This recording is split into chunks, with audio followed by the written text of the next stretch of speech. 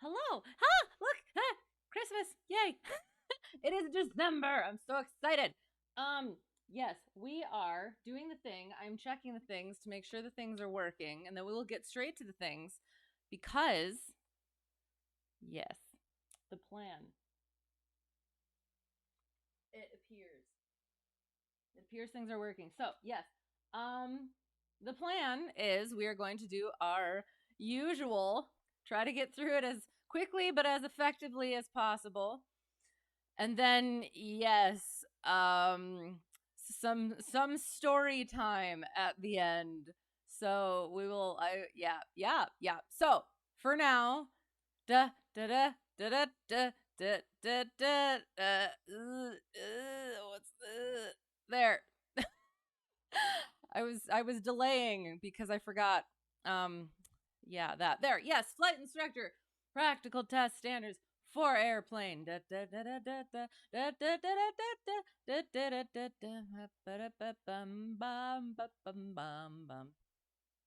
Nope, not yet. There. We were on this one, and oops, wrong one. There, this one. We skipped it last time, but I think we're gonna make it work this time. So, task D, performance and limitations, and this is under pre-flight preparation, part 3, pre-flight preparation.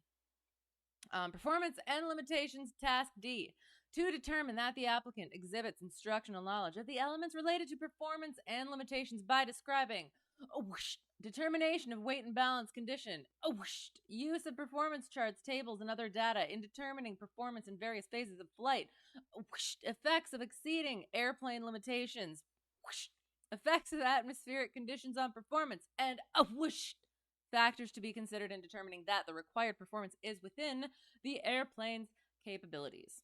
Yes, so I have the thing. The reason why I was hesitant to do it last time is because I realized I had an example for this, and I wasn't sure how I wanted to do it on here, but we're going to hashtag send it. So I took out the example at the time because I wanted to try doing it with, like, yeah, in real time. If it doesn't work, then I will get the blanked one and we'll just work with that one. However, for now, we will see how it goes. Boom. Double, triple checking. Okay, seems to be good. Amazing. All right. Feel like I'm forgetting something, but we'll find out, I guess. All right. Yeah. So performance and limitations. So the safety and performance of an aircraft is dependent on its specific design, and it is only valid under the specific conditions laid out in our POH. You know what? Hang on. Maybe if I go like this and then I go like, oops, no, not like that. Hang on. No, I don't want to do it like that. Boom. There. Yeah, that should work. That should work better. Except you need it on the screen. Whabam. Oops, hang on. I was testing it earlier and yeah, POH. Where is it? Gosh darn it. POH, yay. So this is the model of the aircraft that I fly in real life, not the actual tail number. Ha. But yes, so yeah, that's what we're working with. So our POH laid out in the POH and other documentation. So operating outside of those published limitations or flying outside of the envelope can be dangerous and destructive. It is important to understand how different factors affect aircraft performance, as well as how to calculate those under whatever the current flight conditions are. So the first thing, we go to our section that we need to talk about. Except,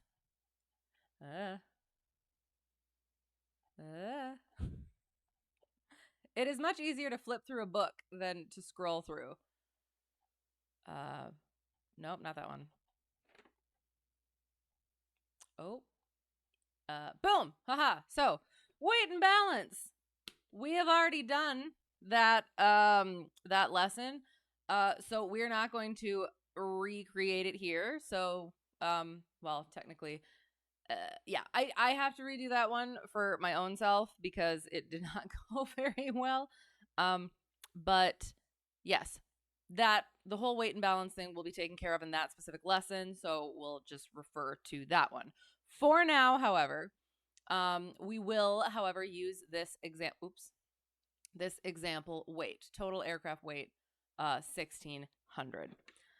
And then,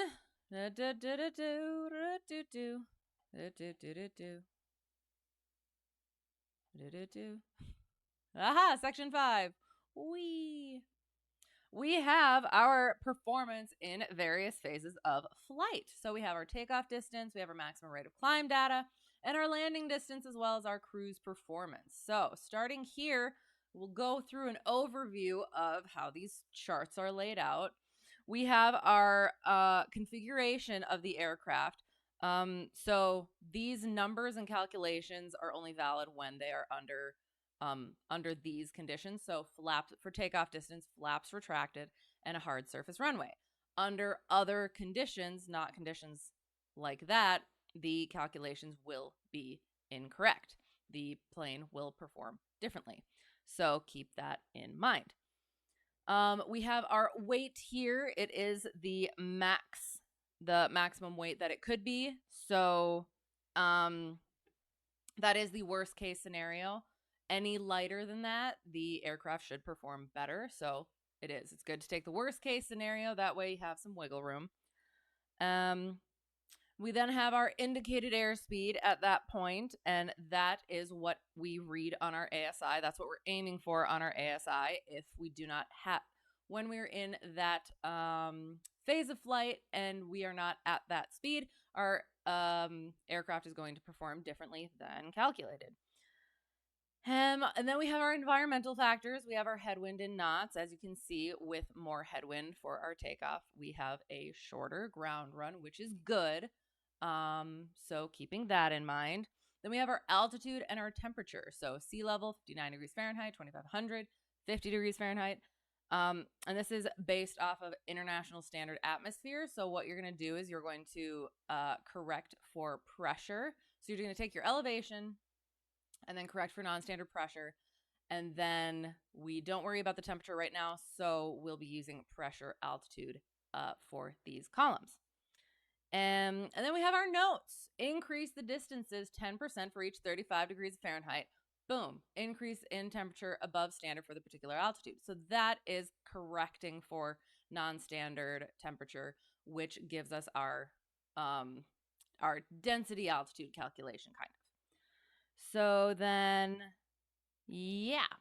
And then for operation on a dry grass runway, increase distances, both ground run and total to clear 50-foot obstacle, by 7% of the total to clear 50-foot obstacle figure. So that is taken care of. Situations where this is not. Oh shoot! Can you see my? Yes, you can. Yes. You can see the. Yes, this note takes care of configurations or situations other than this. So yeah. And then we have our cruise performance. Yay! We have our altitude. That would be our cruise altitude.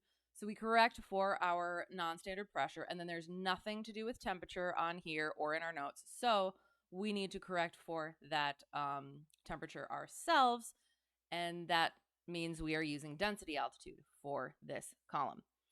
And we set our RPM based on our brake horsepower. Refer to note number 1. Maximum cruise is normally limited to 75% power. So we will find in this column closest to 75 but less than, and then we read across those figures. True airspeed is based on, hang on, yes, it is given because of the power setting that we're using and is not our indicated airspeed. It's not on our airspeed indicator. And then our range is going to depend on our precise configuration. So like this right here with lean mixture. So we have to keep that in mind. So let's try an example. Let's see how this works. Boom. But also, hang on. Oh, well, yeah, no, that's fine. So I picked a couple, or I picked an airport.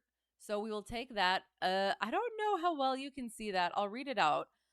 Kilo Mike November Echo. Hang on. The 6.0335 Zulu automated 330 degrees at 3 knots, 10 statute miles, clear, 8 degrees Celsius, 3 degrees for our dew point, altimeter 3032. Remarks, AO2 differentiates precipitation. So we're going to put that in our thingy. So I need 330 at 3 and 3032.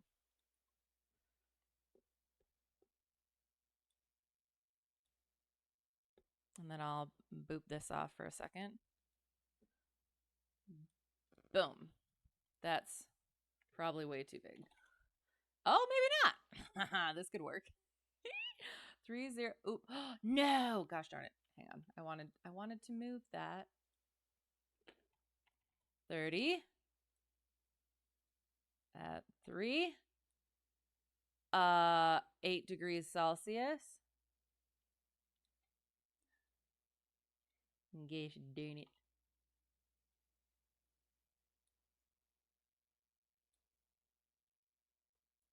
$8 degrees Celsius, 3032. 3032. Excellent. Yeah, I think it's this one. 30.32.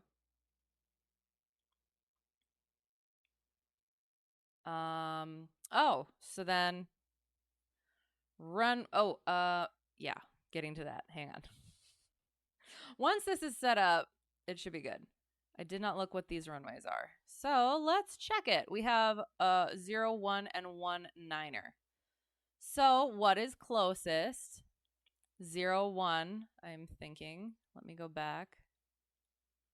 Yes. So we're going to use runway 0, 1. 1. If we wanted to use our headwind, the thing is with the takeoff, any headwind gives us a better situation because it's a lesser ground roll, which is desirable. So if, oops, hang on, this one, yes.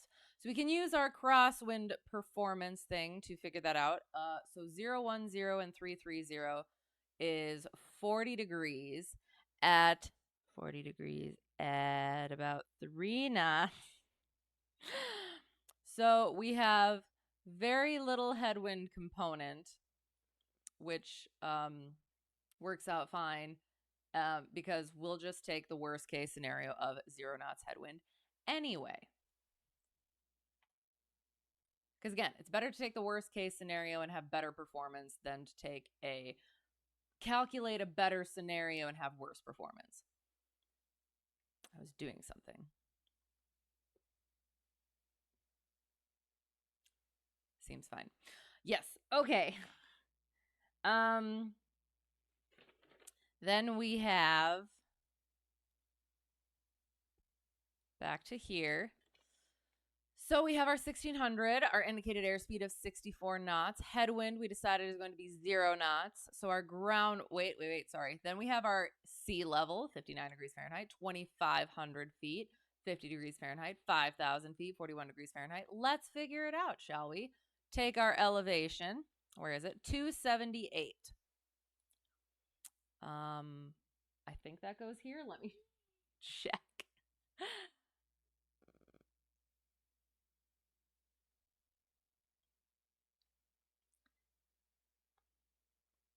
And this one. Not that one. This one.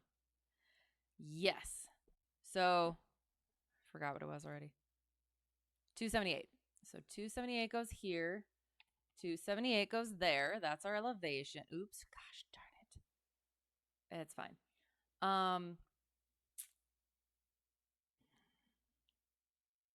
Yes. Okay. So that's all of our information, I think.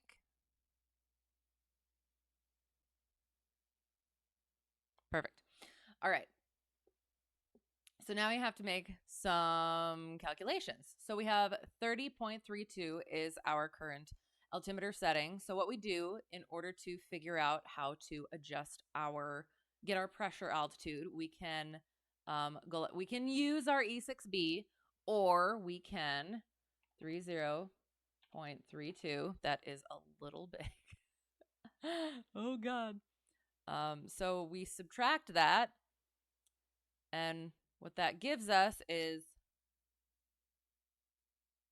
0.4, negative 0.4, negative point, hang on, 0.40.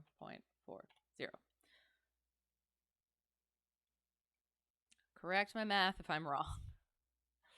So I'm going to go like this so that you can see this bit here. So then what we do, how we do that, for each tenth is 100 feet. That sounds right. Yeah. So, 1, 2. Hello, how's it going? Good to see you. How are you? I hope well. We're doing math, and it's slightly concerning. I apologize in advance.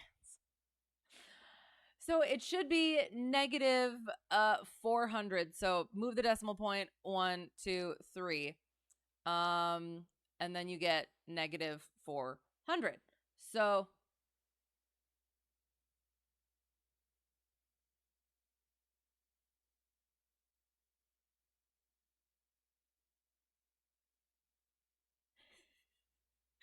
is this correct?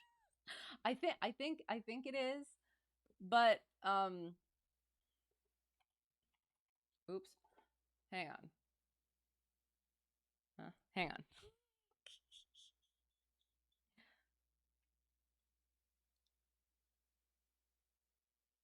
on.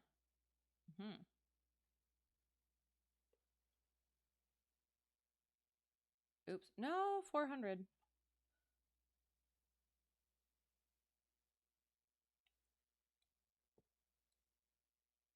So then we get negative 122 for our pressure altitude.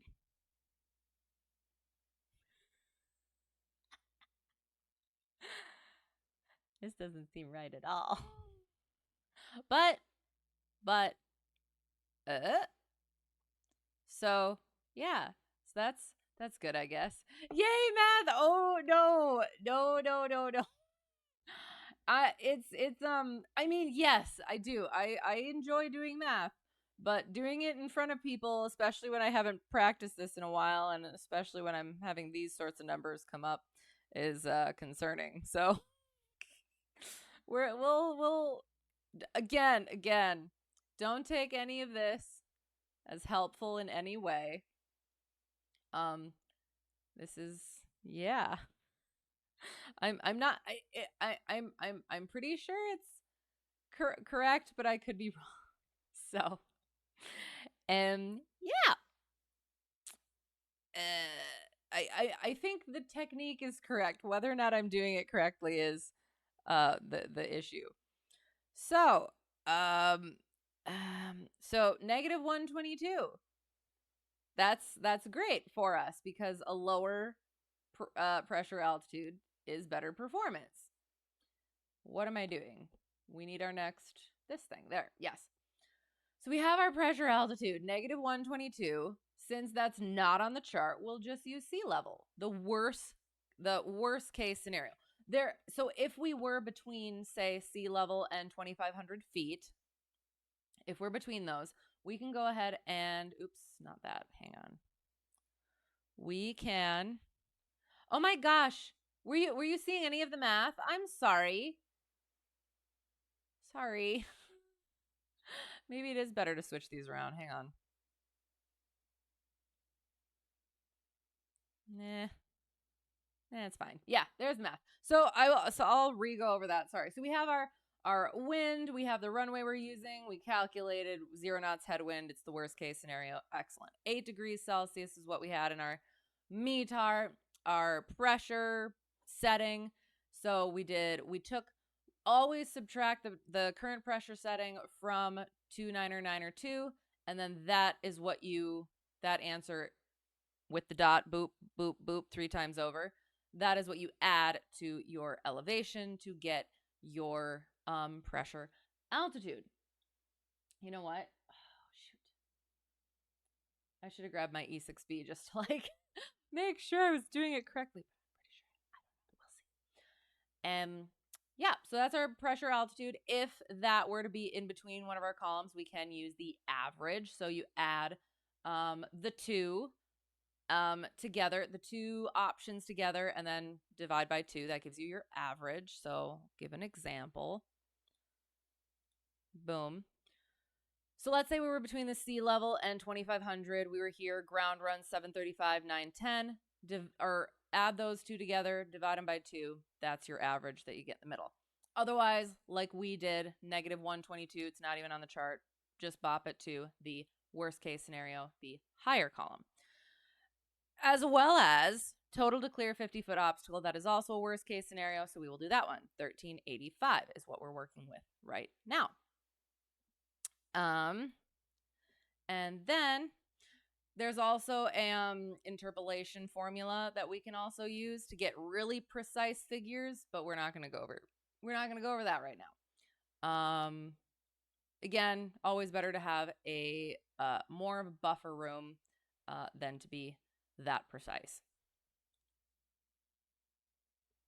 So yes, and since our charts are in Fahrenheit, we have to figure out the thingy. Shoot, hang on.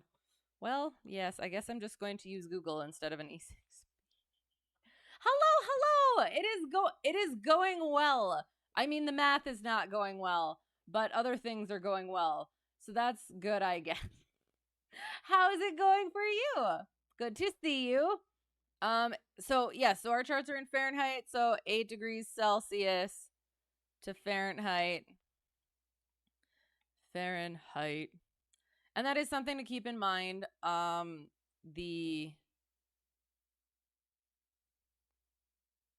Shoot, hang on. So many things to keep in mind.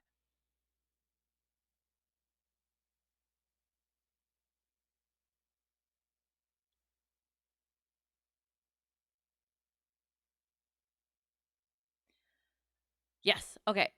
So 8 degrees in Fahrenheit is 46.4 degrees. 46.4 degrees Fahrenheit.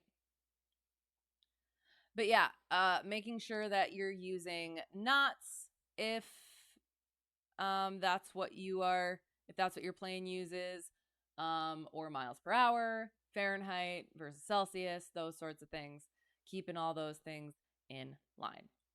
So you take that, and we were at sea level, so we put 59 degrees here, and we can just skip the doing anything with that because our current temperature is not above. Oh, that was silly. So yes, so this is going to be a negative number. Our temperature is not above our international standard atmosphere, so we don't have to worry about, where is the thing? This note here, increase the distances 10% for each 35 degrees Fahrenheit increase in temperature above standard for the particular altitude. We are below, so we have 1385. We're not on a dry grass runway, so we don't need to do anything with that. So that is our, what's it? Markup thing. Red. New. Yes. So 1385 is our number. Yay. Maximum rate of climb data. Doing good, good. The calculations. Oh yes, we're trying really hard. I did. I practiced it beforehand, but yeah, this yeah, it's a little different than the one that the example I was using. So there's new things coming out that I wasn't expecting, which is why we do this. So yeah, we'll just put a little X here because that is unnecessary. Sorry. Oh, and then this was for increasing distances and stuff. So if we wanted to, we can go ahead and take our 85.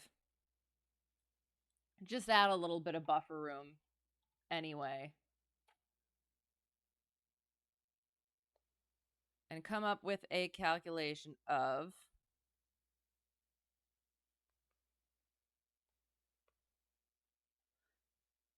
1523.5 rounded up for worst case scenario. 1523. Oops, rounded up 1524.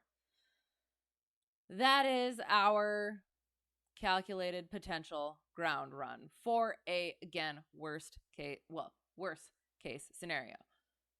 Any conditions better than that, we should be within that number. And then yes, so then we have our, where is it? This thing. Oh gosh, oh my gosh. Sorry. There, our 1385. 1385, give it a little buffer room, 1.1, 1524 is what we can work with. It's a, yeah, that way limit. So then, boom and a boom. Maximum rate of climb data, again, 1600. Indicated airspeed is what it is. Rate of climb, 580 feet per minute. Fuel used in gallons. Flaps are retracted full throttle, mixture lean to smooth operation above 5,000 feet. Fuel used includes warm-up and takeoff allowances. Good to know. For hot weather, which is not, decrease rate of climb at 15 feet a minute for each 10 degrees Fahrenheit above standard day temperature for particular altitude. So we could still do that anyway, just in case something changes between when we're calculating this and when we actually take our flight. And then we have landing distance. Flaps lower to 40 degrees, power off, hard surface runway, 0 wind. So if we have a headwind coming into our runway, we'll have a better performance. Gross weight, 1600, approach speed, 58, sea level, ground roll, 445, total to clear, 50-foot obstacle. So we're going to ground roll versus the total to clear, 1075 because worst case scenario. Decrease the distance shown by 10% for each 4 knots of headwind. That gives us a better performance, so we're just going to skip it. Increase the distance by 10% for each 60 degrees Fahrenheit temperature increase above standard. Could just add the little buffer in. For operation on dry, grassy runway, increase distances, both ground roll and total to clear 50-foot obstacle by 20% of the total to clear 50-foot obstacle figure. So yeah, so there's that one. You are looking to start CFI training at some point soon. Okay. But you've kind of taken a financially related break after getting your commercial. Okay, fair enough. You're wondering how much having to shake off some rust is going to affect you in CFI training. No, must just roll right into it after commercial. So I took a little bit of a break just because like it was personal stuff as well as that mashed with the commercial. I needed a little bit of a break. But at least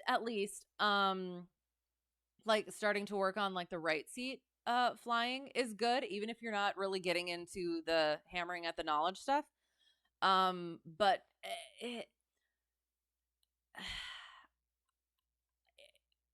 I guess it depends on how long, but otherwise, once you get into it, it does start going faster. And and yeah, you're going to be going over stuff. I will say with the CFI stuff, it's stuff that you already know, but you have to be so much more in depth with it, and it's almost like learning it all over again anyway. So you probably won't notice the difference all that much, to be honest. So I wouldn't worry too much about it. Just whenever you're ready, just like get started and start working your way into it, and yeah, and doing it, and that'll be good. So you timeline plan. Hasn't been that long, about 4 months. Okay, good point about rising fun. Yes, definitely get started on that. Get really comfortable with that, because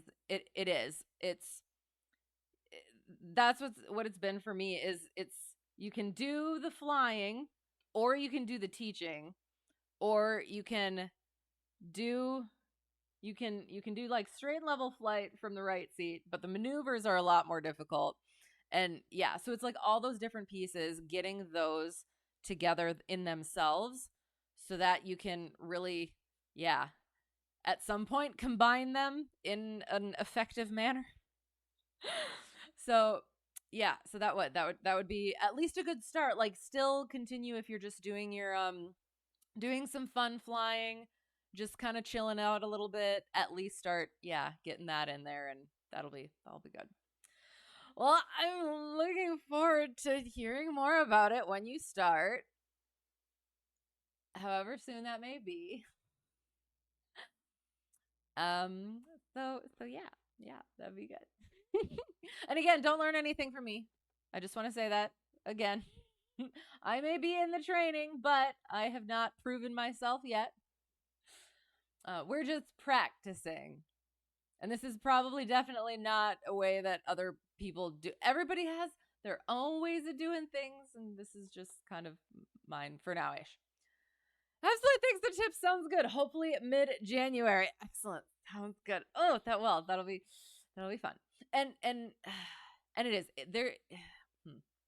I will say there's a lot more than you'd expect. Although maybe that was just kind of a me thing. Like, I knew how much there was going to be, but also I didn't know how much there was going to be. And it's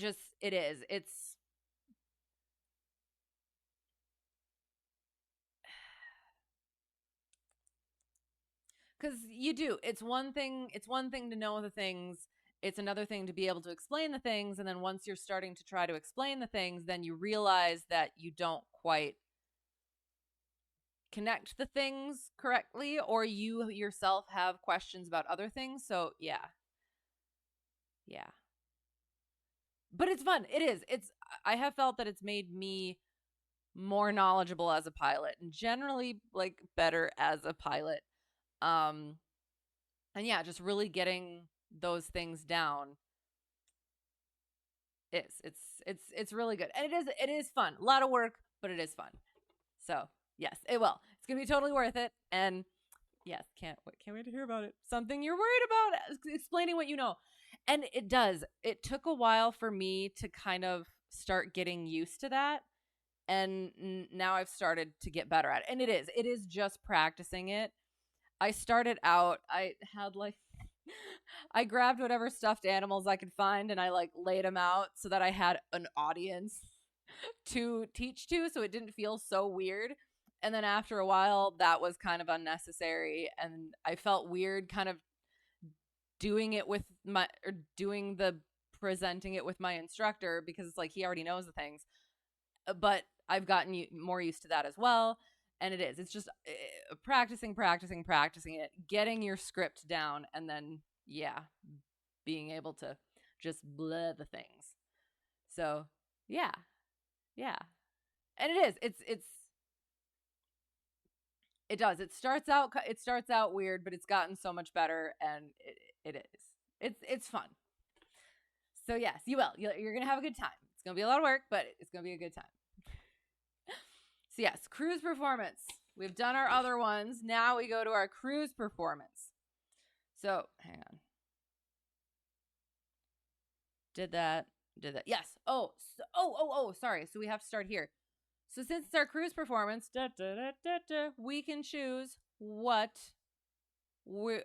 cruise altitude we're doing. So 2200 is a thing. So we 2200, we want to be above that. We can consider wind factors and things like that, cloud layers. So we're just going to go for now with 4500. That is our expected planned cruising altitude. This thing. So 4,500 is in between 2,500 and hang on.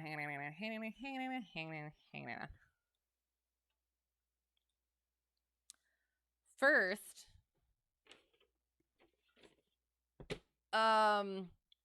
we add. Oh shoot! I have to do the fade thing there. We subtract minus 400 because that is our this thing altimeter setting. So that gives us 4,100. And then, so I have using winds and temperatures a lot, the winds and temps aloft for the temp thing. However, apparently that was taken away from us in aviationweather.gov, so I'm just going to use Preflight for it. And you'll just have to trust me. I need this one.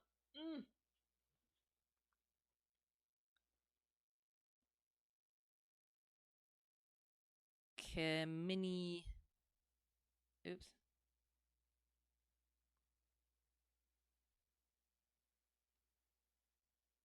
Definitely have to switch that one. 152, 4,500. Perfect. To kata. Is that what it was? Perfect. So we're looking at our temperatures at around 4,500. Winds, 4,500. So there's 3,000 and 6,000 it gives. We could go in the middle, but let's just use the 3,000, which is 7 degrees Celsius. And since that's close enough to 8 degrees, and we, what's the thing? Yeah, we've already done that calculation. We're just going to use the 46.4. 46.4 because warmer temperatures gives worse performance. And we want to give ourselves that buffer room. So 46.4.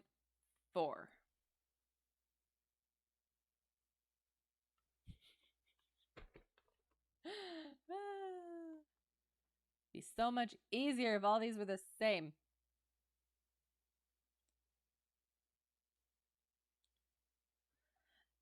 And then at 4,500, hang on.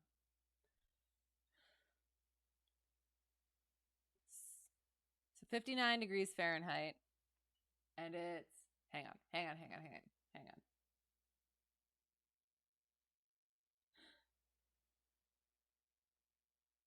International Standard Atmosphere.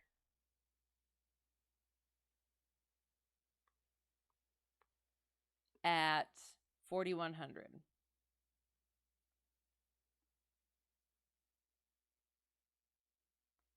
Ah.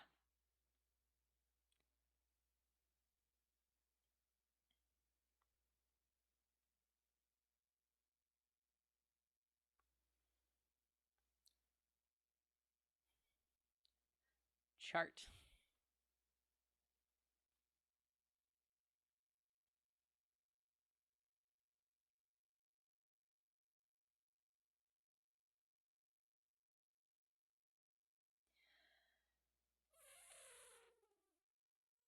Well, there's 4,000. We'll just go with the 40. No, 4,000, because then it is a warmer temperature. Oops.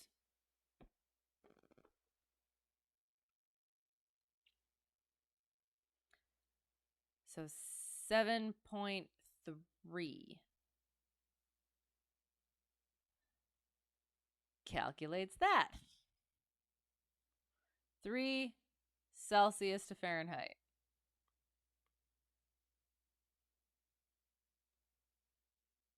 And height. 45.14.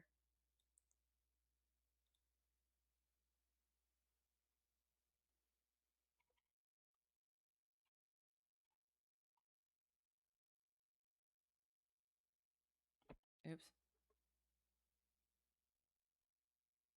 What am I doing? Hang on.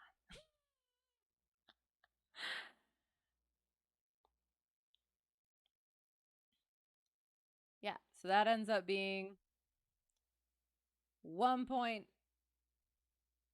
Wait, why?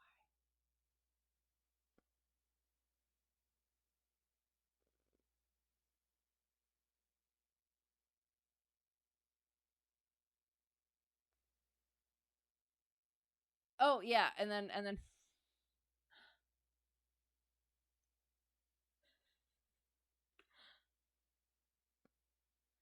this is why we just use our E6B. I forgot about this stuff. I apologize. I'm trying to remember how I did this. 1.3 ish. 0.26 degrees Fahrenheit.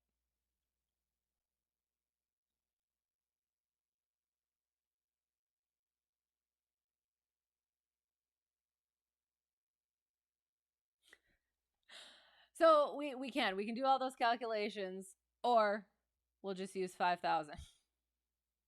And then what we do is we do 74. So 74. So again, our note, 75% power, limited to 75% power. So we use lower than 75, but closest to it. So our RPM is going to be 2,600. 119 for our true airspeed. Sorry, let me mark it. Ah, shoot. Sorry, I keep frigging forgetting. Gotta get back to all reliable E6B. Exactly. I didn't. I kind of, you know what? Let me look. There it is. E6B on my equipment thing, and I forgot to look at it. So, yes, that is why having the equipment list, among other things, is good in the lesson plans. Because I knew that. I knew I needed it. Ugh. Alas. Sorry. Isn't there like a thing I can make lines, can't I? Nope, that didn't work. That didn't work. That didn't work. Oh, yeah. So, this is as good as it's gonna get. There. Okay. So because we have done the thing, figured out our brake horsepower, 2,600 for our setting, 119 is going to be our true airspeed, 5.5 gallons per hour. Standard range tanks is what we have, 4.1. Standard range miles is going to be 485. Did number 1, in the above calculations of endurance in hours and range in miles, no allowances were made for takeoff or reserve. So we can go back to this thing and do fuel used in gallons and subtract it from here. Do the calculations and subtract it from there. Plus, for our range, day VFR is required reserve is 30 minutes, but if you want some buffer, make it an hour. So, yeah, so then it'd be 3.1 minus whatever the taxi and takeoff is, and that is the max you should be flying in hours, and then you can also figure out the range in miles with all of those together.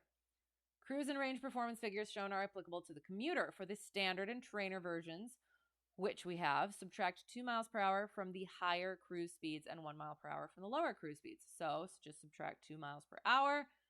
So 117 will be our true airspeed for that. Yay! Yay. Yeah. So we have done kind of all of our calculations. Questionably, but well enough, I suppose. So what happens if we exceed the limits of our aircraft? Let me get to the thing. No. Exceeding our limits, in some cases, the ones that we want to be considering, can lead to in-flight structural failure, which is not good. We don't want that. So we have here Section 3 operating limitations. We have our weight, our load factor, things like that. We talked about that, as we said before, in our weight and balance lesson, so we won't go over it here. So on our next page, we have speeds for maneuvers as well as on our airspeed indicator. So what that is for, we can look at, boom, our VG diagram. So again, we have our maneuvering speed. There, see, maneuvering speed, 109 miles per hour. Also says that here, maneuvering speed, 109 miles per hour. Maximum speed at which you can use abrupt control travel without exceeding the design load factor. So that is, again, remain below maneuvering speed, and you will stall the aircraft rather than brake the aircraft. And then, so yeah, that exceeding certain limits, the lift capability, load factor results in the stall versus damage. Then we have our airspeed indicator things, red line, yellow arc, green arc, white arc. Oops, wrong one. This one, boom.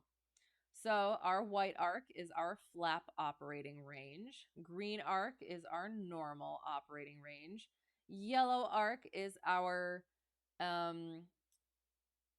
only operate in that range in smooth air, and our red radial line is never exceed speed. So we have our green here, we have our yellow here, we have our red radial line here. Yeah. So that's all visualized in this VG diagram. And then, oops, not that one. Then we have certain other speeds we can talk about as well, our V speeds, which are indicated airspeeds. We have our VS, which is stall speed. We have two of those, VSO and VS1. VSO being the bottom of the white arc, and that is our stall speed in landing configuration because it has to do with flaps, flap operating range. VS1 is the bottom of the green arc, and that is in a specified stall speed in a specified configuration, which is usually clean. We then have not labeled on here is VX, which is our best angle of climb, which is gaining the most amount of altitude while covering the least amount of ground. And that is for getting over obstacles. VY, best rate of climb in the least amount of time. So most altitude in the least amount of time. Then our VG, best glide, is covering the most ground while losing the least amount of altitude. So if we were to lose our engine, we can pitch for that and hopefully not lose too much altitude in getting to a spot where we can land safely. So if we, in that situation, if we don't pitch for that specific speed, we may not have as much time, may not keep as much altitude in order to get to a good place. So yes, then VFE is maximum flaps extended. If we extend our flaps above that speed, that can lead to damage of the aircraft. VA, we talked about maneuvering speed, stall versus damage. VNO is the top of the green arc. It is the maximum normal operating speed. So if we go over that, no going over that speed unless in smooth air. And then again, never exceed speed, red radial line, structural failure. So yeah, then there's also maximum demonstrated crosswind. So that is the maximum value demonstrated during certification of the aircraft. So the amount of crosswind that the aircraft can successfully land in. So since it was a value demoed during certification, it's not a true limit. There is an aerodynamic limit for crosswind that is unpublished. But how you figure that out is basically you try landing in the crosswind, and if you have full rudder in for that crosswind correction and you still can't get it done, you have exceeded that aerodynamic limit for crosswind. You're not going to be able to land it properly. You're going to have to divert.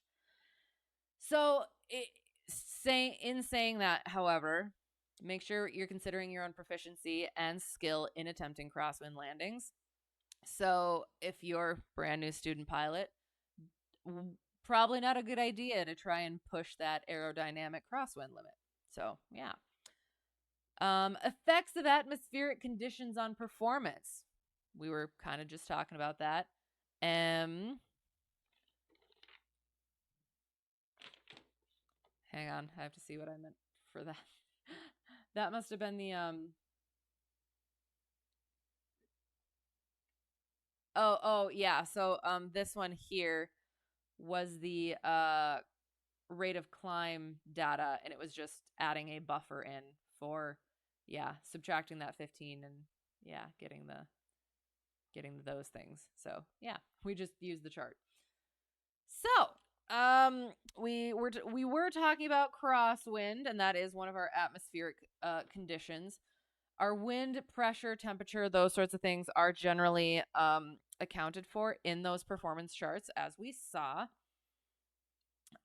Things to consider: headwind decreases ground rolls, but it also decreases our ground speed in cruise as well as our range.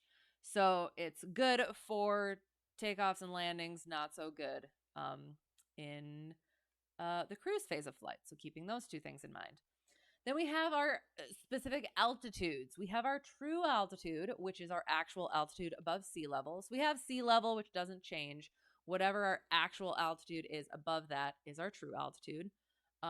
Pressure altitude is our true altitude corrected for non-standard pressure. So that is, how did I put that? It's the pressure that the aircraft feels like it's under. A lower pressure acts like a higher altitude. Then we have our density altitude, which is pressure altitude corrected for non-standard temperature. And that is the true altitude that the aircraft feels like it's under international standard atmospheric conditions. So under the temperature and pressure.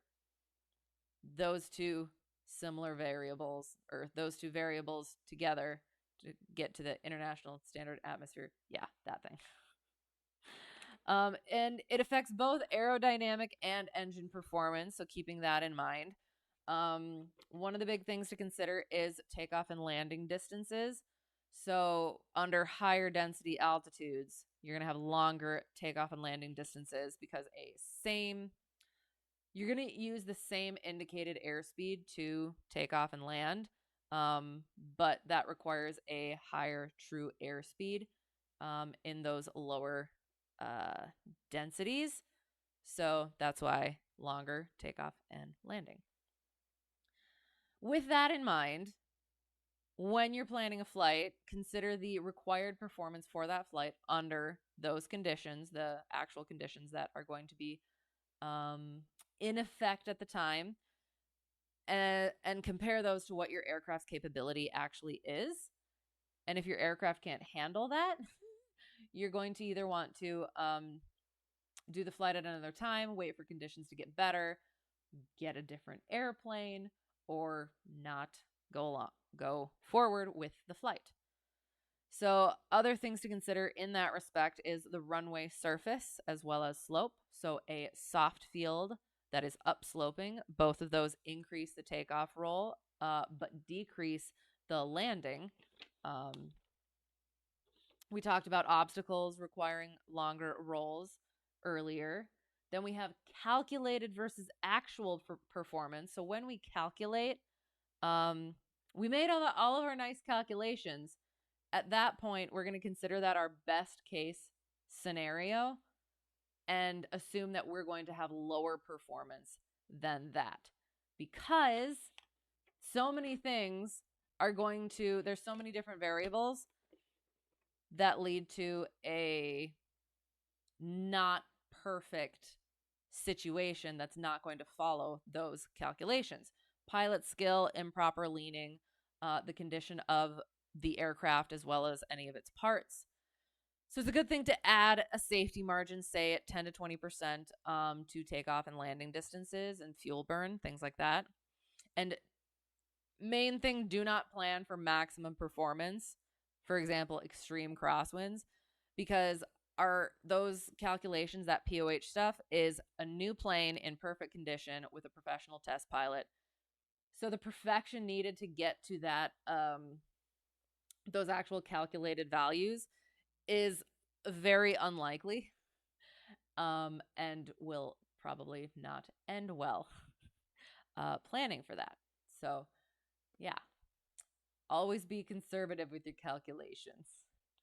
You wish you had brain activity and could learn from this. No, there's nothing to be learned from here. Remember, it's a good thing. No brain activity required or allowed here. So yeah, that's it. Yeah, we did the thing, I guess. Let's go get in the plane. Yay! So, any question? The answer is no. No, I'm just kidding.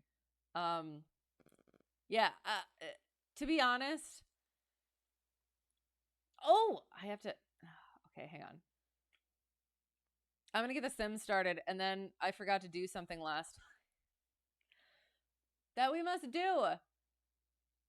Yes, any questions, let me know.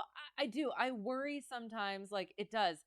Like you said, worrying about explaining things. Some things sound really good in your head, and then, yeah, you never know how it's actually coming out. So I do worry sometimes that it's like I'm sitting here babbling and repeating myself and just not making any sorts of sense at all. So yeah. Hand slowly comes up. Okay. Yes, I will attempt. While you're typing out your question, I completely forgot to do LittleNavMap last week. So we're just gonna here was, I should say, our track, which is freaking adorable. It looks like a weird dog. I'm trying to remember what we did. We did instrument maneuvers last week is what we did.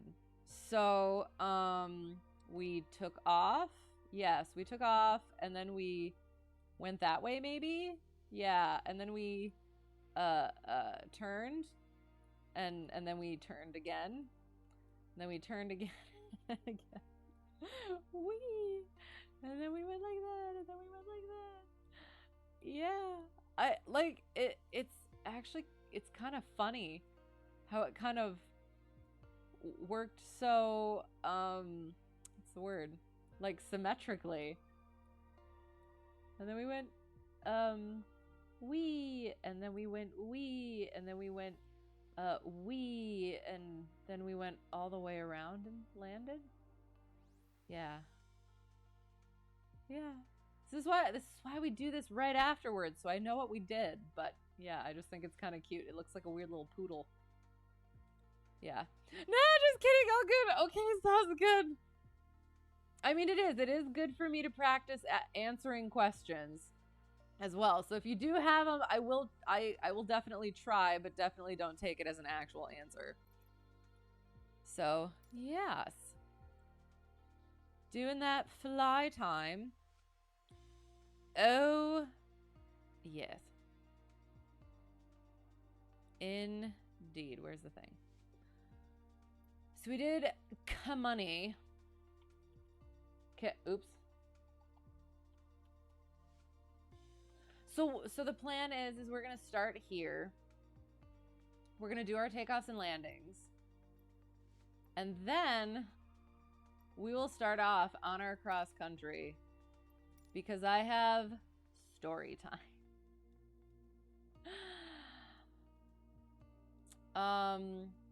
To start with, while this is coming up, I guess. I was supposed to have a lesson last week, but I'm trying to remember. Yes, so we started pre-flighting the plane, my instructor and I, and I was pre-flighting the plane, and then he noticed that the one of the sumps in the wings was leaking more than usual, or like it was leaking a fair bit. So we were kind of trying to figure it out, working with it. Did not work. Kind of got worse. Figured it out to a point where we just had to leave it. And he called his business partner, whose plane it was, to come check it out, figure it out.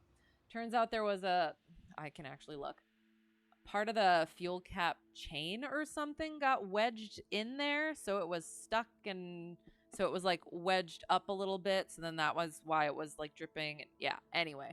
So unfortunately, again, I'm trying to get as much in with my instructor as possible before he leaves for training. And unfortunate, whoa, okay, hello. Little close for comfort. Oh, it slipped down. So yeah, so that was kind of a bummer that couldn't get that lesson in. So we're hopefully going to make up for it, as well as try and get the rest done, or as much as we can get done before he goes to training. However, we will see what happens. I have to, what am I doing? This one, because it needs to be full screen. But one of the good things, I guess, about that was we got to chat about the story that I'm going to tell later. So we'll focus on this quick. I have to get the blue void. Hang on. Ducky. Ugh. I forgot my takeoffs and landings thing. Sorry. Sorry. There. So yes, so today we are going over our takeoffs and landings, including go-arounds, slips, and the power off 180.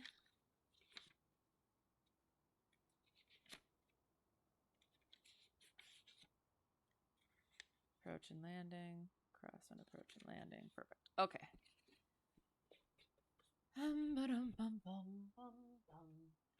Okay. Oh, shoot. What did I drop? It is my chapstick. We are fine. All right. All right. All right. All right. All right. All right. All right. All right.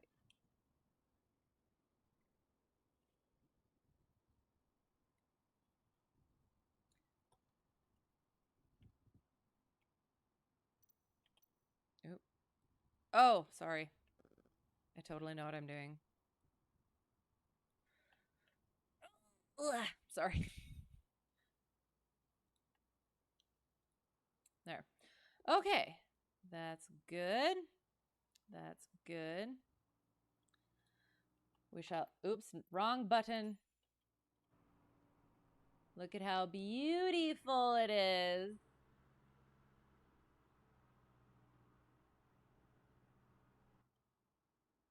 And then we turn the night off. New.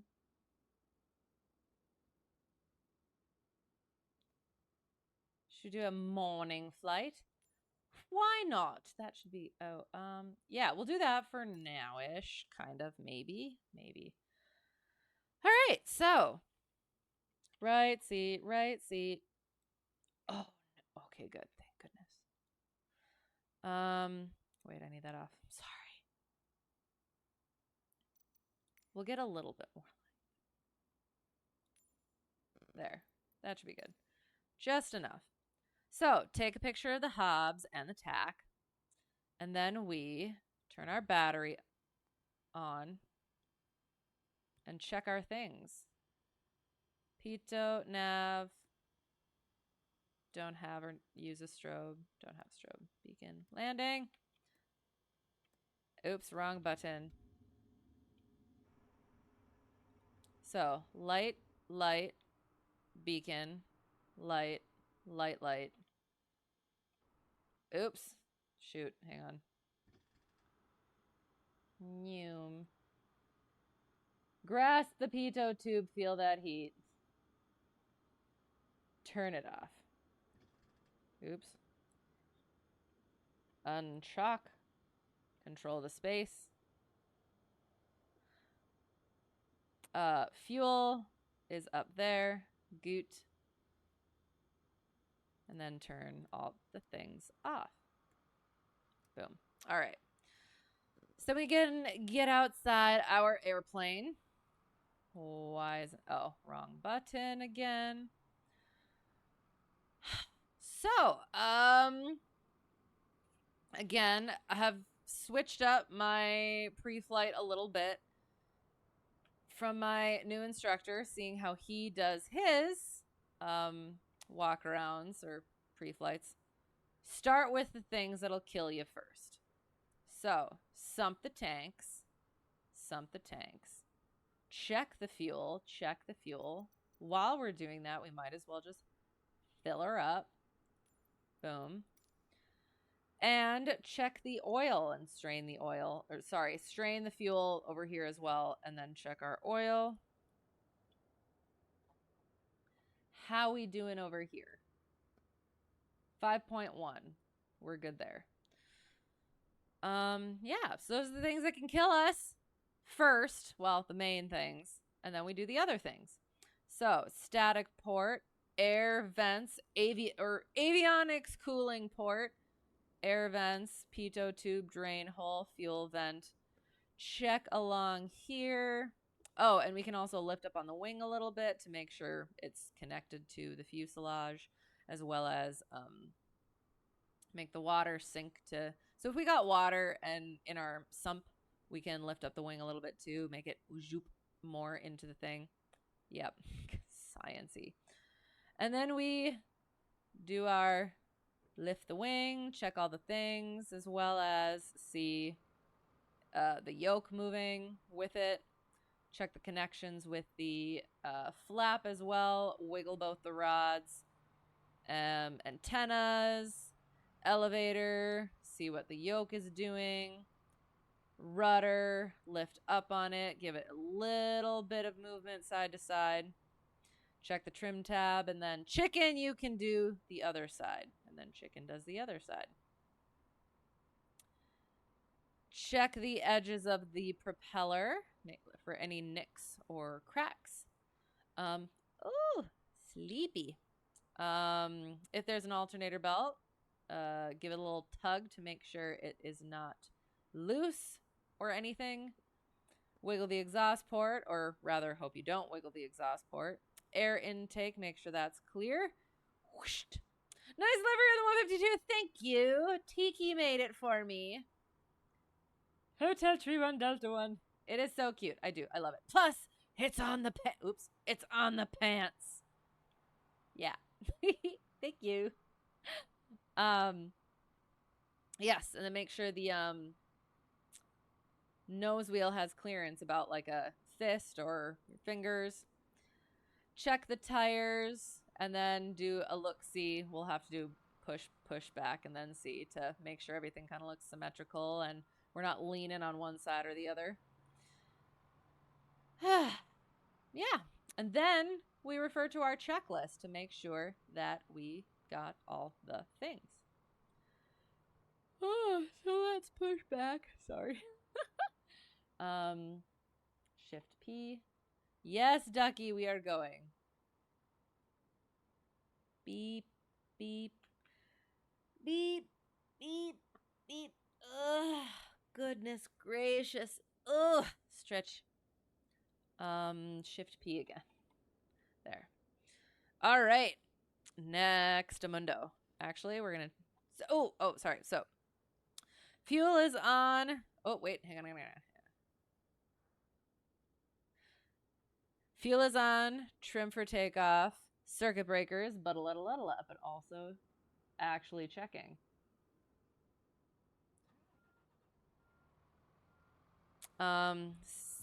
Check our brakes and pedals.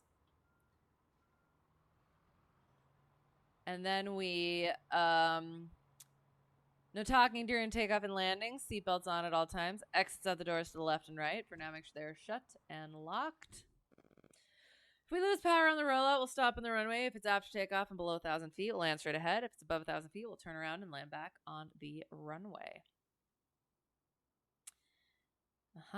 Then we have seat, track, back and lock, chicken. Autopilot is irrelevant. Avionics are off. Autopilot's irrelevant. Carb heat is out. Or it's off. Carb heat's off. Beacon goes on. Prime it. Boom. Boom. Oops. Mixture full rich. Throttle is slight. Brakes. Friggin' table. Oh, you know what? Hang on. I'm a little bit forward or back or something. There. Sorry. There. Okay. Throttle is slight. Clear left. Clear right. Clear ahead. Clear back. Clear prop. Yum. Hand on the throttle.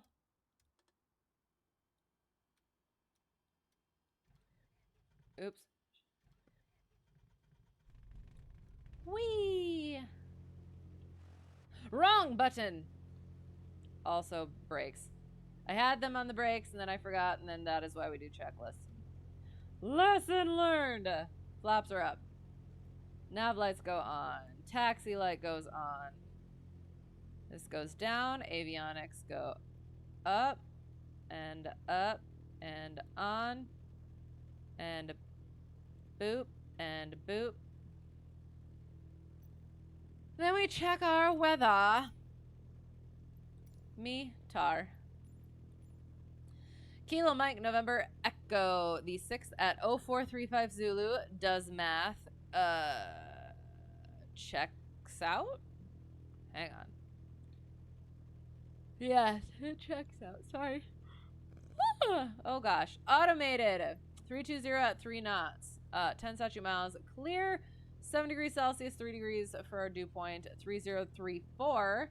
Remarks AO2 differentiates precipitation. 3034.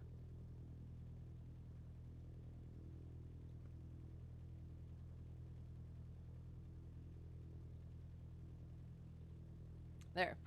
Does that jive? 278. 2, 4, 6, 7, 8. Yep, it is goot.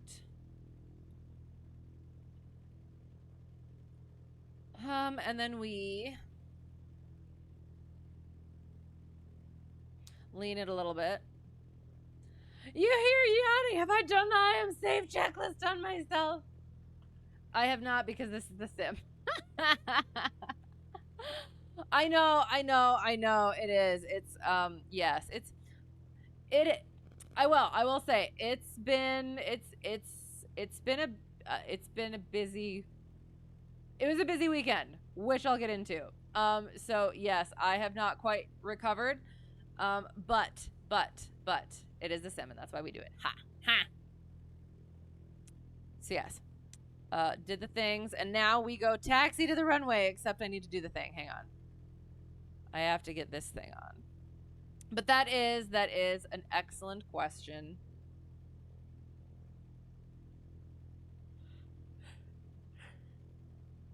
Yes. Let me think. Ill, no. No. Stress, maybe. No, unfortunately. Fatigue, yes. Emotions, eating, good. Exercise. I should have done a little bit more today, but that's okay. But yes. There, I have accomplished the I am safe checklist. Did it change our plans? It did not. Only in the sim. What am I doing? That's what I'm doing. All right, we are here. And I need to figure out, oh gosh, I'm gonna yawn again. No. Figure out how to get to where we need to go. Procedure, airport diagram. Perfect. So 1, we shall taxi our way down to 1. We shall do our run up. Oops, the other way. Thank you.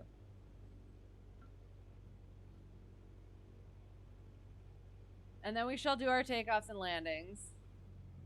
Hopefully quickly and painlessly, while also being effective. And then yes. And then we shall do a mini cross country. Where am I going? Where is the actual runway? Oh no. Okay, I just need to start moving somewhere, and then this will tell me where to go. So I'm going that way? Strange. Okay. Gosh darn it. There. My pedals were underneath my table, as per freaking usual. Hang on. I have to go this way.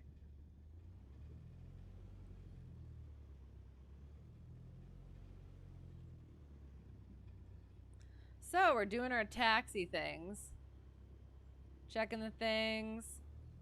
Checking our instruments.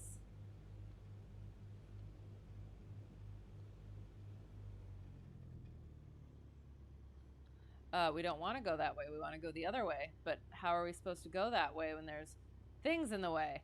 I am confused. This does not look like the way it does on the diagram.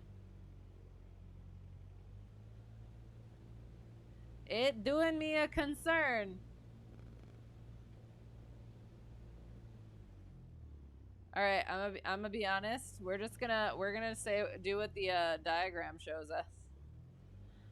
There's supposed to be a taxiway here.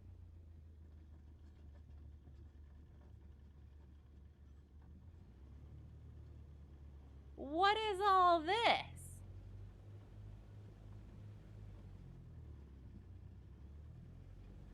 This is not supposed to be here.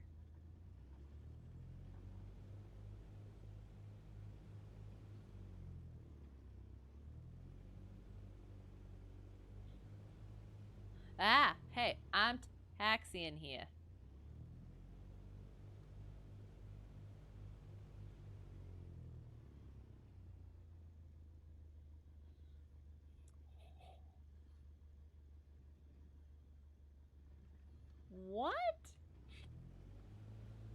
supposed to go all the way to the end. Oh, well, I guess. Oh, back. There. Okay. Windsock is there. Checks out. Amazing. All right. So, run up. Okay. So, we check our things. Good. Then we do our primers in and locked. Fuels on both. Trim for takeoff. Flight controls are free and correct. Free and correct. Oops, I'm so sorry. I have my yoke there. So free and correct. Turning that way. Back. Free and correct. Up that way. Good. Mixture is best in power. Green. And then we bring this up. Carb heat, watch that drop. And back. First mag, watch that drop back. Second mag, watch that drop. Back. And meter, vacuum. All the good things. Green. Idle check. Hello, how is it going? We have just completed our run up and we are going to go do some takeoffs and landings. But first, I have to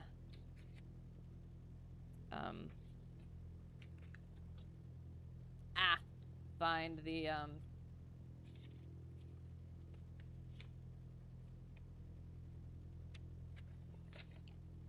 there it is. Okay. Sorry, I'm already yawning, but we have things to do. So we're going. So, takeoffs and landings. The importance of. We need to get into and out of the air.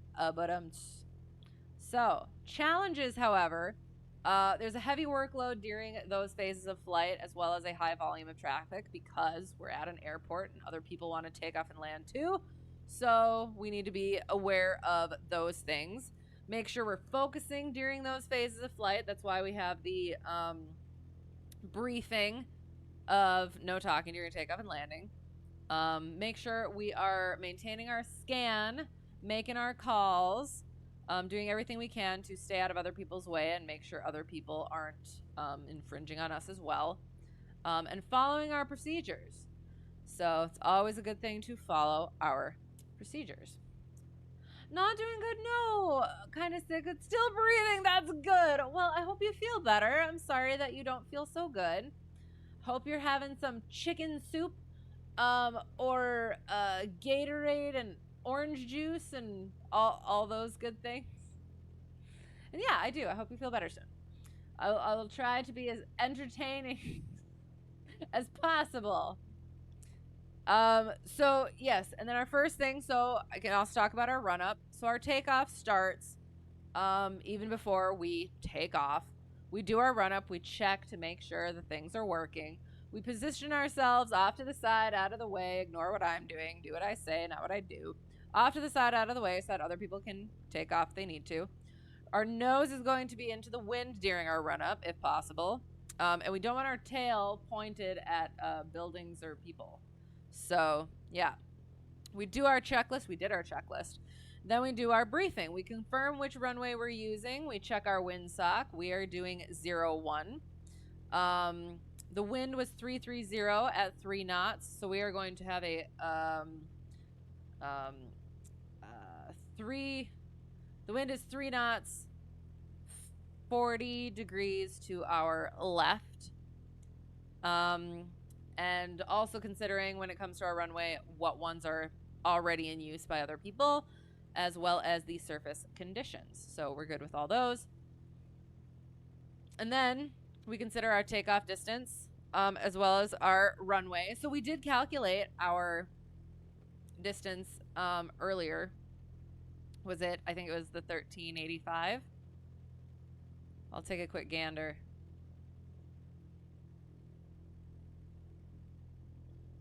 So 1524 is the sort of worst case scenario that we calculated. And this runway is 5,000 feet. So we should be good. And we should also, knowing our aircraft, actually be off by the 1,000-foot markers.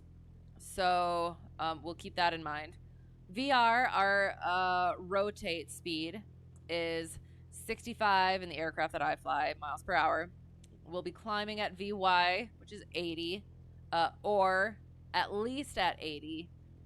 Nose lower on the horizon to make sure we can scan for traffic. And then we consider any emergency procedures that we may need on takeoff. So if we don't get off the runway as expected by those 1,000-footers, we're going to stop on the remaining runway, cut the power, stop, go back, troubleshoot, see what's wrong. And if we lose power, we talked about that a little bit earlier, but we'll go a little bit more in depth now. It'll depend on whether we have runway remaining or not, as well as whether we are below or above 1,000 feet. So if we lose power on the rollout, stop on the runway. If it is after takeoff without any remaining runway, hello, SkyVector, hello, how is it going? Thank you for the raid. How was your stream? What were you doing? Welcome, everyone. Abort takeoff. Yes, exactly. I will say, in real life, I did have a hello. Let me check the thing. Thank you for the follow, QF Music. Happy to have you. First time viewer, well, welcome. I guess I will introduce myself. Hello, I am Ideological. I am a pilot in real life. I am commercially certified, so not airline. I'm working on my CFI certificate. So disclaimer below, this is not instruction. This is me practicing for my CFI training. So yeah, don't take any of this as instruction or competence at all.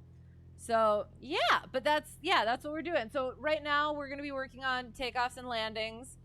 And then after that, I have some IRL story time that we'll do a little cross country for. So yeah. But yes, Sky Blue Raid, landing in the stream. It's good to see you. How are you? You did a quick A321 flight from Vancouver to Calgary. How did it go? That sounds like fun. It sounds beautiful too. How's things with me in the stream? It's going pretty well so far. We're gonna be in the pattern for a little while. But yes, it's gonna be a lot of babbling right away, and then we'll get in the pattern, and then that should kind of then I won't be able to use these, so I'm just gonna have to wing it. But yeah. Mean you can't learn on this stream? No. If you want to take away from this stream things that you can go and do further research with, or take to your own instructor, or something like that, or people who are much better qualified, then sure. But no taking it for what it is. Nice to meet you as well. Hello. Oh, I have to look at all of them. Okay. I love all of the little emotes. Are those considered emojis? They're just emotes. Very cute. Hello. Oh, usual high elevation, high speed landings, as you do. Calgary having 3,500 MSL elevation, but a fun scenic flight over the rocks. Nice. Oh, very fun. That's awesome. I do. I have to work on my mountain flying at some point. So good. I'm glad it went well. And you're definitely not learning at all. You best not be. I will come over there. Yes. I mean, and I am trying to get more into being able to. At some point, I am going to be the person who is allowed and can and has been certified to pass on knowledge. So I do need to start getting into the mindset. But that's a me thing. Y'all can't be in that mindset. I am not there yet. So yeah. So we're currently talking about takeoffs and landings. We're going over our briefing. Yes, so losing power. So emergency things to consider right before takeoff, because a lot of incidents are most common during the takeoff and landing phases. I could be wrong about that, so that's why you don't take things that I say.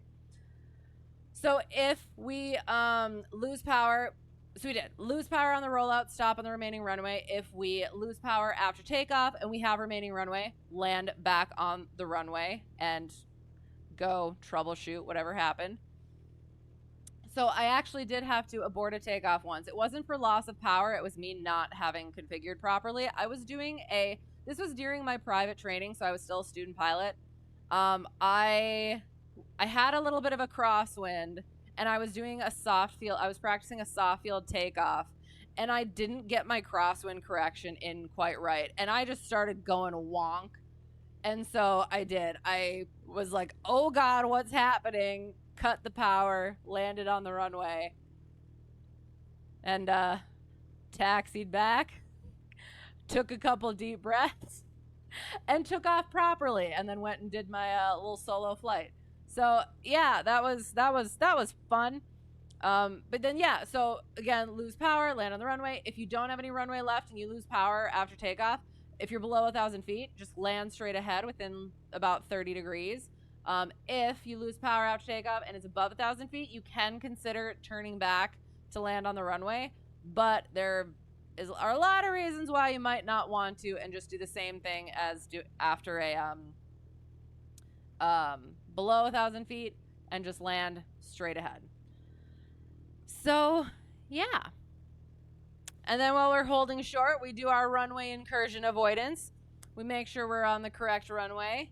We maintain our comms. If we were at a towered airport, we get our clearance. We maintain our scan. And we would do our call. Where are we? I don't know. Minden traffic. Cessna Hotel Tree 1 Delta 1. Departing 01. Closed traffic. Minden. Then we do our final check. So we got our green. Flaps are up. Carb heat's in. Mixture's in. Trim is good. Fuel is on. Landing light. Boom. Your name is Matthew or Matt, whichever you prefer. Okay, sounds good. Well, you have Matt in your name, so I'll go with Matt. You're also a private pilot in real life. Yay! Currently working on instrument, hopefully on your way to the airlines. Excellent. How are you liking instrument? I had a fun time with it. It's a lot of work. And I will admit, I busted my check ride, which is its whole own story. But yeah, it is. It definitely makes you a better pilot, and it's definitely good to have as a skill, as well as a certification.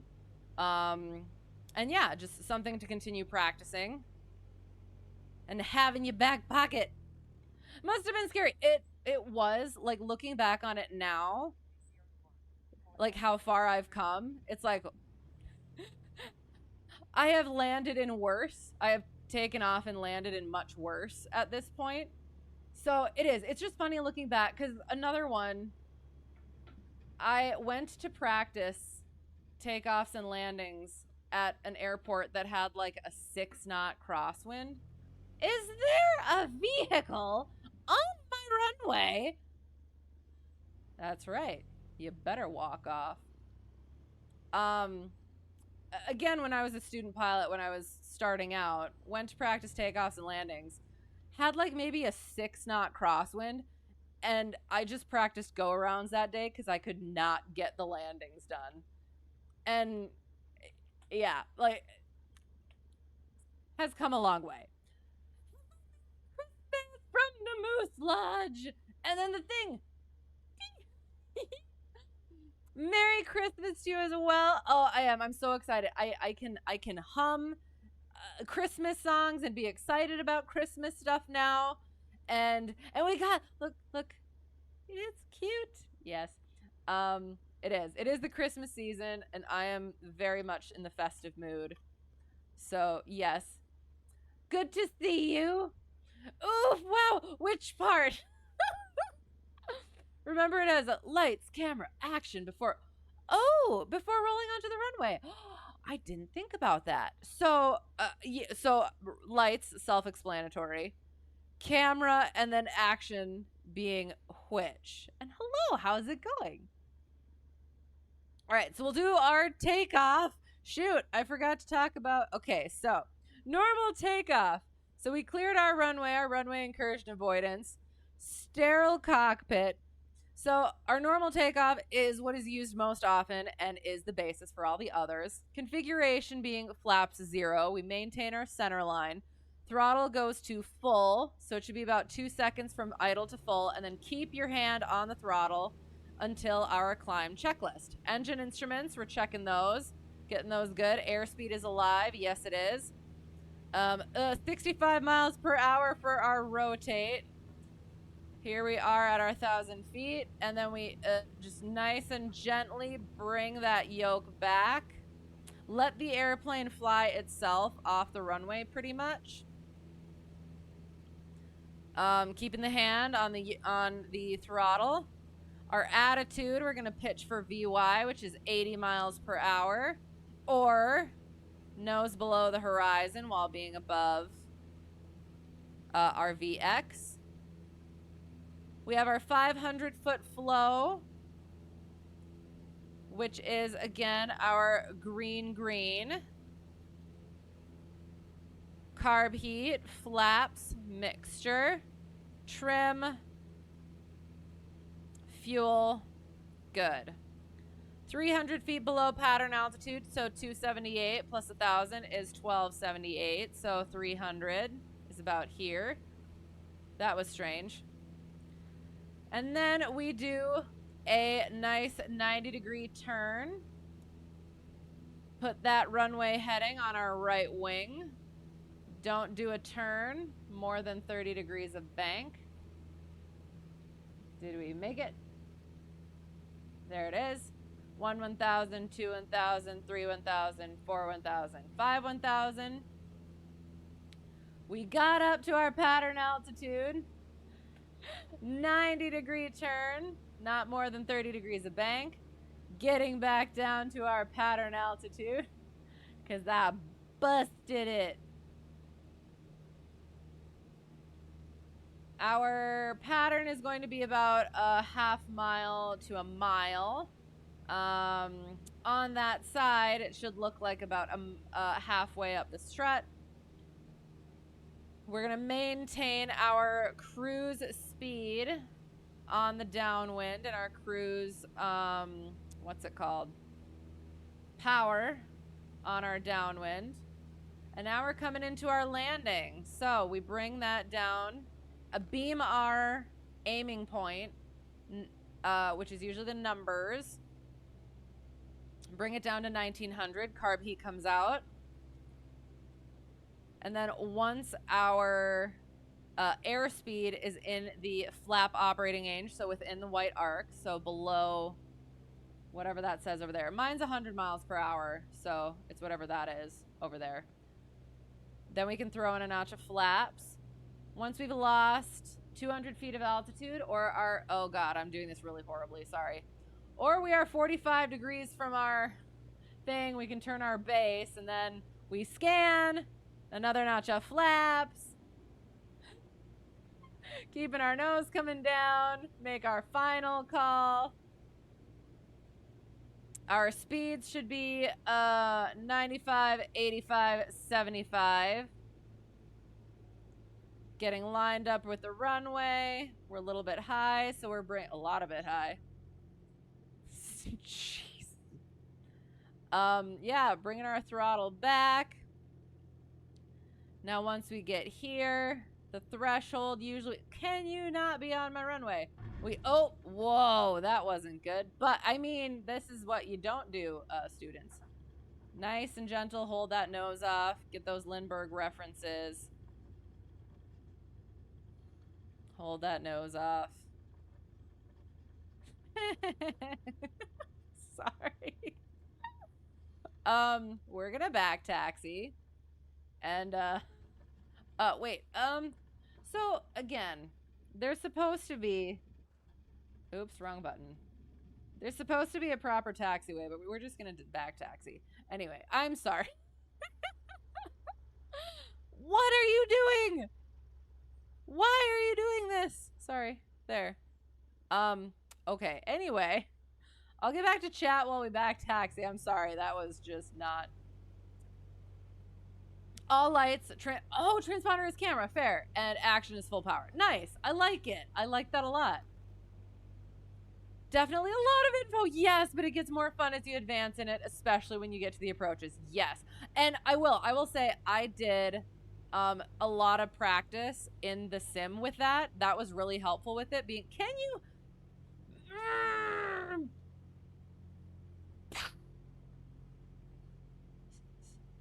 It's kind of ticking me off.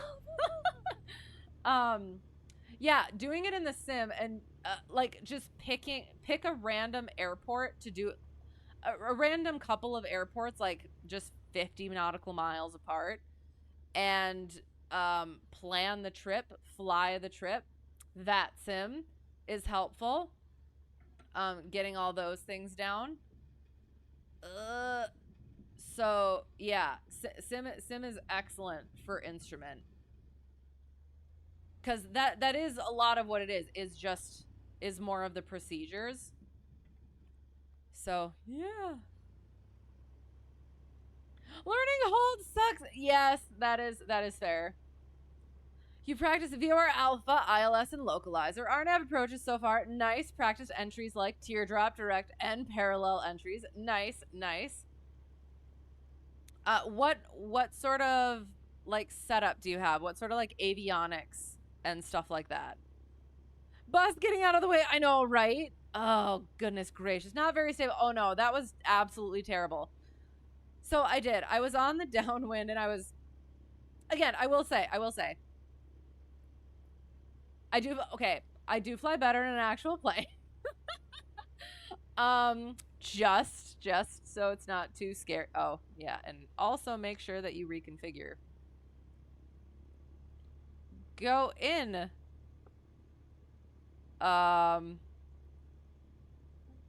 What?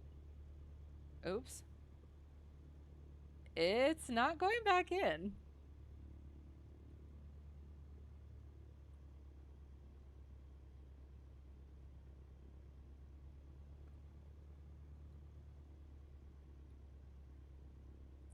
Is doing me a concern.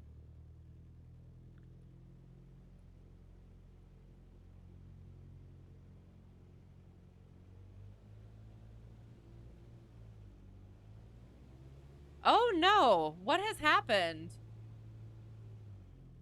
I don't have any indications on my instruments. Everything's frozen. Are you kidding me? Hang on.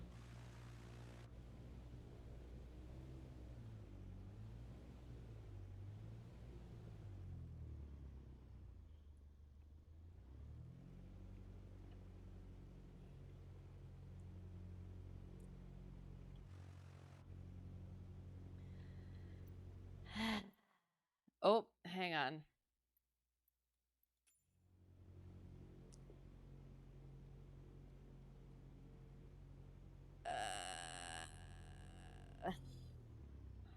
I'm just gonna shut it down properly.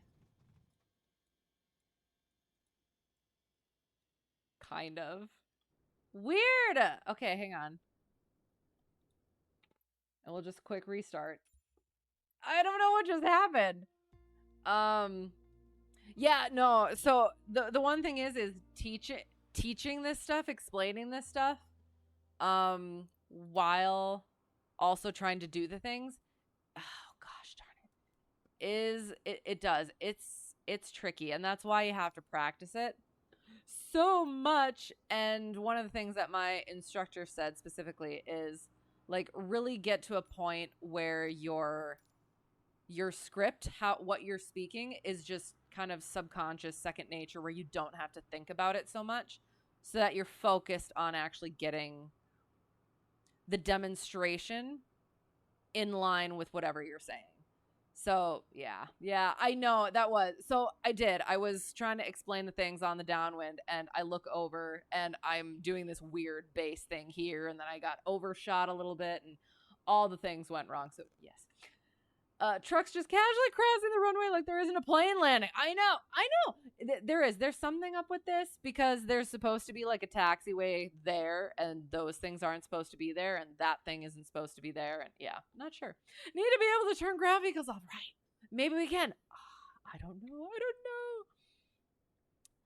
Yes, learning the holds. No, you definitely struggled at first, but there was a point where it finally clicked. I remember doing some with with number 1 instructor, and it definitely seemed more difficult, but there's different ways that you can do it and resources that you can use to help you out. So yeah. What the hunk are vehicles doing on the runway? I know. Runway incursion. I have a phone number for you to call. When can we expect that IRL stream in a 152? I don't. A while. Technically, well, I mean, I fly 150, so definitely a long while for a 152. Once you finally got the hang of entries, then it was easy. Right. Yeah, that's fair. Yeah. I'm trying to think. There was something about, I can't remember who I was talking to, and it was something about like the teardrop versus parallel, and how technically if you're on the line with teardrop and parallel, you want to go teardrop because they do the thing, and then it gives you more time to stabilize over here. But then they thought that they had heard something else. Yeah, I don't know. Did I break Ducky? I broke everything apparently. I don't know what I did. So we'll see what happens. This works. We're good. Okay, so now I just gotta turn the things on. Checking the circuit breakers. Hoping that we don't have a wasp in the pitot tube since I didn't click the thing on. What am I doing? Does the thing, beacon goes on, prime it, neum. Brakes are set, mixture, does the thing, clear left, right, ahead, and back. Clear prop. And then we do the thing. Oops.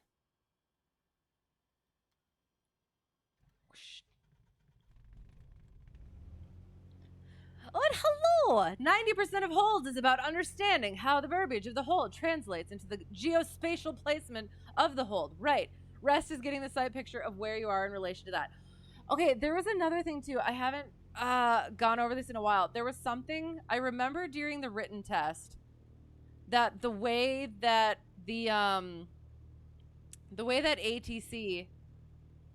gave you ATC's instructions, like hold northwest or something, and I figured out it was one way. And then during instrument training, I was with, I guess like instrument instructor. He did like half of my training, and the number 1 instructor came back and did the rest of it. He said it was a different thing, and I can't remember which one it was. It was like, I think it was a difference between like, if they say hold northwest, like that's your outbound direction, or it's what side the outbound leg is on. And I can't remember now which one is the correct one. Airspeed is not alive. Oh, it was alive, but everything was not alive. It was alive and not alive. Schrodinger's airplane. We have experienced Schrodinger's airplane. What did I do to Ducky? I don't know. No, we are not flying today. Oh, yes, we are, Ducky. Oh, yes, we are. That looks perfect. All the good things. I think we're good. All right.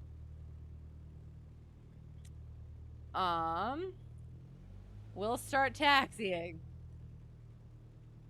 Right now, you have Garmin 530, nice. Stack 55 autopilot. Oh, you have autopilot, nice.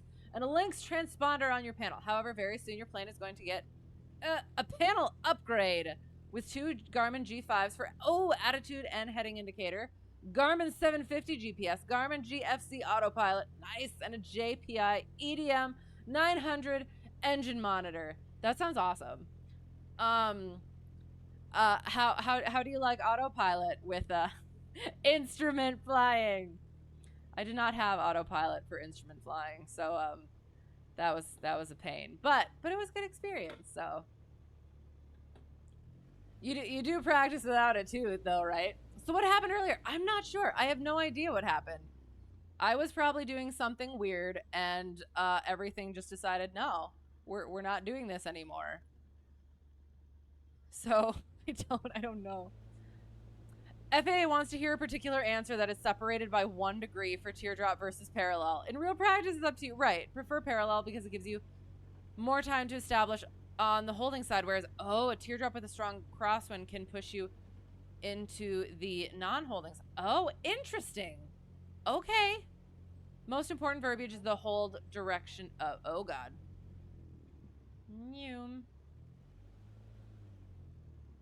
Whole direction of it, think of it as stay on that side of the fix. Fair. Yes. Yeah. I do. I think it was something like that, and I haven't had to practice that stuff in a while, so got you. Thank you. Then every time you reach the fix, you turn back away. Right. I will have to go over that again to get it back. Ooh, very loud. Sorry. To get it back in the mentality.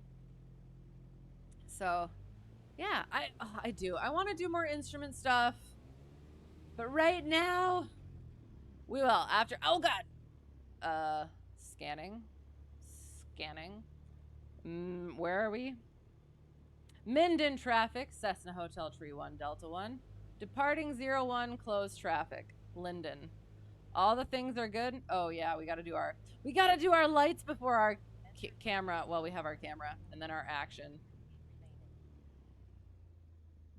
All right.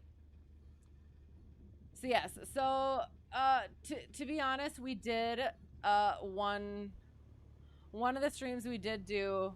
I did a lot better with the normal takeoffs and landings. So we might just. Oh no! It did the thing again. It's stuck again. Okay, I'm gonna try and take off and just see if it's just this part. Unless we need to go to a different freaking, like, airport. What is the deal? We're gonna see what happens. If it'll just, like, glitch back out. Look at Ducky! And he held in the same place. Oh, and I have no idea. Okay, I guess airspeed. We're just gonna guess. We're about at the 1,000 footers, so let's see. Oh, there we go, Whee! Oh God. Weird. So it must be something right at the end of that runway, question mark?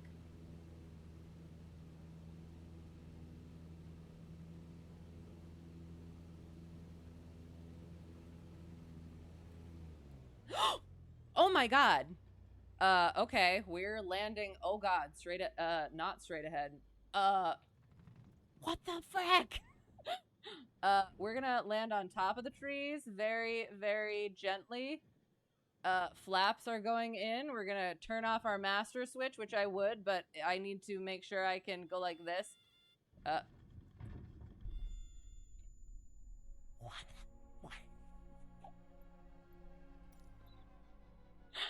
I don't know what's happening. Everything is dying. All right, sorry. We'll try that one more time. Otherwise, I'm gonna try a different airport.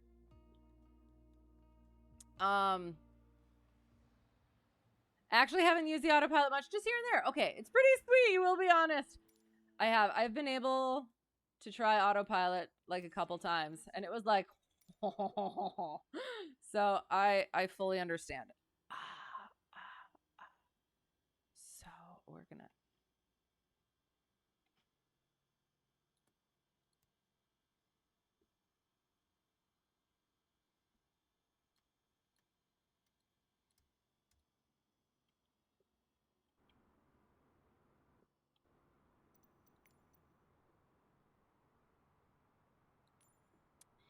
Alrighty. What are my plans? Do I want to be a professional pilot? So I have my commercial certificate. Update about that. Once we get through this, whatever is happening. And then yes, I am working on my CFI certificate, and then I'll see what happens from there. I didn't think I would want to do airlines, but I have kind of potentially been convinced. So yeah, just kind of leaving it up to whatever happens. What is your like dream goal for it? Like, do you have a specific company or specific airline versus corporate versus whatever the other ones are? I'm still kind of like, I'm not quite understanding what all like the specifics are, but yeah. So yeah, crazy how quick skills kind of rust. Right, when you were instrument training, so much of the VFR stuff just fell into the background. Then during commercial, you forgot instrument stuff and had to brush up for sixes. Right, and that was one of the things that came up a lot in the FOI stuff. Is yeah, the law of recency, law of exercise, all those sorts of things. And yeah, it was interesting. Emergency. I don't know what's happening.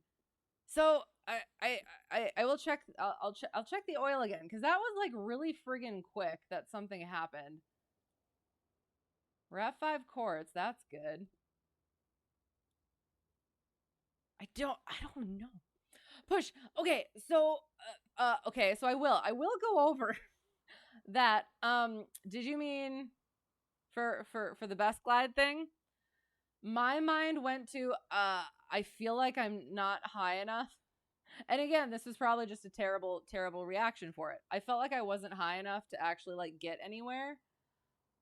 So I was just trying to like land among the trees that seemed surrounding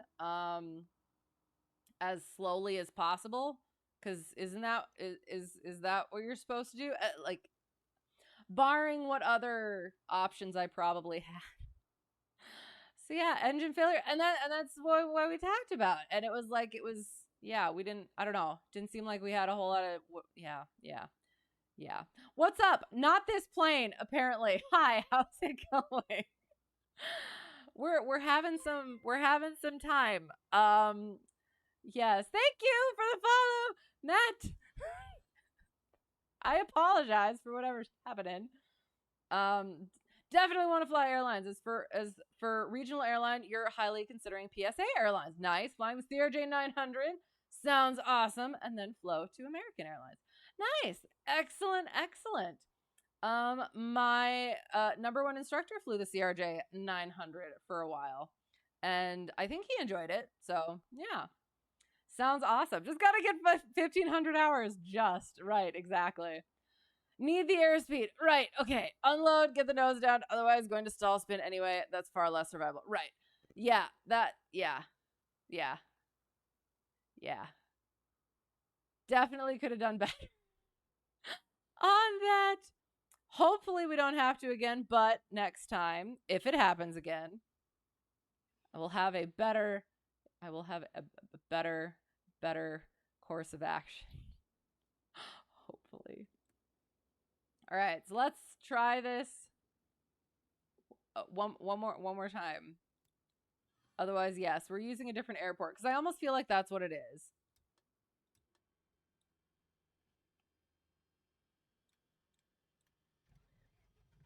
Because I have not had this issue ever. And the fact that the airport itself is kind of like messed up, not quite the right stuff. I don't know, might be just a little glitchy.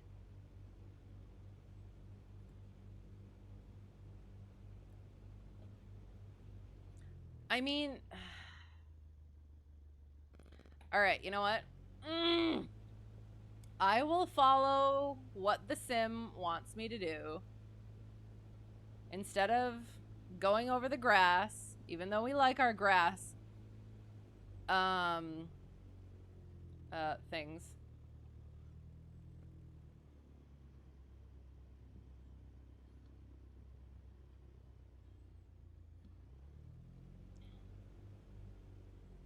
So we'll follow this even though it's not supposed to be here.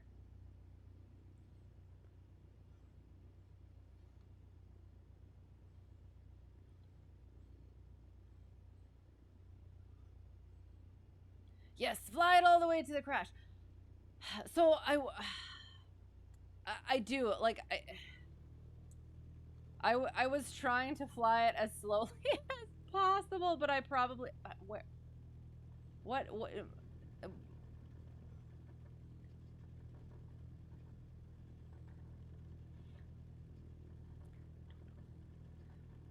and then yes, I probably did do a little too much.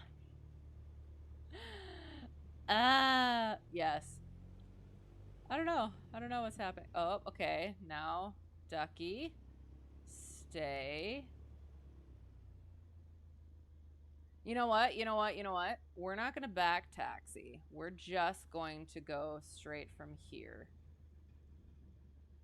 Approaching runway 01. Okay, so ducky's good. Weird issue with this end though. Yes. Didn't see my camera until a few minutes ago. Wait, which camera? Hang on. I'm so confused. Oh, me? Hello. Yes. Greetings. It is I. It is not just some disembodied voice. I feel like my voice sounds better when you can see where it's coming from. Could be wrong, but are we still not learning? Absolutely. It's been a while since you have been around. Absolutely. No learning yet. Or ever. The disclaimer still exists, and I am still not an instructor. So, Minden traffic, same thing. Approaching runway 01. Ditto past call. Entered runway 01. Going like this. Okay. All right. Okay. We're good so far. Okay. Thing.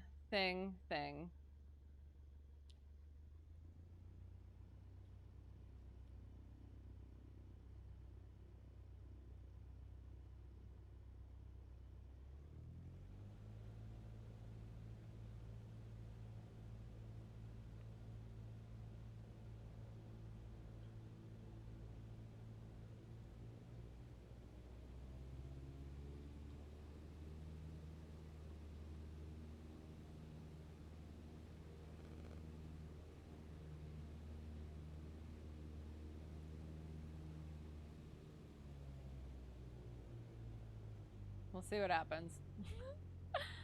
All right. Here we go. Oh, wait, hang on. Since we're taking off anyway. Short field takeoff. Probably, maybe. Short field takeoff. Runway incursion avoidance, sterile cockpit. The reason we do short field takeoffs is for short runways as well as obstacles at the ends of runways. So our climb angle, we use that climb angle in order to clear said obstacles. So we use VX. So flaps are 0 degrees, or whatever the POH says. We line up as near the runway beginning as possible. We don't, on these runways, it's not usually an issue, but when we have an actual short runway, we want as much of that runway as possible. We apply our brakes. We put throttle to full. Once the RPM needle is there, we release our brakes and we do a normal takeoff, but we do it at VX rather than VY.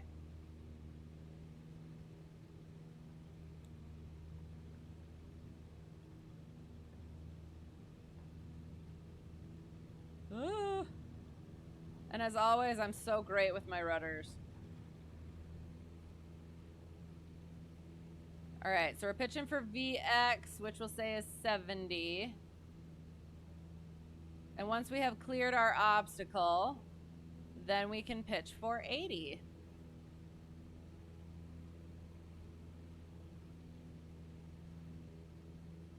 Thus our short field takeoff.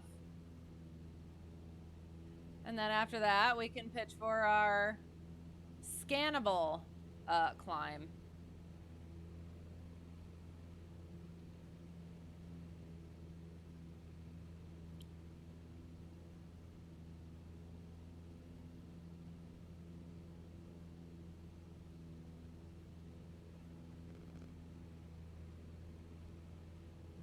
Sorry, things seem like really weird, but I could just be paranoid at this point. Doing our turn. Yes, top right. Yes, hello, hello. Am I flying keyboard and mouse? I am not, surprisingly. No, I have a yoke. I have the throttle quadrant. And I have rudder pedals as well as track IR. 1,002, 1,003, 1,004, 1,005, 1,000. All right, keeping on our downwind. Keeping at our pattern altitude.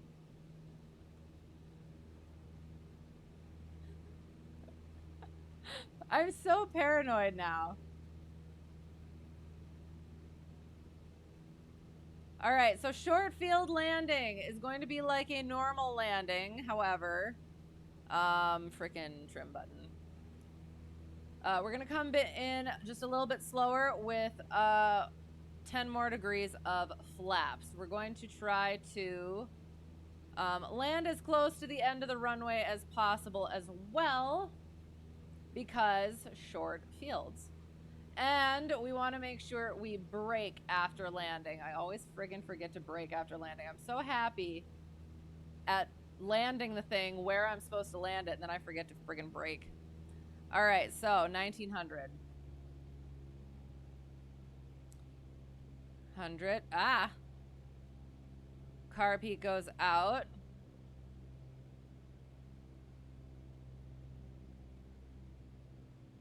Once our speed comes into the white range,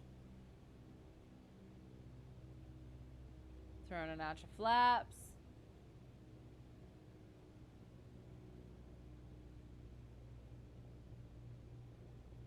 Once we have lost 200 feet or are 45 degrees from the end of the runway, whichever happens first, we can make our base turn.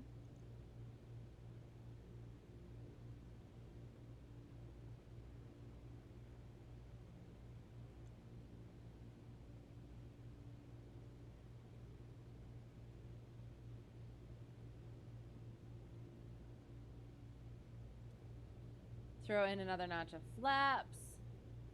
We're looking. Bringing that back up. Scanning final.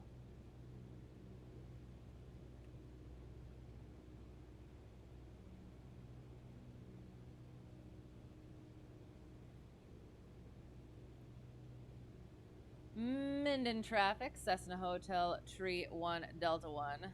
Final 01, Minden. A little bit far out. We'll get a little bit closer and add the last notch of flaps. 1 mile final runway 01. Thank you, Preflight.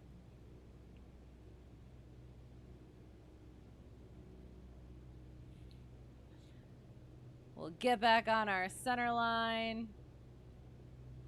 We're gonna add a little bit of power. Ugh, weird. I keep freaking leaning, sorry.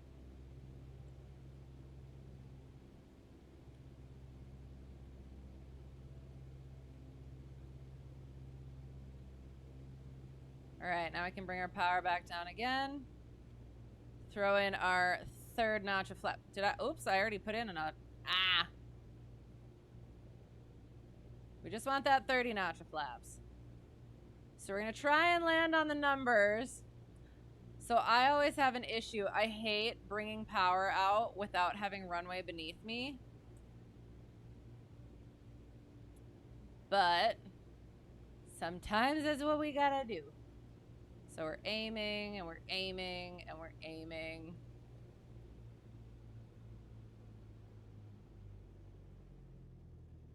So I should have brought it out a little bit earlier. However, we're gonna almost make it right. Yeah, I should have brought power out earlier, and then we brake and bring the flaps up.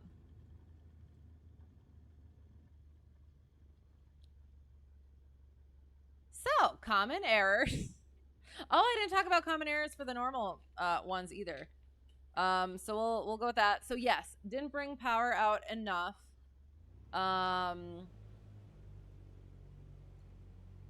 Or quickly enough, had too much speed on final.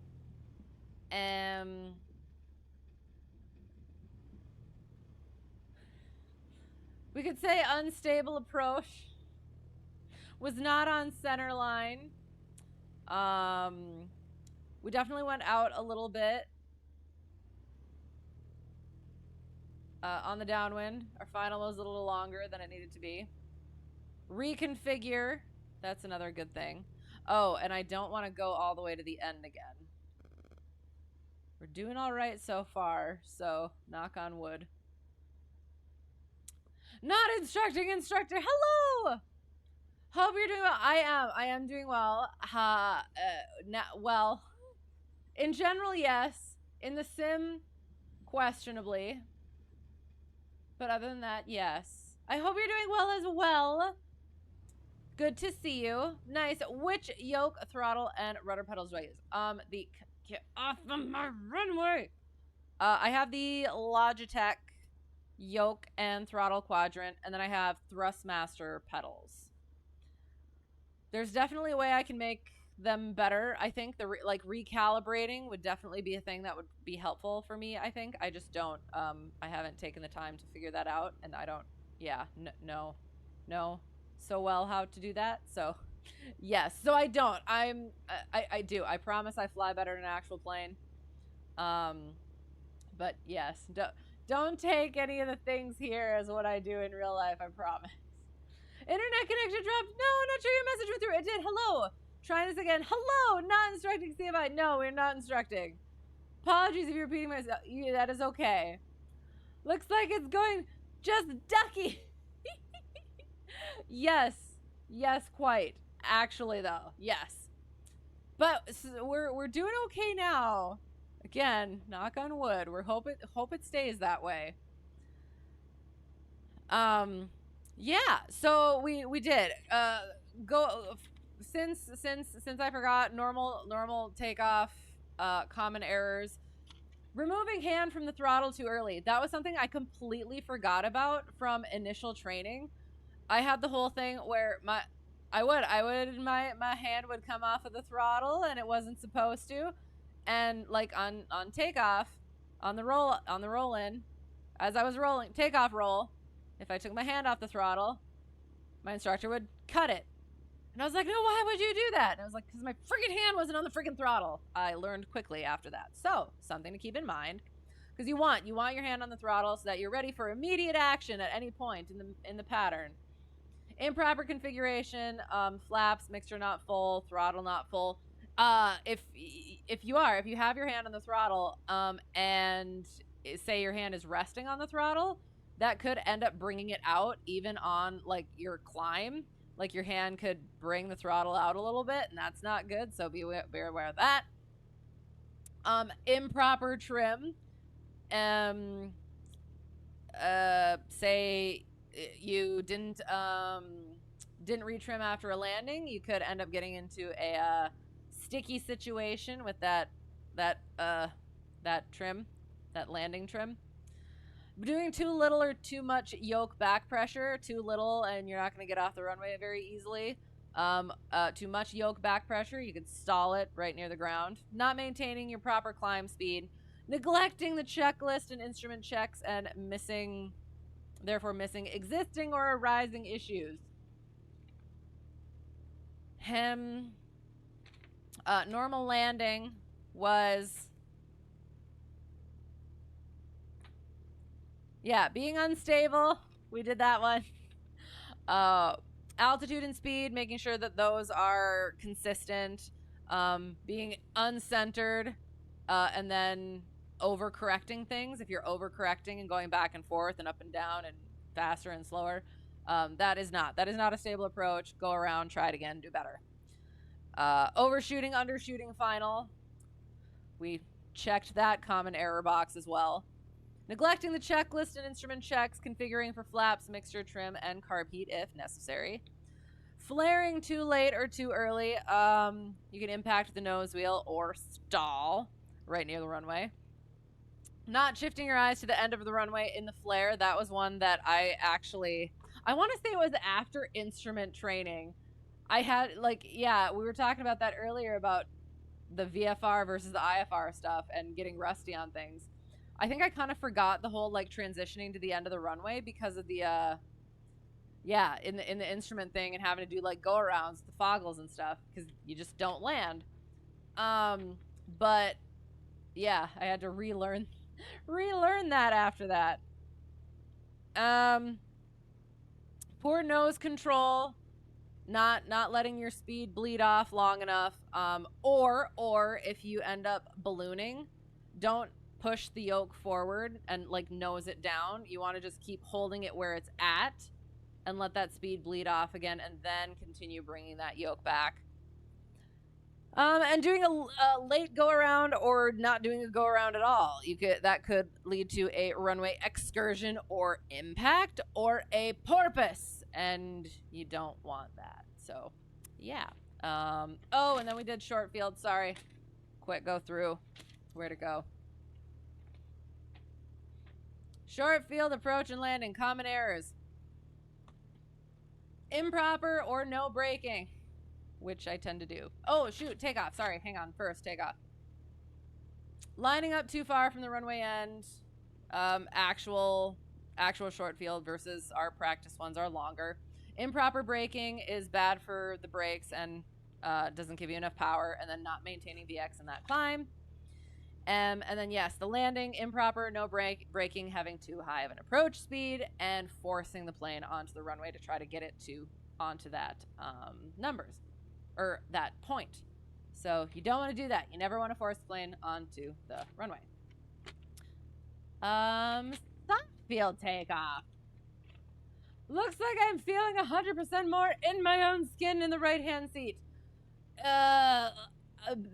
Better, yes. To give the highest praise you say, you'd be lucky to have a team of us who could communicatively acknowledge you.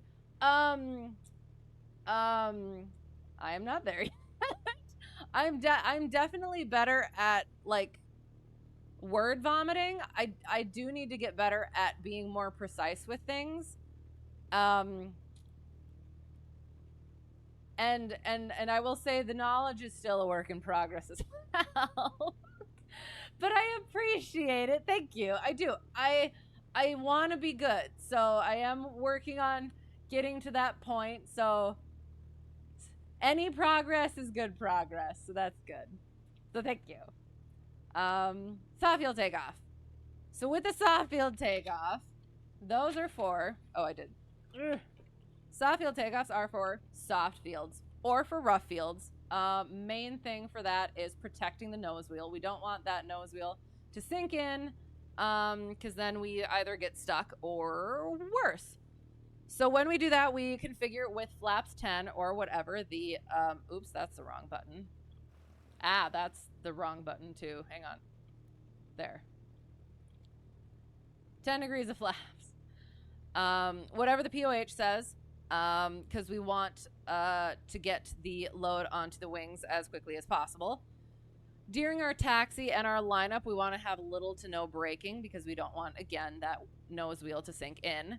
With that, we want to keep our yoke back, keeping pressure off of that nose wheel. So we rotate. Hey. So we have brakes right now just for showing purposes. We want to bring the airplane off the runway as soon as possible, and since we have the flaps in, that is probably going to be even, or it could be before even rotate speed. So we're holding that yoke back, full power, and then we just kind of like feel what the aircraft is doing. And once it wants to lift off, then we nose back to the runway. Not like that. Nose back to the runway, keeping it in ground effect. I promise I do good soft fields in real life, but keeping it in ground effect as the speed builds up. Once we get to a proper speed, we can get out of ground effect, continue our climb. Oh God.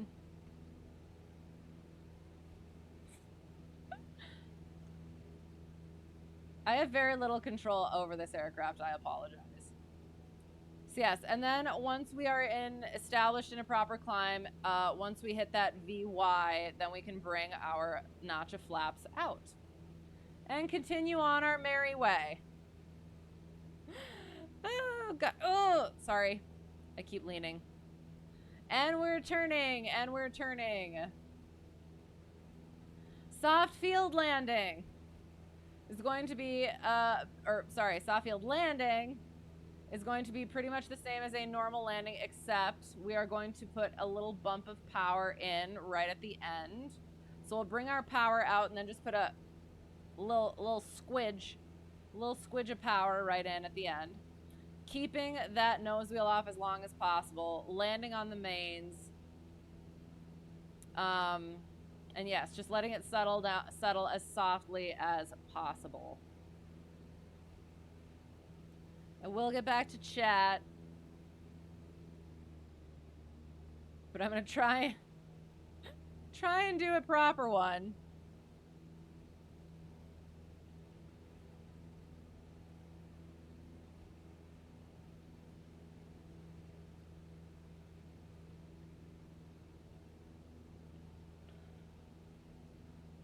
So again, a beam, bring it down to 1900. 1900. Carb heat goes out.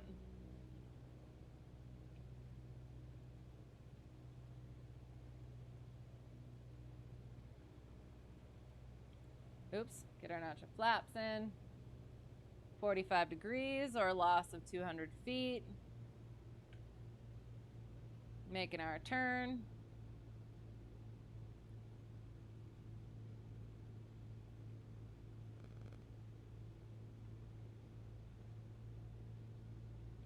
Second notch of flaps.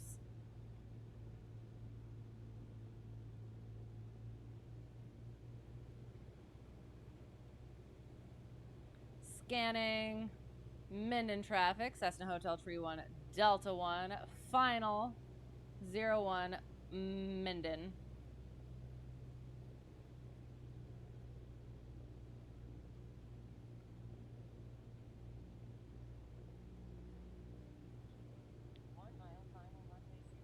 Thank you for flight.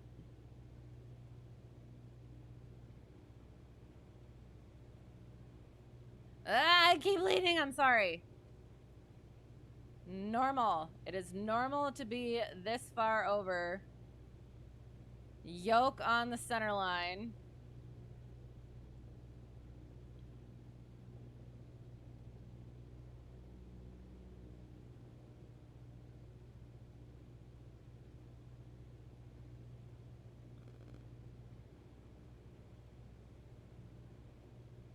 So we're watching that. Aiming point. Once we are at threshold, we can bring that, power comes out with a little bump. And then we just hold it off. Hold it off, hold it off, hold it off. Wheelie, wheelie. Lindbergh references. Lindbergh references. Lindbergh references. And then our power can come out nice and gentle like.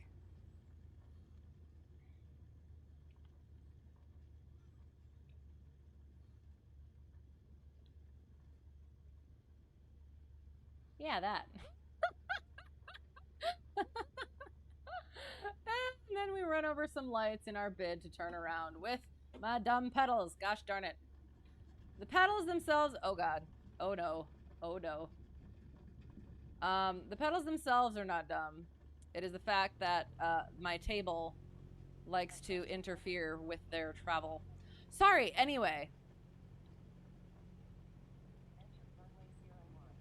You have to step away. Sounds good. Have a good night to you as well. A great rest of the stream. Thank you. Yes, it's good to see you. Hope to see you again soon. Not sure if we're gonna start doing games on Sunday or not. Otherwise, we'll be back on Tuesday, hopefully, unless something changes, of course. But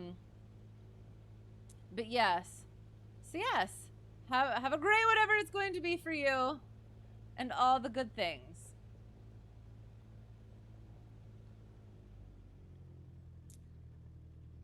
Think I give myself too little credit there. Case in point, streaming my practice and learning, but not for, oh god. Gaining followers or money, but to be better at my craft. Yes, exactly the person to look for, to learn from. Well, once I'm actually a good person to learn from, though, is the thing. But yes, I do. I appreciate that, and that is like I do want to be a good, knowledgeable person at some point, and I'm working towards it, and working on the mindset for it. But there's still some work to go yet, though. I have definitely made progress. I'm not as bad as I have been. But yes. Crosswind corrections are important throughout. Yes. Yes, there's not much crosswind yet. We can do that now. Almost, if I should like turn it up at all, or just no, we'll just do it as it is. Because yes, definitely always keeping those things that I was trying to like keep those kind of separate when we practiced them. Well, and that's the thing. Okay, that's one of the things that I talked to my instructor about is hello. Thank you for the follow, Colkit. I don't know. Sorry, Club 4141. I appreciate you being here. Thank you for putting up with me. I apologize for all of the things.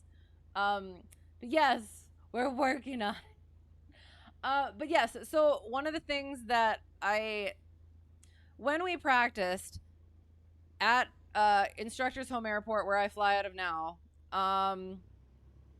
it was like gusty crosswind, so that was perfect to practice that right away. But then in order to go and practice that, and how you do it with students, correct, is hopefully kind of keep the things as separate as possible. And I mentioned something like that to him. It might have been like with the crosswind, not doing too much right away. And he kind of looked at me like, I mean, you work with what you gotta. But then it's like you don't want to put too much on them right away. So yeah, I don't know. So So I have a whole thing where I want to like kind of keep all of the bits separate so that I can then put them together. But you don't always get that. You don't have that sort of sterile situation where you can just keep them separate. So that's another thing that I have to get better at. I'm getting like all the things set out, but I do need to be a lot more flexible and better able to take the conditions as they are and be able to weave the bits together. So yeah, Squidges, you're doing the unit of measurement. I am glad. I mean it paints a picture, doesn't it? Ducky approves. Yes. Just finished the last print of 120 annunciators for the 737-800 overhead.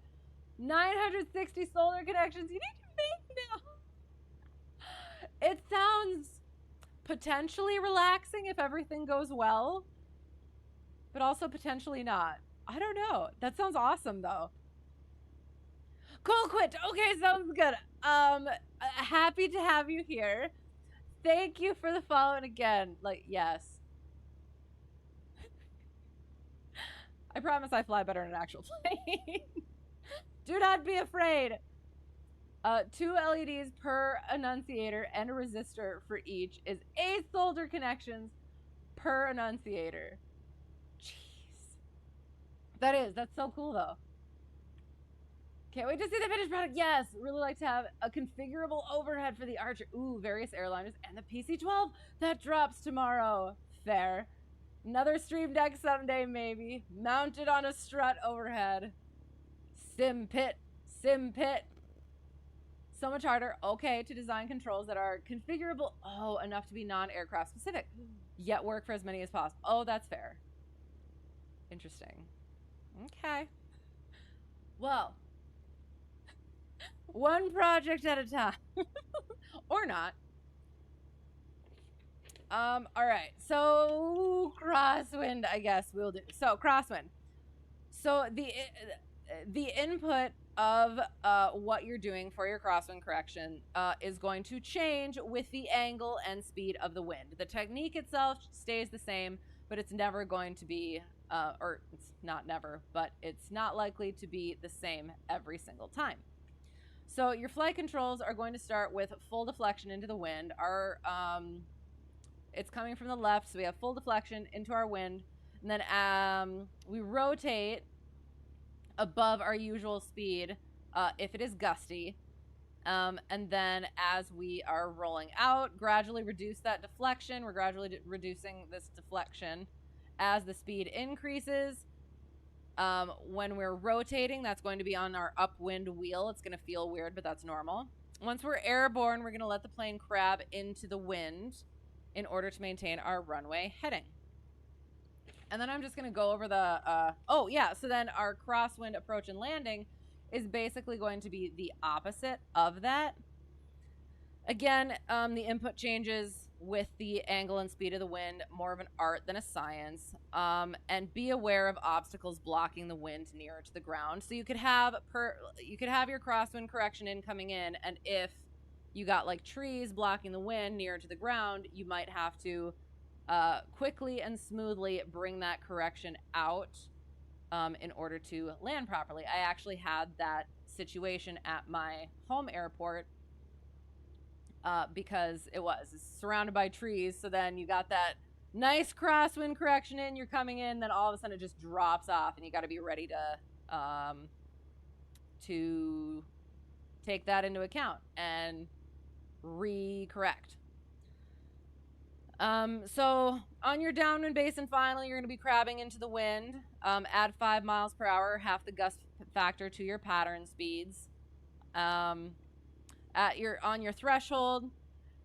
So again, you're going to be on final, or we're going to be on final. We're crabbing into the wind, holding that runway while crabbed. And then once we're at the threshold, we're going to kick the rudder over and use aileron to hold ourselves on that center line. And then the way that my DPE kind of explained it to me, and I think it helped, was it's kind of like a dance.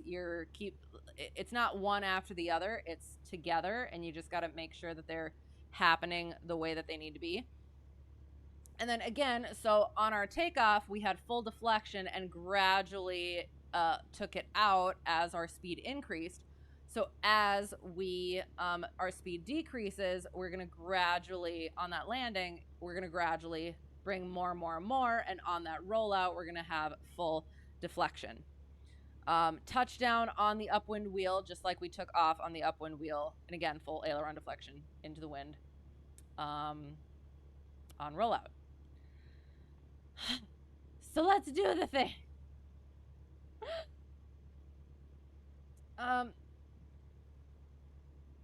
The button box and stream decks work really well. You're going to be adding another few buttons to the box to switch between PFD and MFD. Nice. You hate breathing solder fumes. I wouldn't call the process relaxing, but it is satisfying. Okay, all right, fair enough. Satisfying. I will take that. If you were training crosswind, no. My sack looks tapped. Wait, what? Hang on.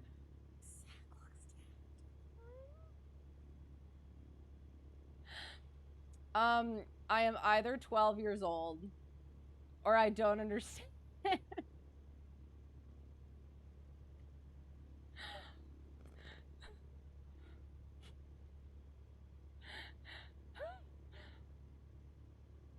I'm gonna have to think about that one. Hello, how's it going? My windsock is hanging down. Okay, okay, sounds good.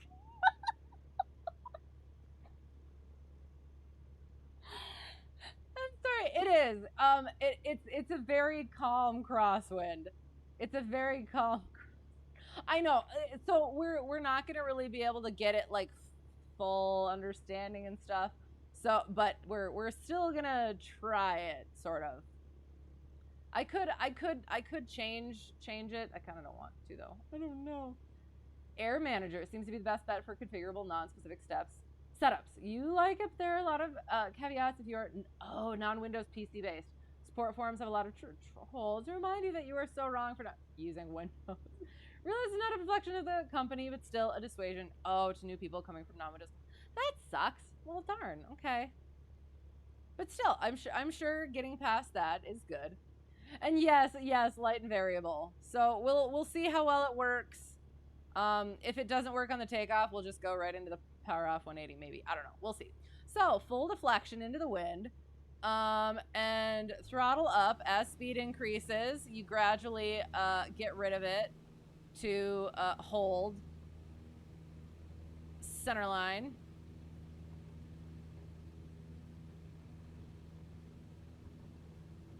Airspeed. Rotating onto the upwind wheel.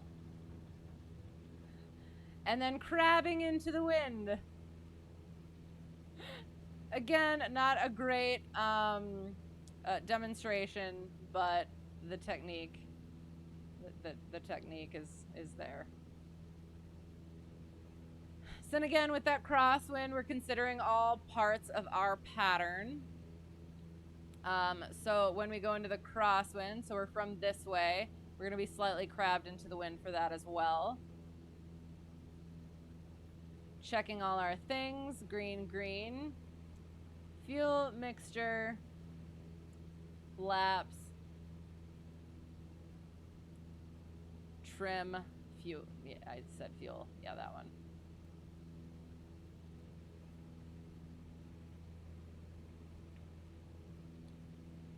Wee.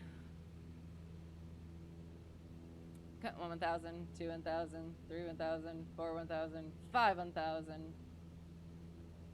Coming up on our pattern altitude, we're bringing that power back.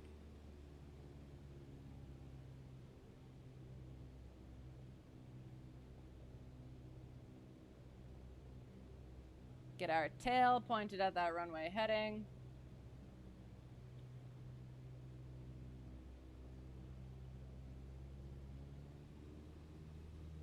There we go. Downwind, pattern altitude, cruise speed.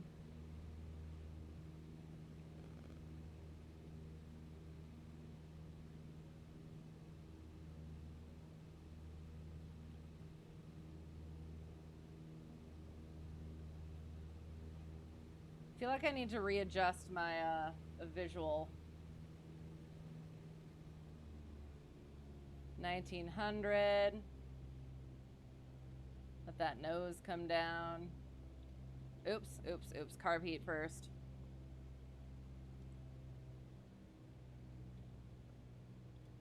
Notch flaps.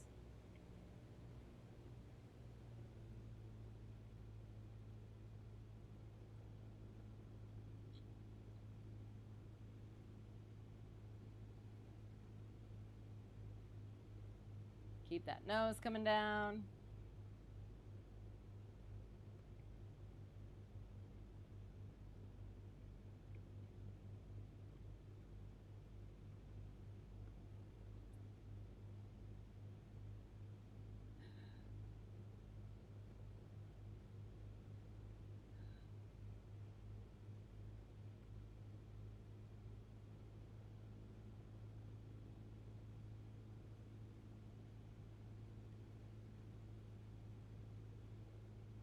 Scanning final, second notch of flaps.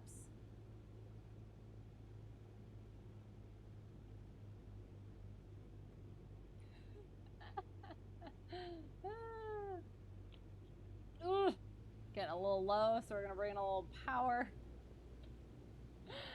Oh God.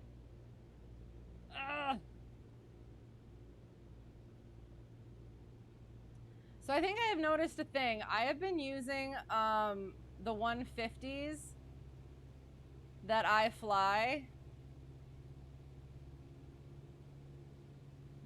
Those things, and I think I need to be using the 172, my home airplane things.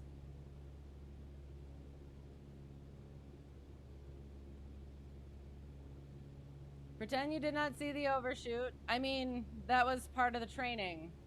This is what you don't do. All right, so then we would, on final, we would be crabbed into the wind.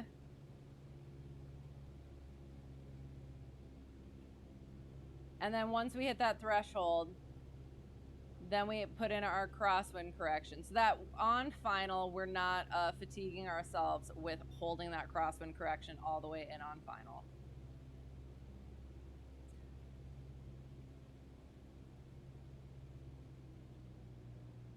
So yeah, coming into it, we'd have our rudder kicked over, aileron into the wind. Once we hit that threshold, then we bring that out, power out, aileron, maintaining, upwind wheel, full deflection, oops, gently, fully deflects into the wind. But since we don't have much wind, it is not desirable. So yes, stable approach, oops.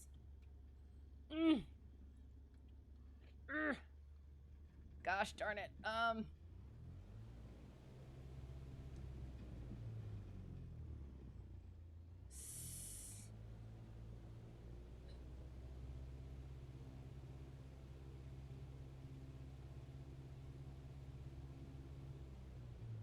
So yeah, things.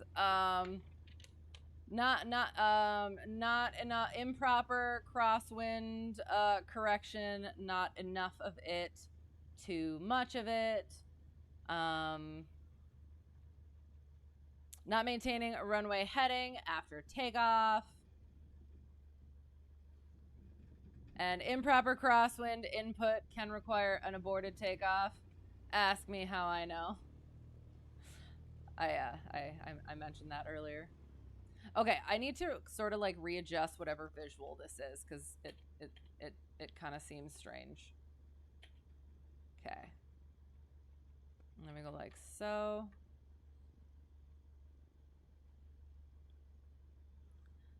And as for our crosswind landings, same thing. Improper crosswind input, getting pushed sideways above or on the runway, and not maintaining center line on final. I meant to do that. And then you have to maintain that crosswind correction throughout the rollout. Continue flying until tie downs.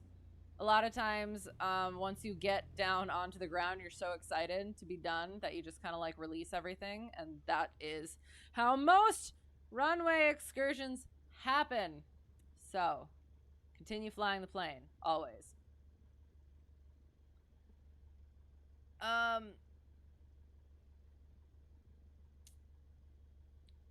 Yo correction seems fitting crosswind with about 20 knots from the side. I know. I was trying to like demonstrate, but it doesn't demonstrate it even though it's not like proper for the actual conditions. But yeah. Probably almost done. I'm actually not. So hello, how's it going? I was just thinking about this. So we need to do a power off 180 and then so we'll do this is what we'll do. We'll do a going up and around. We will do a slip to a go around and then the power off 180. And then we're going to do a little mini cross country so I can do story time because yes, It's a doozy. So, yes. Hello. How's it going? It is going well now that the technical difficulties are so far behind us. But yes, how are you? It's good to see you.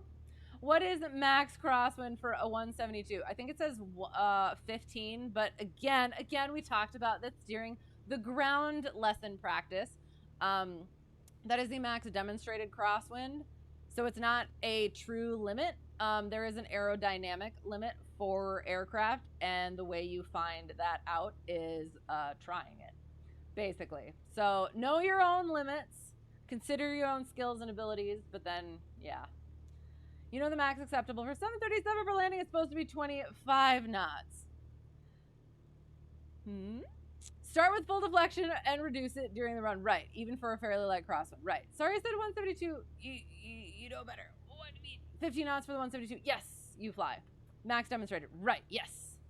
Oh, the Piper is 17. You've done it much higher. Right, and that was the result of running out of options. That sounds like a story time back in your younger invincible days. Fair enough. Can say max crosswind for docking a Morgan 41-foot out island sailboat with a Q220 electric yacht engine is around 20 knots. You attempted getting in your slip with 25 knots and failed miserably. That also sounds like a good story time. Hello, you have arrived for who knows how long. All right, sounds good. Have to hit the same. Sounds good. Good to see you. If you guys haven't checked out Charlie Foxtrot, check out Charlie Foxtrot. He'll be streaming tomorrow.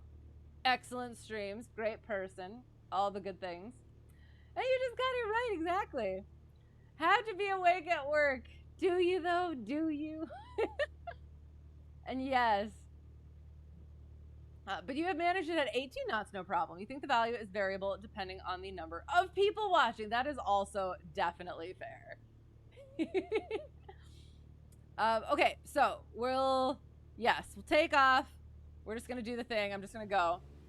Take off, we'll do a slip to a go around, and then we'll do a power off 180, and then yes, then we will, yes.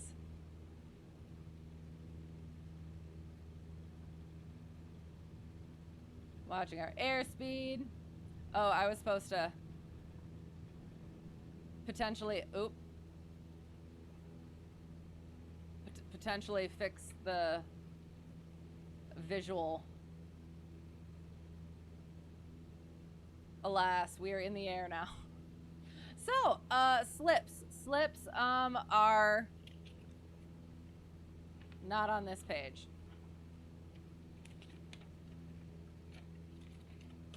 That's not what we're doing.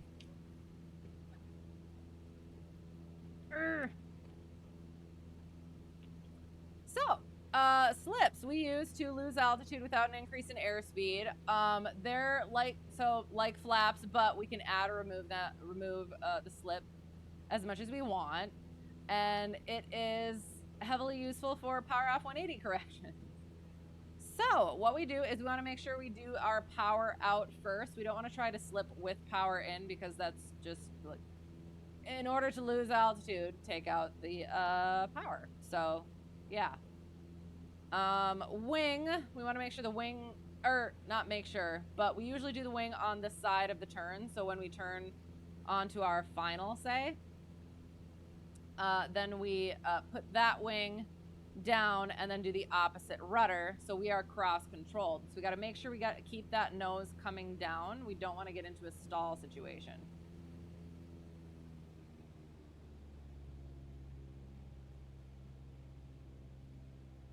We're definitely going to be like way out and way off. I apologize. Again. I promise I fly better in an actual plane. Yes, keep our nose down, maintain our speed. And in order to recover, we remove the aileron, the wing down and opposite rudder smoothly, gently, coordinatedly. Which is a word now. I have decided. All right. Common errors, do not do it with full flaps. Most, if not all, POHs let you know, do not slip with full flaps. Keeping your power in when you're trying to lose altitude with a slip. Again, it's easier to just take the power out. Keeping your nose up is another error that can lead to a stall. And again, you're close to the ground and cross-controlled, which does not end well. And then having abrupt or just not smooth control inputs is going to make it more difficult to keep it, make it do what you want it to do and keep stabilized on that approach. And then not having enough slip. It doesn't fix the issue that you're probably having, which is requiring you to have the slip in. So, yeah. I need to remain high because we want to slip. Oh, and then go around since we're doing that. Also.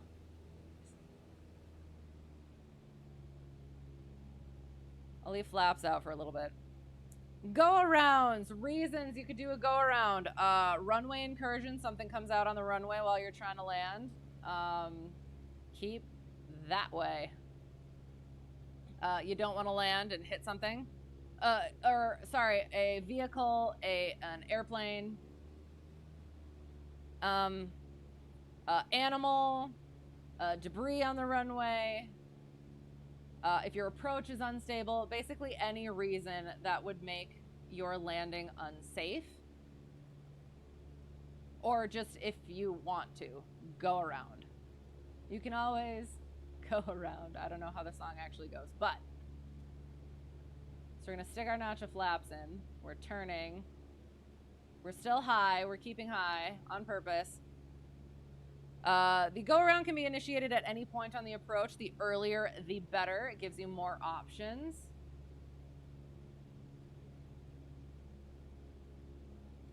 Second notch of flaps. Again, not full flaps, but some flaps.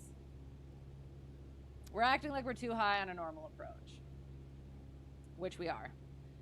And as always, during a go-around, especially, not especially, but still, scanning, make our call.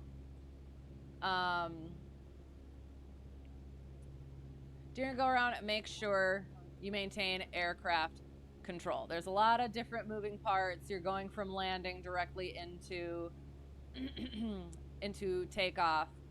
So you have to have proper control, and particularly with like trim, you got to reconfigure and then trim, go from landing to takeoff. So, oh, we're supposed to be slipping. Sorry.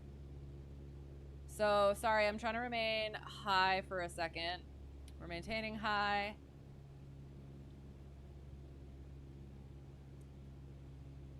So then we want to lose altitude, so we bring our power out. We're not losing enough altitude, so we put our aileron that way, opposite rudder. I'm really bad at slipping in the sim, to be quite honest. So this is like a really terrible, yeah. So you want your side of the fuselage to go that way. But yeah, so that.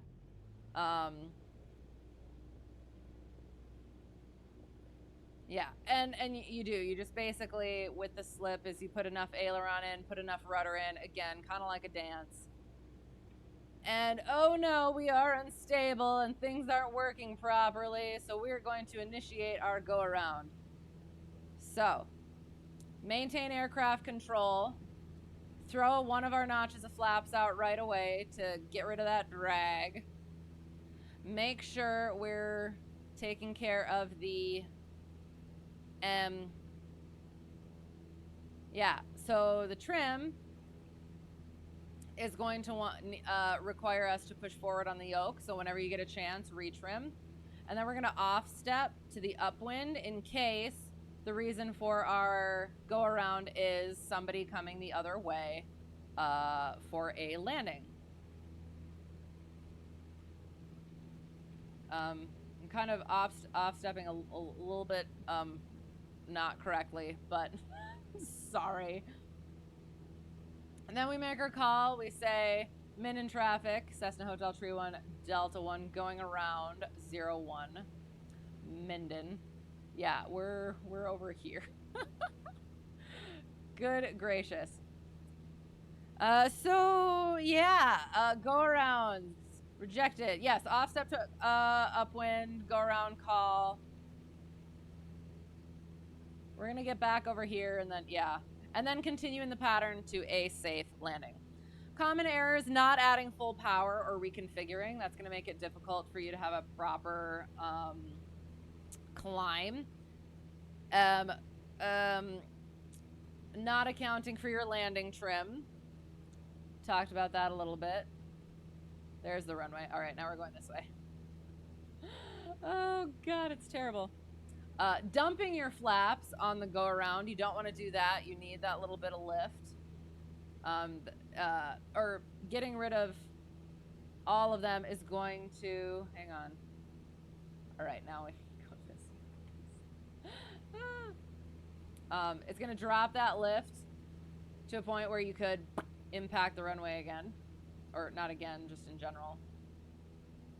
And then doing a late go around. Call it as soon as possible. If it's looking like an unstable approach, try it again. You can always, again, go around. So, power off 180. Where is it? There it is. Okay.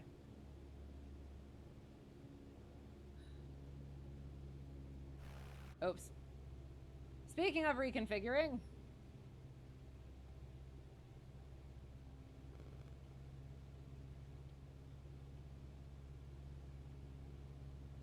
Power off 180. Power off 180 is considered an emergency maneuver for those situations where we have partial or total loss of, well, no, total loss of power.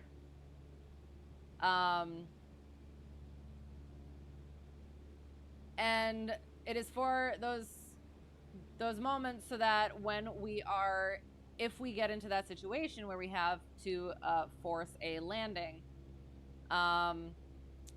we have the visual and technique of how to look at where we are from this angle and be able to make our spot in all likelihood because of that practice. So we go, I'll talk through this one as we're doing it, I think. So we're gonna go power out, abeam the numbers. That is usually our landing point.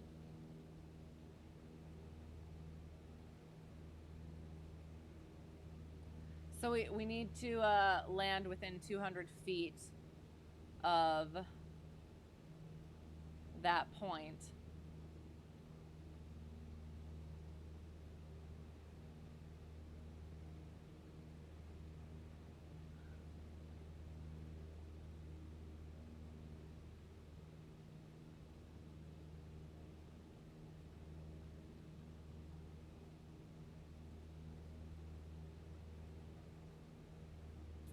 Foot.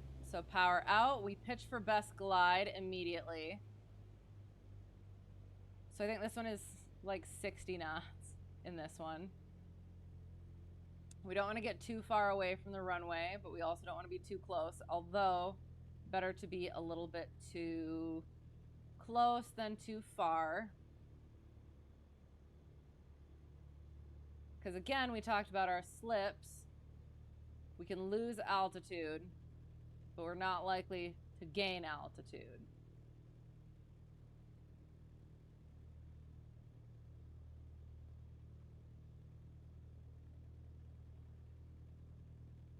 Maintaining that best glide.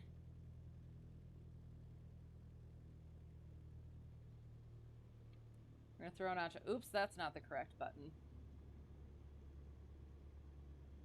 Threw a notch of flaps in, threw another notch of flaps in. We're gonna be way too high. We're gonna go out a little bit. Oop, oop, oop. We're gonna start slipping. Oh god, oh god. Nope, not like that, not like that. What? Hang on, hang on.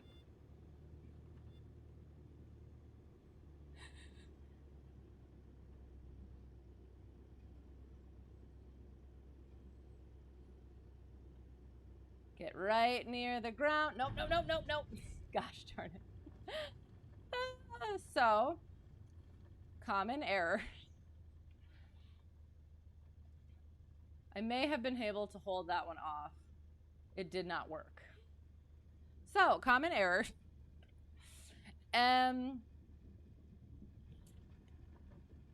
So keeping the nose coming down, maintaining that proper speed, which was not done.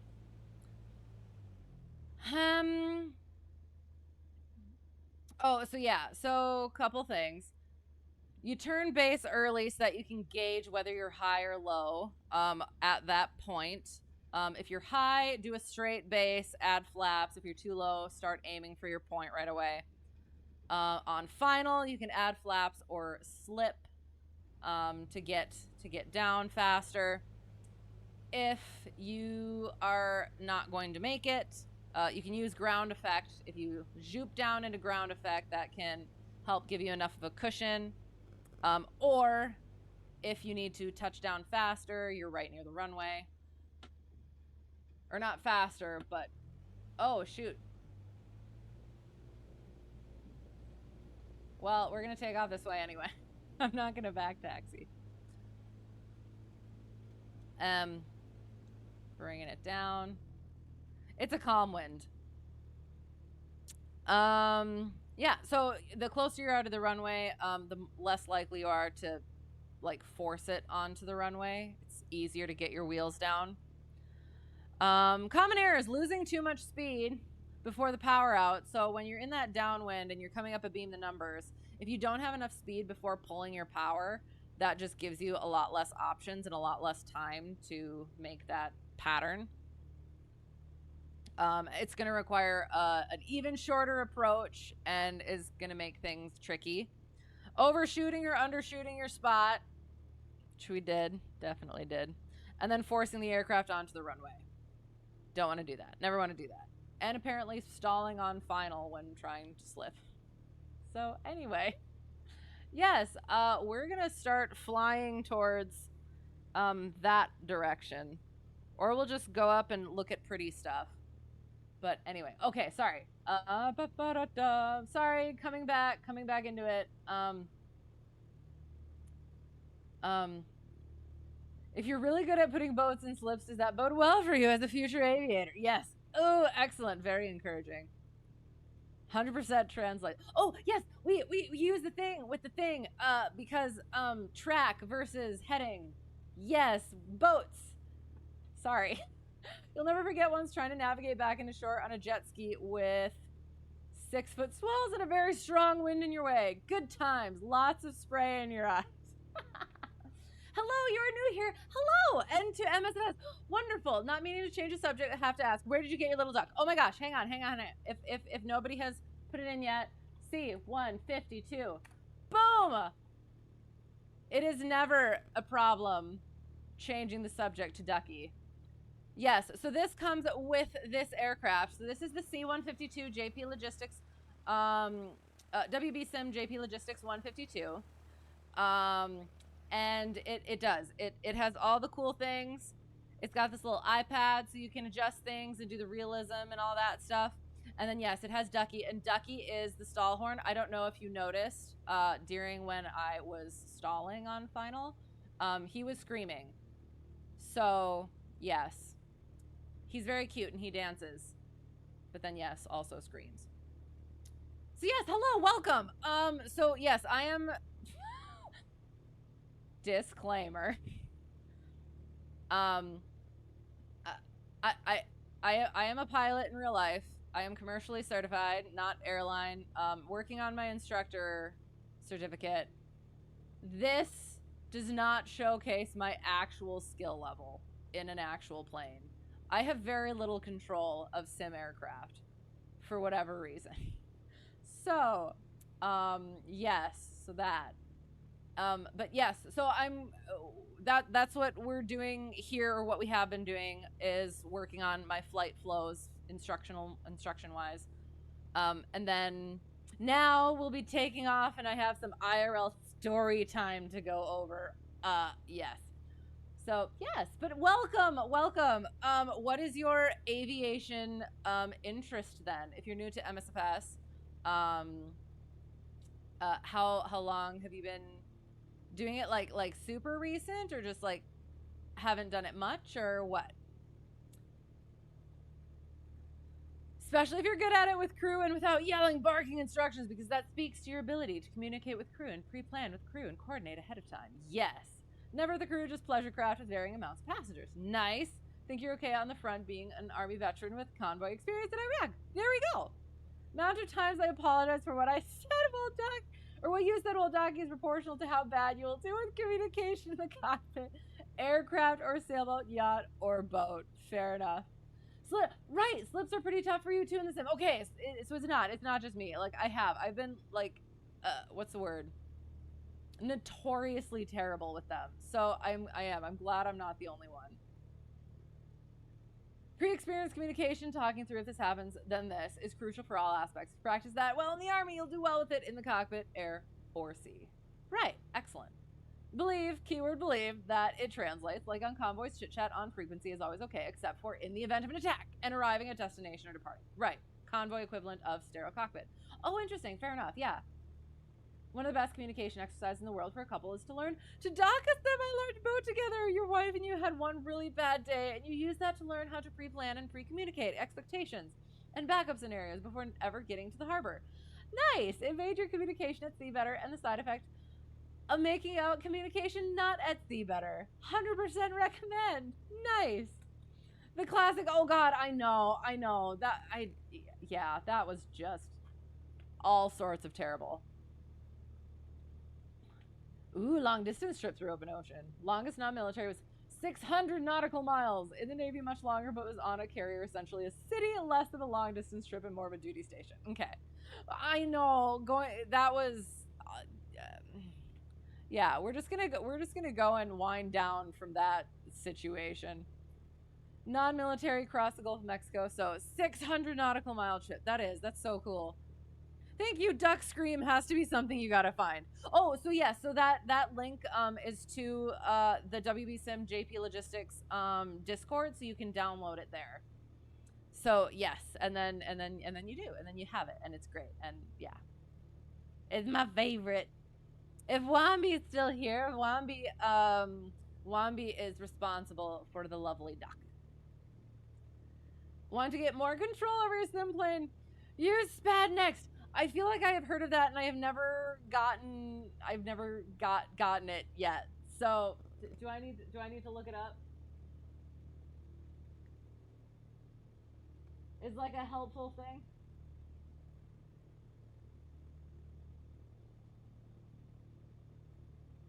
There. I have put it into my thing so that I will take a look-see at it. I don't know what it is. Well, one thing I do think that I need to re-center this.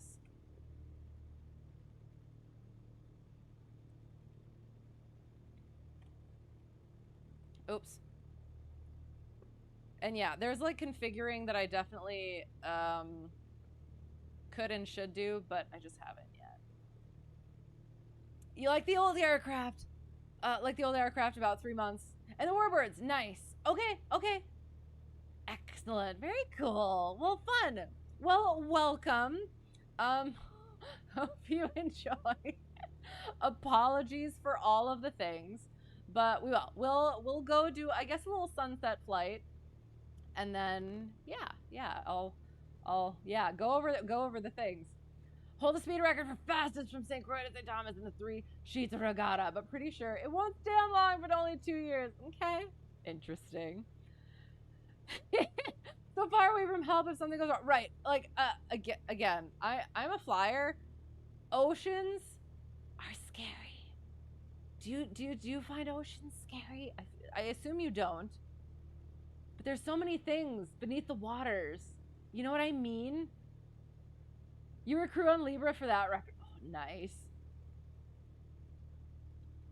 Cool. If anyone ever wants to sail there, excellent. We'll check that out as well. Can map more functions to the hardware. And don't have to use my mouse. That probably would be good, which I will not do in real life. Right, exactly. Yes, I definitely should. So, okay, sounds good. I will look into it. Controls for flight simming is so much harder than right. Yes, exactly. Yes. Can't let it be an excuse, but it is a factor.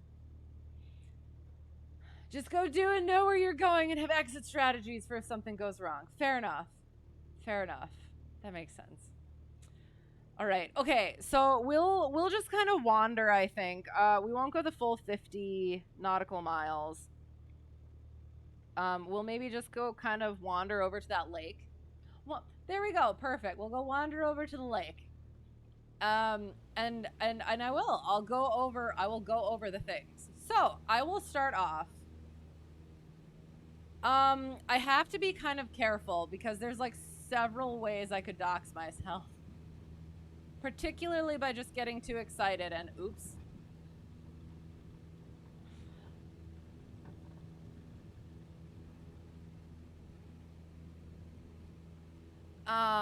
Yeah, and just not thinking about things. So we might bring the sun up just like a little bit so that we can see things. Where are we going? Yeah, we're just gonna straight out. Okay. So at my home airport, when I started commercial training last year, there was another guy who was flying out of my home airport. And we met each other a couple of times. We're in contact a little bit, organizing like the plane and stuff. Like he would need the plane, I would need the plane, stuff like that. And within the last month or two, number one instructor texted me and said that guy was looking for a pipeline pilot, so to get in contact. So I got in contact, but then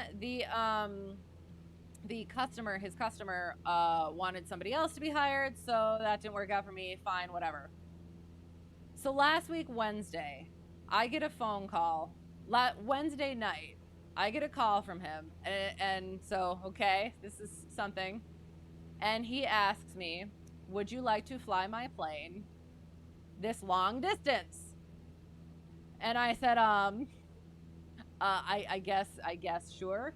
But can I organize some stuff first? And he goes, yes, of course. Here is some info to consider. And so he gave me some info, and I text my current instructor, who has done ferrying and stuff and knows that sort of thing, asking him, okay, what am I supposed to know? What am I supposed to ask? And he gives me a list of things, and I call the guy back and ask him the things, and it seems all good. So I'm like, I guess, yes, okay. And it's like, great. So I got to figure out airline tickets and stuff for the way back and all that. And I've mentioned before, I haven't actually been on an airline flight since I was 2, so I don't actually know how all that stuff works, right? So that was nerve-wracking. But got the tickets, started working on the flight planning stuff, and then had a lesson with my instructor. Was supposed to, didn't work out, but then we were able to chat about it, which was great because, again, I had no idea what I was doing. And when I was talking to the guy on the phone, he said he usually flies with people who fly his plane, but he's been so freaking busy. He ended up telling me later on that it had been like the busiest 2 months of his life, and in like the 5 minutes that he had free, he was able to call me because he needed to turns out eventually he needed to get the plane there for this week, and he didn't know how he was going to do it. So it was just like a very serendipitous sort of a thing where he ends up calling me and I'm able to do it. And yeah, so we get it all planned out, and the plane was actually elsewhere. It moves around a lot, and it was coming back. It got back, and I text him, and I'm like, hey, will I be, like, can I go over and check out the plane and maybe do a test flight? And he goes, yeah, you can go check it out, but it kind of worries me if you need a test flight. How many hours do you have in 172s? And I was like, you don't have to be nervous. Most of my hours are in 172s. Didn't you say you usually do a test flight with people who fly your plane? I figured I'd just do a pattern or two instead, since he was not able to. That was one of the things. He said he usually does a test flight. He's not there. And then, yeah, he usually has like a card, like a credit card for people to do for expenses things. But I would have to use my own and then just get reimbursed. So that's a whole thing. All right, sorry, what? More blue side up? Yes.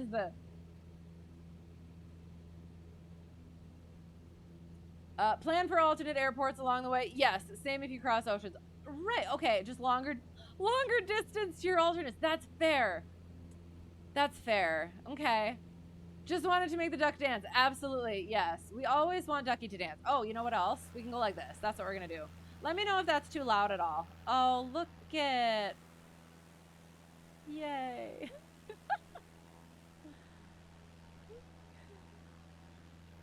Pretty. Excellent. Okay.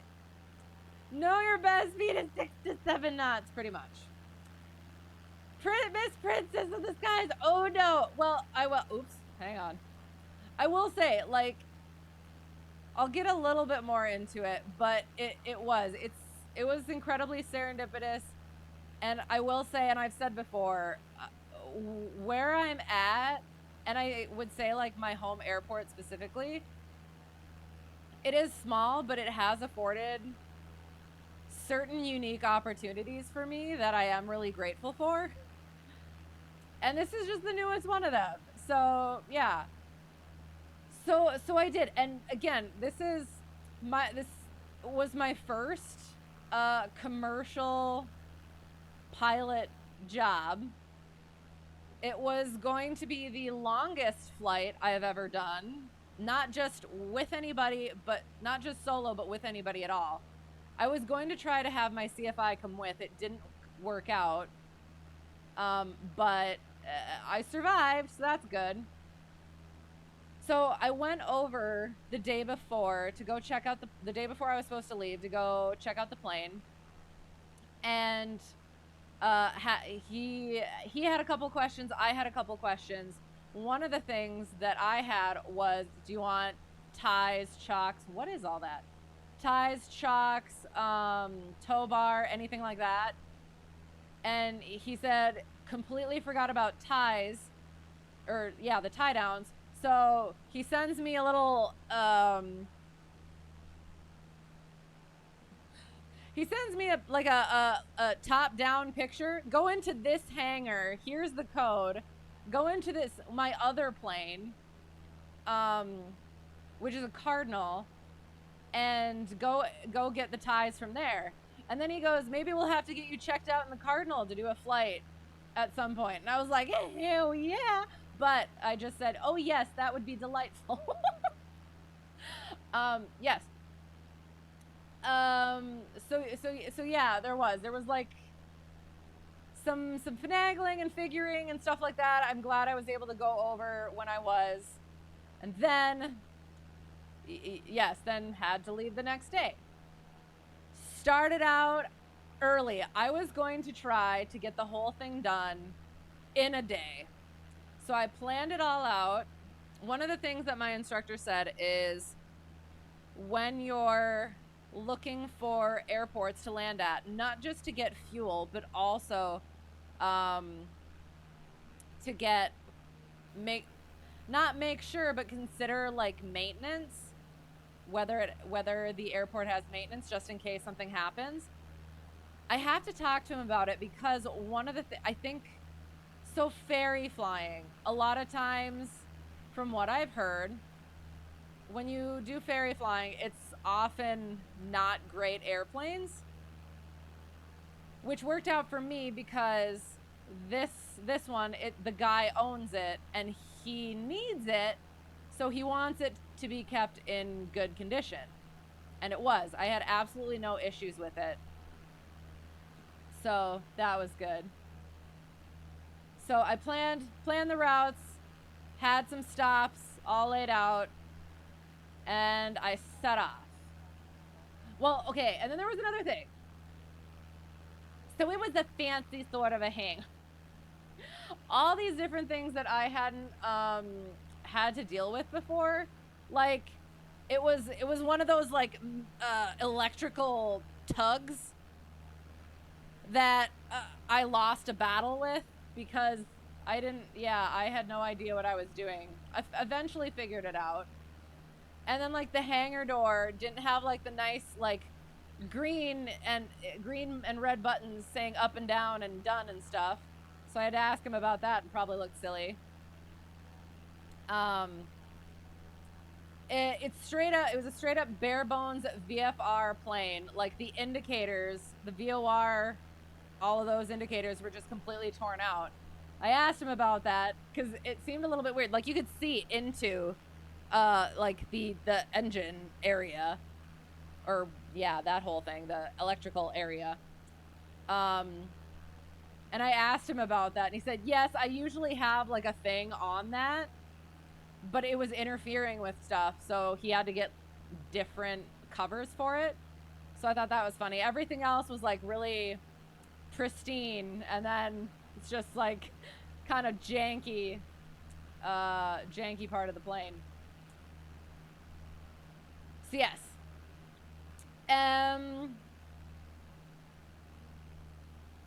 So yeah, so took off, start going, heading out. 3 hour, planned for 3 hours to a stop so that it would be 1 hour of reserve. And there were 2 different airports for the first leg that I could have gone to. I was going to go to the cheaper one. It was slightly not as far. But then I decided to go to the slightly further one that was more expensive because I wanted to get as much distance as I could. Because I knew I was going to have to maneuver beyond that because there was some weather happening. And so I landed. Most dangerous work for a captain isn't crossing oceans, it's being a delivery captain. Crossing oceans, you know your boat, know the limits, know the failures to expect. Delivery, it's all unknowns because it's an unknown boat with unknown history and unknown problems. Right, exactly. And again, that's why like with the ferrying stuff, you never know what the issues are. And that's why I had kind of wanted to, it had been a kind of a personal thing where I did kind of want to go fly the plane a bit myself just to see what kind of quirks there were, to figure those out. But, and I didn't want to bring that up. I just said the one thing and he said, it's all pretty straightforward, so it should be fine. And I was like, you know what? Okay, that's good. And again, like I said, this is an unusual situation for ferrying because it is a well taken care of plane. So yeah, that whole thing. You got a vehicle tracking device a while ago that includes a map of fuel stations, ooh, and prices. Completely change your long distance road trips. Now you stop based on fuel prices and not bladder appetite. Absolutely fair. Yes. Well, and that's the thing. So I did try to make sure I wasn't like overspending on fuel if I could help it. But it was a paid by the day, all expenses, and like whatever the fuel and everything, that was like, I'm not paying for it. But again, I don't want to be that person because it seemed like an opportunity. where I would potentially get more flights out of this. So I was going to try and do as well as I could, be as considerate as I could, and yeah, be a good ferry pilot. So I did. So I ended up having to bite the bullet there, go to the more expensive one, and I get in there, and I start looking at flight planning, and all of a sudden I look on, my radar pops up. I don't know what it was. It was radar beta on ForeFlight, and it showed weather that I did not see before. And what would you know? I had to backtrack past the airport I would have landed at with the cheaper fuel to then go around friggin' weather, which added time and expense that wasn't necessary, but of course, hindsight is 2020. So yeah, and like I said, it was completely a VFR plane. Again, I am instrument rated, but there's straight, again, bare bones stuff. So I wasn't about to like go into anything ish. So I was skirting some stuff, and I was flying and doing the things. And oh yeah, so my flight planning went completely out of the window after that stop. I did a little bit of it. I did it on the ground, figured out where I was gonna go, and then had, again, a couple of airports in mind to land at once I got to a point. So, oh, and then I can't remember if it was in the air that I realized that one of the airports I had looked at was closed. So I was like, well, words I can't say because I'm a lady.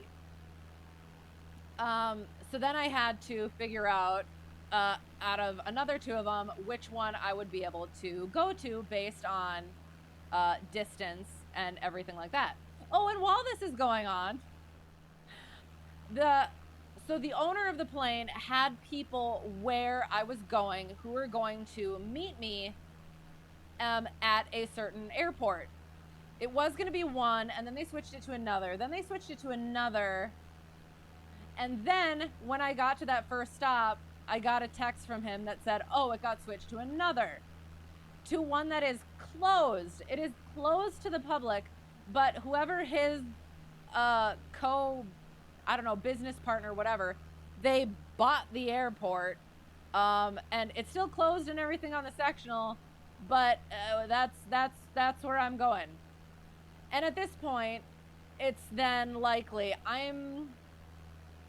so I took off. I didn't respond because I had to figure out, I wanted to get to my second stop at least and then figure things out.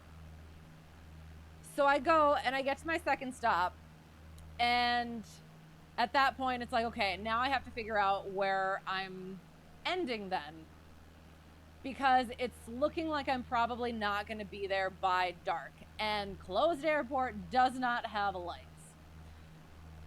So we talk a little bit between things, and I'm figuring things out, and I decide I'm going to stop like at an airport that's like 20 minutes from this airport, stay the night, and go back in the morning, or get over there in the morning.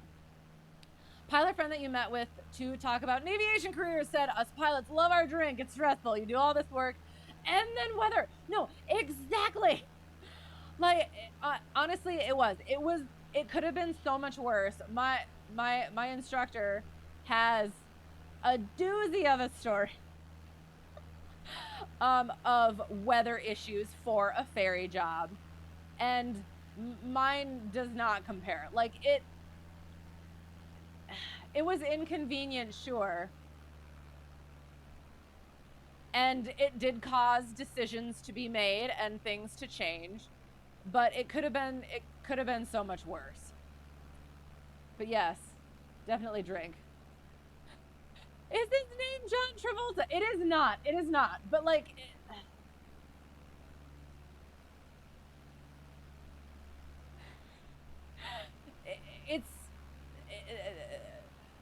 to to be honest, I don't even know like who it is. I know a first name. I don't exactly know what he does. I'm not in, I know what the owner of the plane does, like one part of it, but I don't really know what he does all the way. But it's just, you meet people in aviation and things happen. So did I fly the friggin' Concha 74? No, it was just a 172. It was a straight up 172. It was the same model that I flew for my commercial check ride. Oops. So that worked out. But no, I can't get into too much detail just because it would probably be doxing for me. But it is a very unique situation.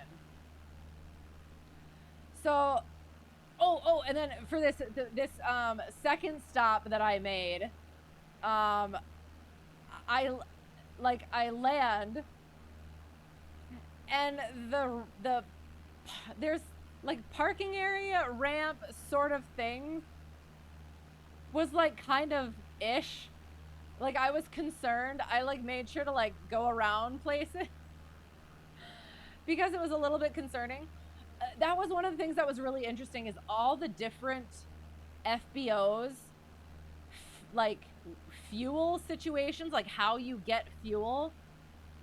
And yeah, it was really cool having that experience and seeing all those different things. So yes, so I was going to get there after dark. So I let them know I'm just going to do it in the morning. I'm going to land, going to stay the night, and just finish it off tomorrow.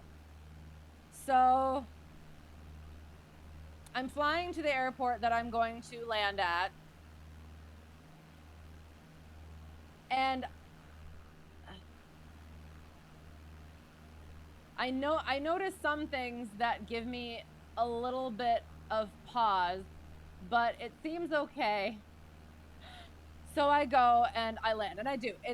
I get a night landing in for it. And this was at the end of a long day. And I will admit, I bounced the landing a little bit, but it was fine. It was okay. Didn't break anything.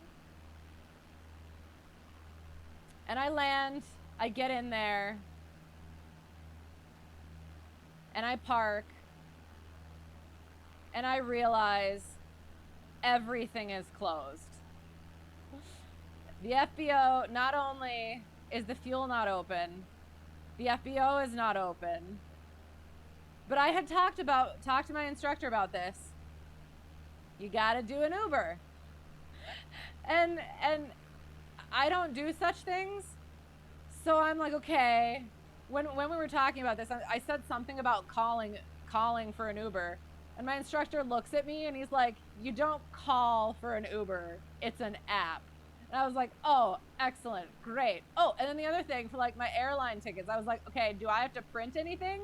Or is that an app too? And he's like, yeah, that's an app too. So all these apps, I'm coming into the 21st century, I guess. Yes, that was a thing. You'd think I flew Travolta 74, guys. No, guy could buy his own airport. Well, okay, so it's not like a big airport. It's a littler airport. It's a littler airport. So it's yeah. Anyway, I don't know. But so yes, so everything's closed. It is dark. I am in this place very far from home, alone. And it's like, oh, excellent. Okay. So I get the app. I start figuring out hotels. And I text my instructor because I'm not used to this stuff. I don't do this stuff. And luckily he texted me at the same time, like, okay, how's it going? And I was like, okay, so how's this hotel? And he's like, oh God. Because I was trying to find, like, my criteria was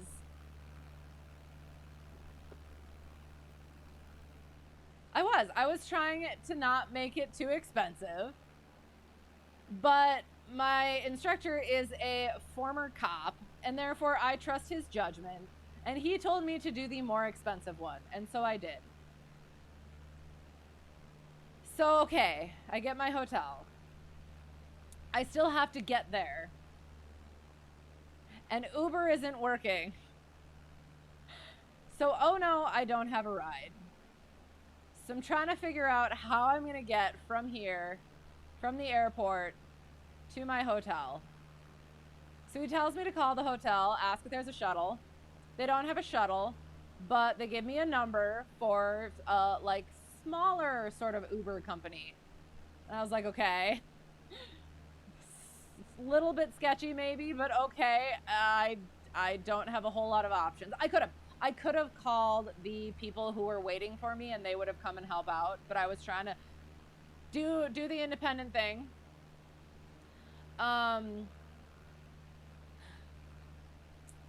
So I call this place, and the lady sounded nice, but of course, my instructor, again, no filter, and he likes to give me crap about things, and yeah,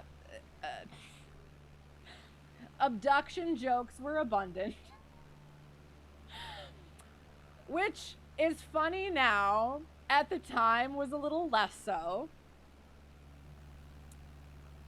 That rich and he doesn't have a car. Okay, like I said, again, they would have come and got me, but there were other options.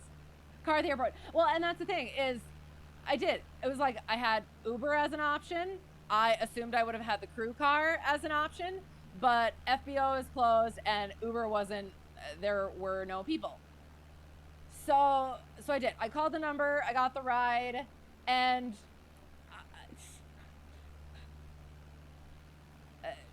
she said she's gonna come find the airport, because she'd never been there before, and so I was like, okay, well, I guess I probably should too. So I go to the front door of the FBO and I figure out where she's gonna be, and I just sit there instead. And I took a picture because it was just so kind of, it seemed silly to me at the moment, because it was like the little spotlight on the front stoop, and I'm just sitting on the front stoop, and just everything else is just like dark and deserted and stuff. And I was just like, what the words I can't say because I'm a lady am I doing? And then I'm sitting, I'm waiting. I realize I should have asked, like, what's your like expected time of arrival? But I didn't, so I just sat. And then all of a sudden, 2 trucks show up. And I get a little concerned. And then one of them leaves, and the other one has a little logo on it, and it's the lady and her husband, and they seem very nice. And it turns out that they couldn't find the entrance to the airport, so they had asked the other person in the car, hey, where is this? And he had shown them the way. And it turned out they were absolutely lovely people. And I got them again for the drive back to the airport the next day, and it was like absolutely perfect, and it was nice meeting nice people. So yeah, got to my hotel, got ready, did the whole sleep thing, got up again. 4 hours later, yes, I know, but I talked to her the next day, and she was just, her whole thing was like, starting that business. What does God want me to do with my life? How can I help people out? And that is what she does, and what she and her husband do with that little like ride company, is they do the late night runs for people who have been drinking, or people who need to get to the grocery store and stuff like that. And like, again, I will say, for me, it was a godsend for me, because I did not have a ride, and I was starting to get to a point I did. I will say, I was tired. I was cold. I wanted to cry. But it did. It ended up working out just fine. And yeah, and then that next day, I went, because the FBO, I had to wait for the FBO to open so that I could get fuel. And she waited for me as I pre-flighted everything until the doors opened, and we chatted about stuff. And it was really lovely. So then, the FBO opens. Oh, because I had called for the after hours thing, and it was like a $120 call out fee. So I was like, no, I'm going to probably not do that. So I waited. The one thing was, okay, the other thing was, is it was windy as words I can't say because I'm a lady. During the day, so that was another thing, is I was trying to arrive after the winds had died down, but also before dark, which didn't work. But then the next thing is it was going to be super windy the next day as well. So I had to wait to get fuel, but then I also had to make sure that I got it there and landed and hangared and everything before it got super freaking windy again. And it said there was going to be wind shear. So I'm worrying about that. The TAF was a lot better the next day, which was good. And then I get into the FBO, and it's this older guy who we ended up chatting a lot. He said I had talked to him on the phone. He was the one who I had talked to on the phone about the after hours stuff. And he was really apologetic about it. He had just gotten home. There's this whole thing about there's a reason why they can't do the fuel thing, and this is why it is how it is. So we go get fueled up, and then there's an issue. He's not great with computers. So he's like, do you want to wait, or do you want to just give me your information and we can take care of it later? And I was like, no, I can wait because the TAF is looking better. And I want to make sure everything gets taken care of. And so he's working on the computer with that. I'm getting everything figured out. Can't get it. Calls his boss. Can't get it. It's not going to work. So I was like, do you want me to try? And he's like, sure. And we figured it out together, which was not something that I expected to do on a ferry flight. But no, that was good. And he was super sweet. And he was really apologetic, and like the whole computers, he's only started getting into them like the past 2 weeks. Give me an aircraft that has something wrong with it, I'll fix it. I'm gonna bring the sun back a little bit. Oops, just a little bit. Because he did maintenance at that airport for like 30 years. So that was cool. He had some good stories. Got that figured out, landed at this airport.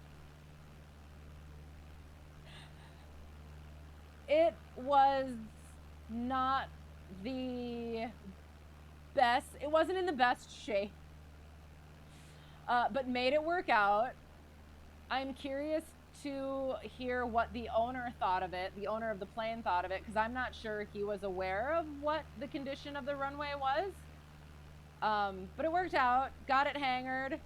The two guys there, they gave me a ride to the airport. I had gotten a ticket for the evening, an airline ticket for the evening, but since we got done early, figured, hey, I'll go switch my ticket, maybe.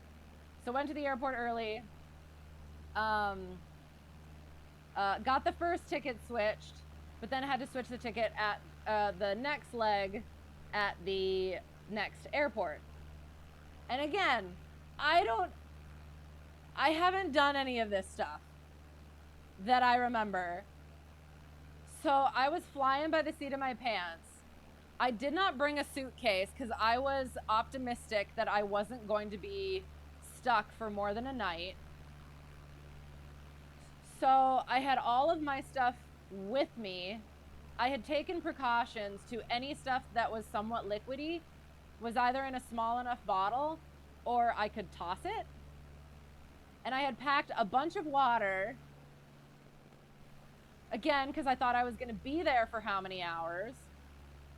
and I got my ticket switched, so I had to dump all of my water out, and I had to throw some of my stuff in order to get through the TSA stuff.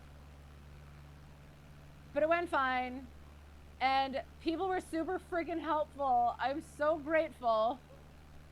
Putting up with this person who doesn't know how airplanes work, even though I know how some airplanes work. And so I do. I get on that flight, and that was so freaking fun. I was just nerding the entire... I was supposed to do homework. That whole day. I planned to do homework on the flights, and I absolutely did not. I was just sitting, staring out the window, taking pictures, tracking the flight, being a nerd. And it was super fun. And then... and they stopped. So I was put on like standby or whatever, and then they put me onto an actual like seat. And I saw the ticket guy who had helped me later on, and he's like, I put you on an exit row, so I hope you're available to help. And I was like, I will do my best. And I did. I took my potential job seriously, and I looked at the thing, and you're supposed to do the thing, and then hold the door and chuck the door and all the, yeah. You totally do exactly the same thing. Good. Yes, exactly. So how often do you fly such flights? Because I wasn't sure. Is this just because I haven't done this in memory, or is it just the same always? So yeah, and that was, so the first, so you can have a personal item, you can have a carry-on item, and so I had my purse, and I had my backpack, which is my backpack is my flight bag. So I had to do some shuffling of things and throwing of things. I brought a roll of paper towels with, because in the owner's hangar, he didn't have like any, I could not find any friggin' paper towels so that I could do like the oil thing. So I ended up throwing an entire thing of paper towels because I thought I was gonna use more, and it did not fit in my bag so that I could have all my stuff where it needed to be, and I felt awful about that. But anyway, moving on. So yes, so the carry-on, sticking it in the top or under the seat. I didn't realize you could stick things under the seat. So I get to my seat in the first one, and I'm trying to put my backpack into the up thing. I'm really good at this, sorry. Yeah, whatever that is. There's already like another backpack there, so it doesn't like fit. And I asked the flight attendant, I'm like, so what do I do? And he's like, if it doesn't fit in the thing or under the seat, it's got to be checked or whatever. And I missed the whole under the seat part. And I was like, it will fit, but there's somebody else's bag there. And then he kind of like repeats himself. And I was like, oh, under the seat. Oh, under the seat. Okay, I'm sorry. I don't know how things work. And then he was super nice throughout the rest of the flight. And I was like, thank you for taking pity on me, this nerd who doesn't know how things work. But yes, so I made it through that leg, and then I had to go switch my ticket at the next one, and I'm like, okay, where do I go? I don't freaking know. So I go ask somebody, and I'm like, hey, how do I switch my ticket for my next leg?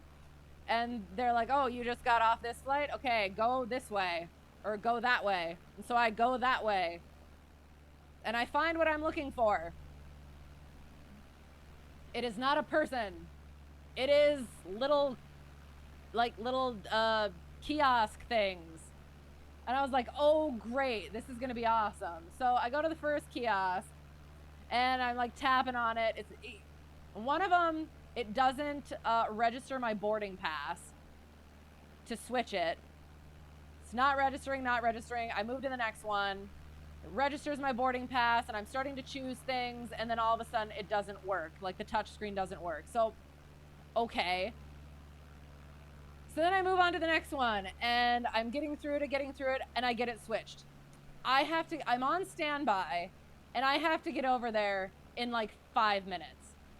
So I'm like, oh, words I can't say because I'm a lady. So I am booking it through this airport to go hopefully get on this flight.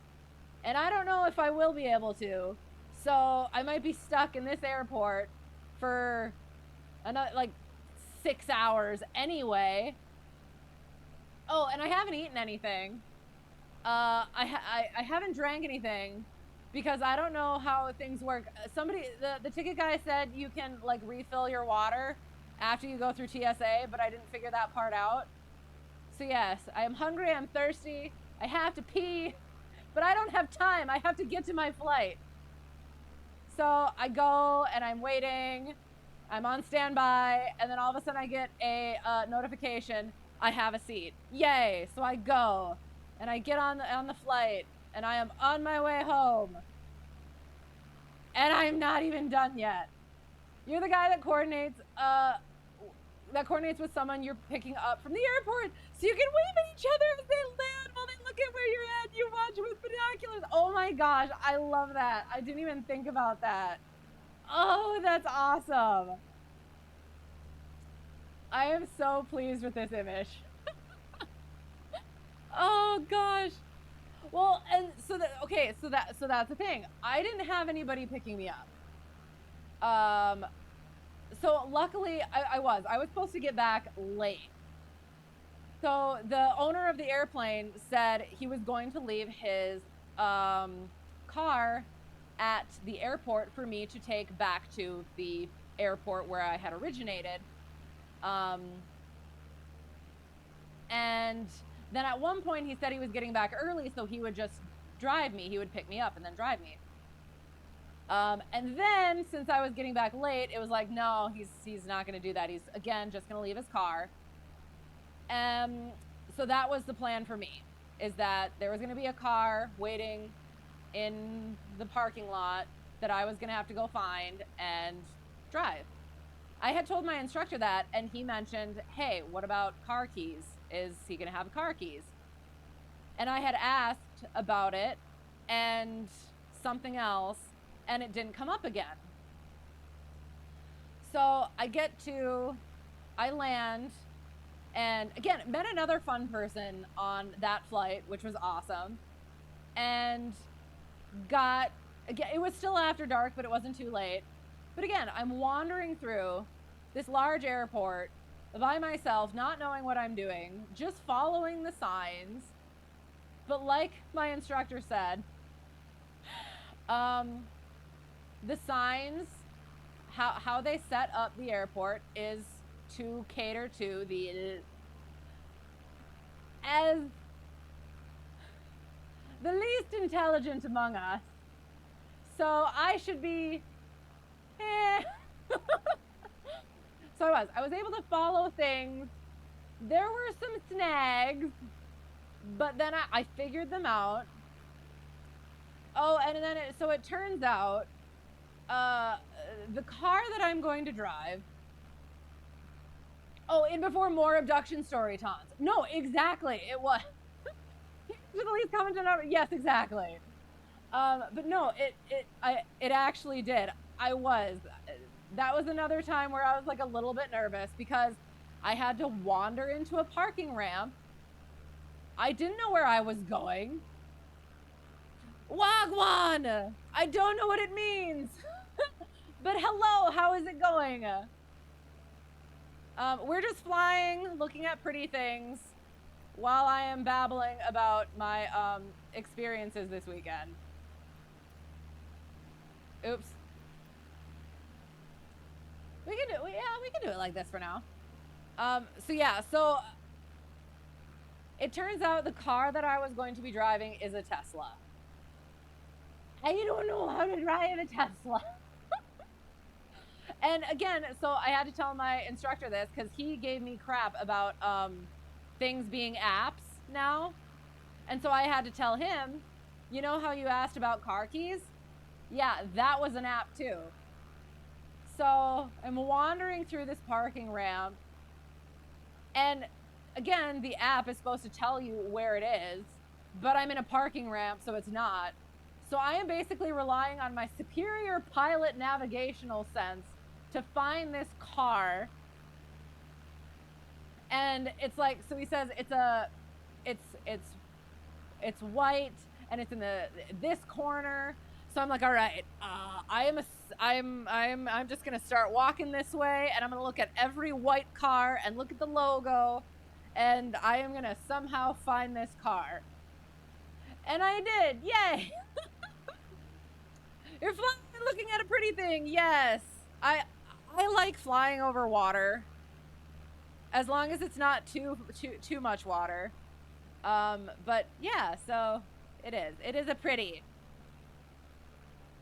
Just hit the log button like everyone else. Well, okay, I don't know how to work the app very well though. I will continue with that. Oh, and again, I will say, I had started, like, I woke up at 4:30 the morning before to start on this. It ended up being like I started at 7:30, like flying. I took off at 7:30. I landed at about 7:30, like at my final thing. And then I was trying to figure things out. Sorry, almost got a gamer word out of me. Took a while to figure things out, stressing about a hotel and how to get there. And then worrying about wind shear and getting the plane to its final place. And then having to navigate airport stuff. And then stressing about not being able to potentially get on a flight. And then not being able to eat or drink or pee because I have to go places. And then being in this airport after dark and navigating that. And now I have to drive this car, this expensive car that I don't know how to drive and I don't know how to work, and there's no friggin' buttons anywhere. It's all on an app.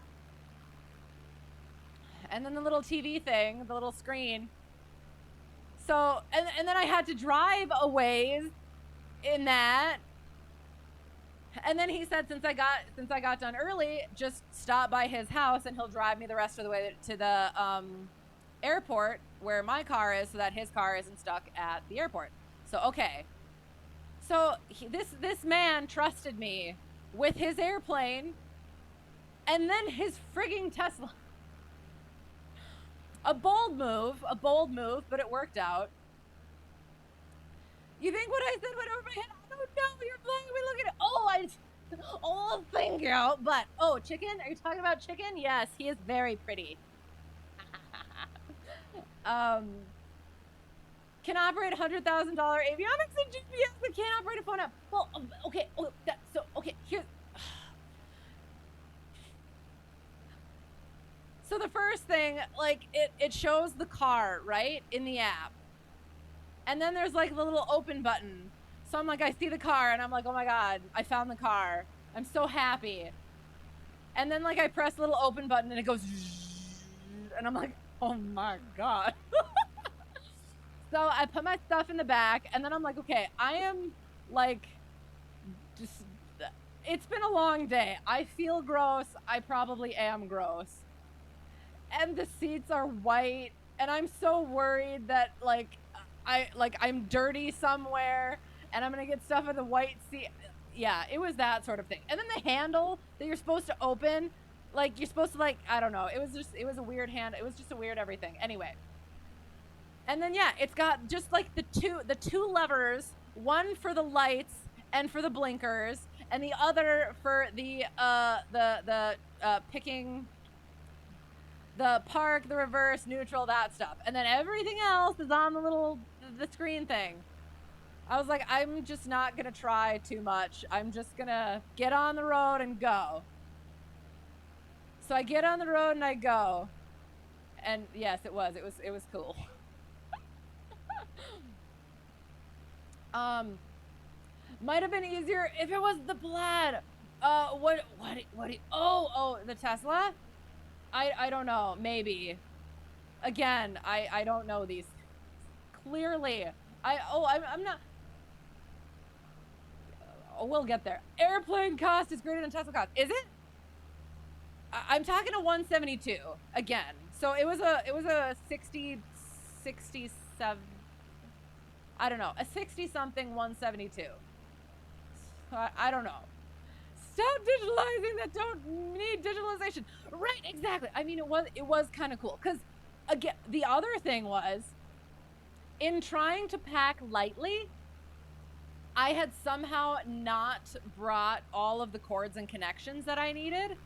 So both my iPad and my phone were they were in the process of dying at the time. So I was like concerned. I need my GPS in order to find this guy's house. So I'm like, I start doing my GPS stuff, and then I realized I can just do it on the screen. And so I did that, and that was cool. And it was nice. You appreciate the story. I'm glad. Like,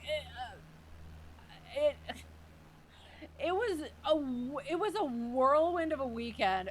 So many different, like, starting on Wednesday, I guess, so many different experiences that I had not done before. And yeah, just different things. It was an exercise in being flexible and saying, yes, I can do that, maybe, but the maybe's under your breath so nobody gets nervous. Yeah. The Plaid is a yoke system instead of a wheel. Ooh, okay. Keep the glass cockpit in the planes. Well, and that's the other thing too, because like it was weird having to look this way for things instead of like, I don't know. It was just like it was almost like a little bit like right seat flying, where just like your sort of visual sight picture and how you do things is just like a little bit off. And I was just so worried that, to be honest, I don't like driving. I especially don't like driving in like busy areas. And then having to drive that car, like I did not. I was so worried that something was going to happen, and it didn't, thankfully. But yeah, so I did. I get to almost his house. I somehow get turned around, and I have this horrible feeling that like, oh God, he's sitting there watching me somewhere, like pass by his house and thinking, why isn't she turning? Turns out I wasn't by his house. So that was good. That was okay. I went and I get into the driveway, and he's coming out, and he's doing stuff, and I realize I get up to the garage, and I don't know how to park the thing. I keep pressing the lever up, and it doesn't go to park, and I'm like, I don't know what I'm doing. And he comes around to the side, and I'm like, I don't know how to open the door to ask him anything. I don't know how to roll down the windows to ask him anything. I'm like, I'm looking around like, how do I don't, and he's laughing at me outside of his car. And I finally, like, I look down, and there's like one friggin' button to open the door. So I have to like keep my foot on the brake and reach over to his side to unlock that door or open that door. And then I'm like, how do you park? And he reaches over. It's a button. It is a button on the switchy thing, on the lever. I was like, okay. So I would have figured that out if I had to figure it out myself. I could have Googled with my foot on the brake. But I'm also like, oh God, I'm glad this is over, and that's not like, he already trusted me. I already got everything else good. And then I couldn't park his friggin' car. So yes, so park the car, and I was like, you can drive the rest of the way. So we swap, and we go off, and we get to chat for a while. Don't ever come to Dallas. Downtown area has 2 million vehicles come through every rush hour. 10 rush hour. Good Lord, rush hours a week. That does not sound enticing in any way.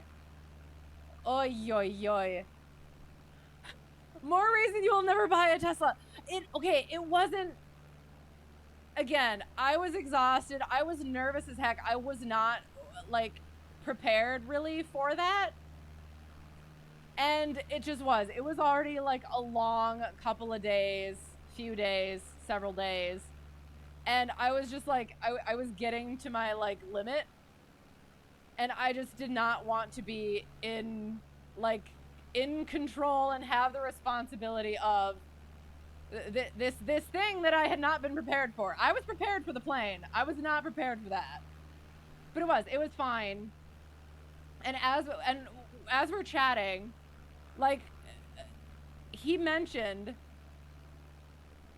so again, I mentioned this, I went into this a little bit earlier. This has been the busiest 2 months of his life. He needed the airplane down there for this week. He couldn't do it. He didn't have somebody else to do it. In the 5 minutes free that he had, he calls me. And it works out. And then he says, we're chatting about this. He says, and then at some point when I thought about it, I was like, I don't even know her. And I was like, I mean, yeah, but also, I'm glad it worked out. But also, the fact that, and again, this is how the aviation community works, I guess. Because my home airport, because they trust me, he can trust me. And my whole thought, too, is there's a lot of stuff on my end as well that I trusted him with. Like his plane, him going to be reimbursing me for all these charges that I'm putting on my card.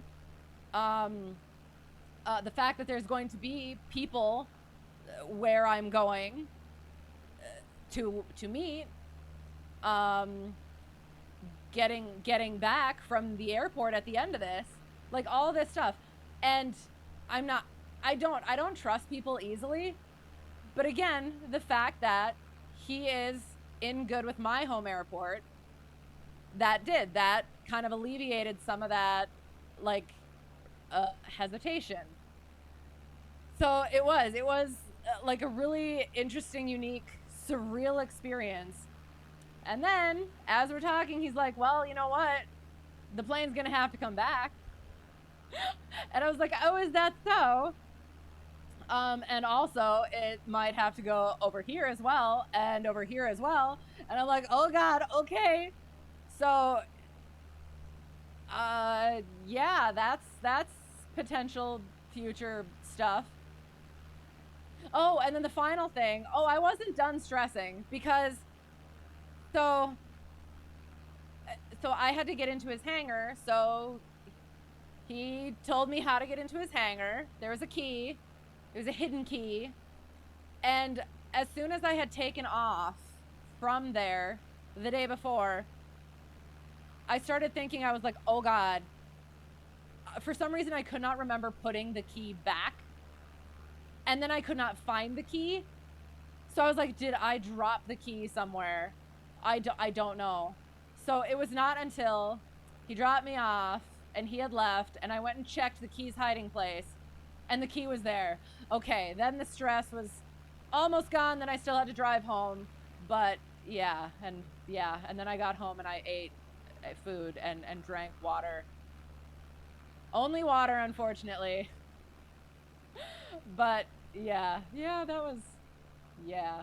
How complex is it to get someone on the insurance policy that last minute? Oh, okay. So that was one of the things that he mentioned in our phone call was his insurance policy is basically he just has to give verbal consent, verbal permission to someone to fly the plane. And he said, I give verbal permission to you. And I was like, okie dokie.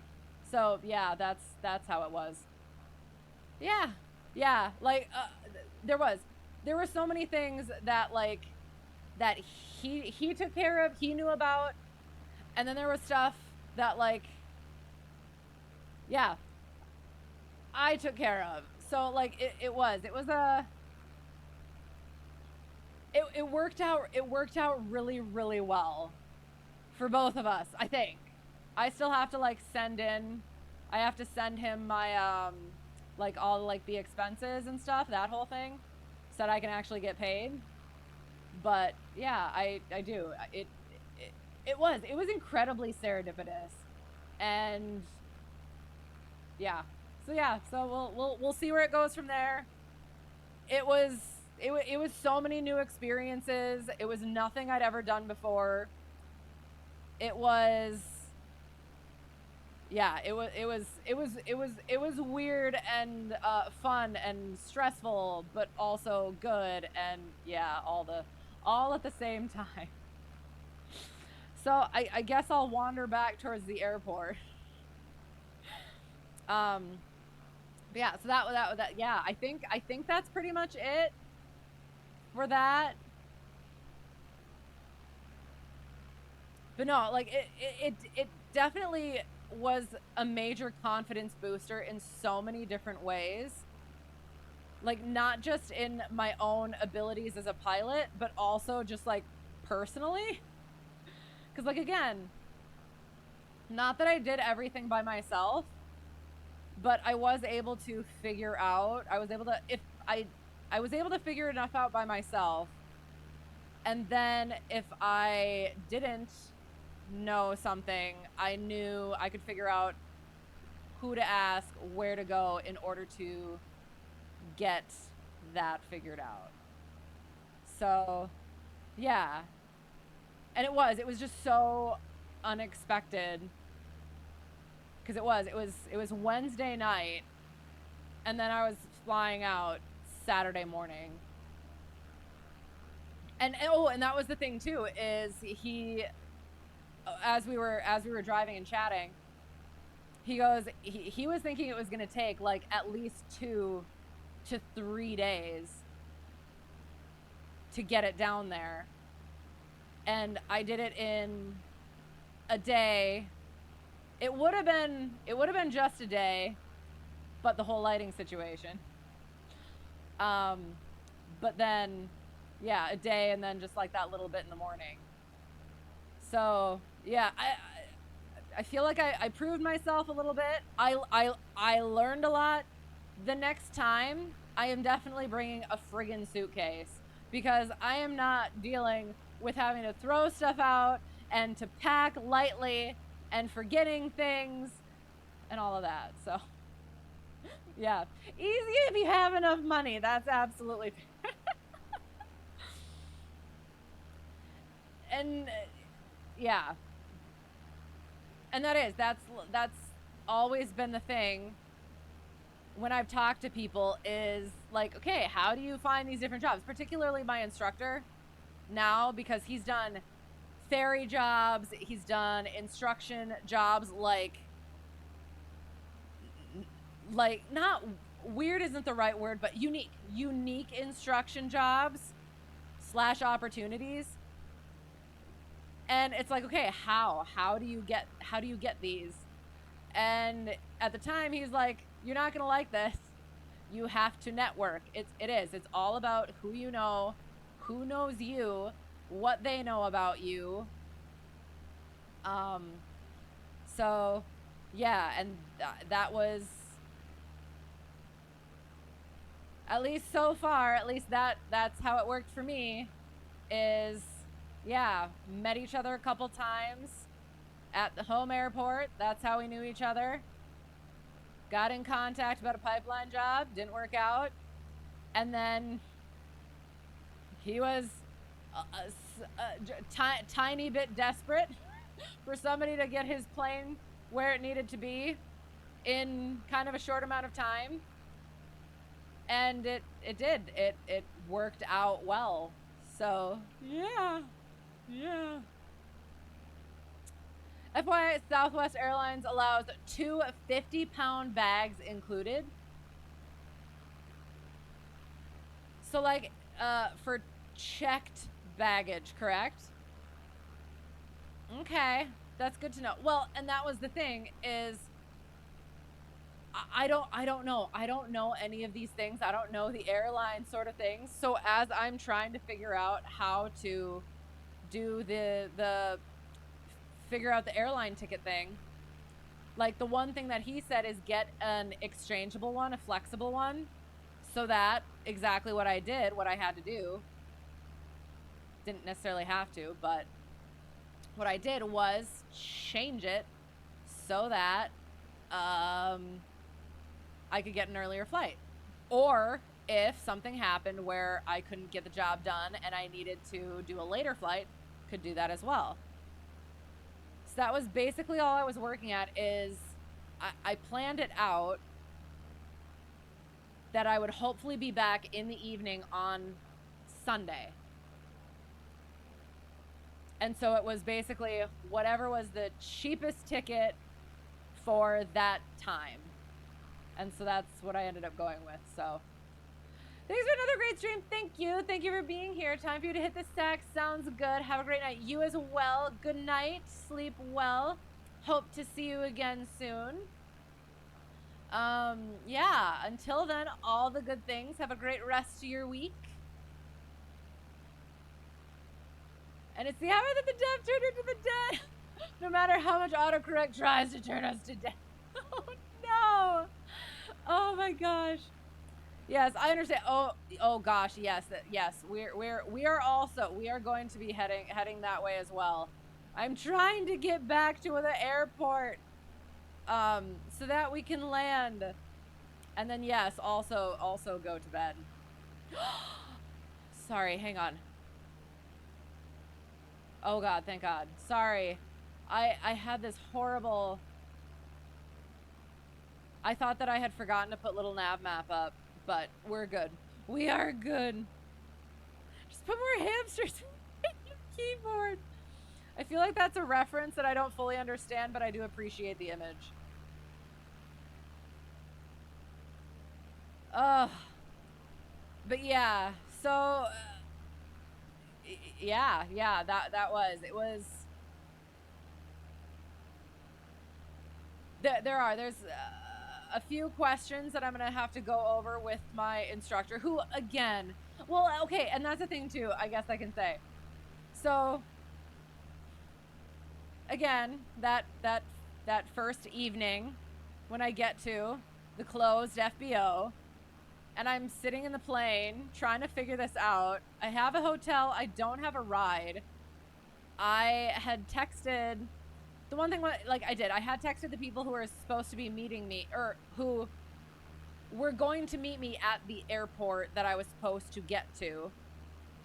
They said, let them know when I landed, and if there was anything they could do, let them know as well. I texted them that I had landed. I was just trying to figure out the fuel thing. And I didn't hear back. I texted the owner of the airplane, who, again, super busy, and I recognize that, and I just mentioned I had to call for after hours, so how much fuel did he want put in? And I didn't hear back from him. And so it was like, I was in this place, far from home, after dark, everything's closed, I have no ride, and to be quite honest, I really didn't want to wander alone anywhere, even if it was like a short walk. I was like, no, that just does not sound like a good idea. And so there was like a moment where I'm like sitting in the plane, like looking around just like a little bit, like, what am I doing? And my instructor helped me through that with the whole hotel thing, and I texted him when I got to the hotel to make sure I didn't get abducted. And yeah, just was very supportive in his own way with all the abduction joke. But no, like he is. We have that sort of a thing where it's all jokes all the time. So if it was anything different, I wouldn't believe it. You know what I mean? So it is. It's funny now. It was a little less funny at the time. But no. So I do just like having that like that's been my experience in aviation, is people who are just helpful, want to see you succeed, nice, kind. Did I say helpful yet? And then just, yeah, all of the different people that I met on this trip as well. Not even just in aviation, just all of the people were just like super nice, and it was just a really good experience. So, yeah. Yeah. Oh. Old gamer joke about hamster wheels helping things work better and faster. Fair enough. Absolutely fair. Okay. I like it. More hamsters into the live captioning. Yes. Oh, I should be enunciating. I'm sorry. I hope it hasn't been too weird, although that could also be entertaining, I guess. Like any of the captions coming out wrong. Hamsters have gotten better at captions, but there is still a lot to fill in, having to work every day through Teams live captions who've gotten good at filling in those gaps. But Sarah Connor will be pleased today is not the day. AI takes over. Excellent. Ever watch Fighter Pilot Podcast? I have not. I feel like I've heard about it, though. Do I need to look into it? Good night. Good night to you as well. I do. I hope you sleep well. It's always good to see you. Oh, God. Trying to figure out where we're landing. We'll do I guess I could go back into the plane so we can actually see what we're doing, where we're going. One is that way. Shoot. Where's the windsock?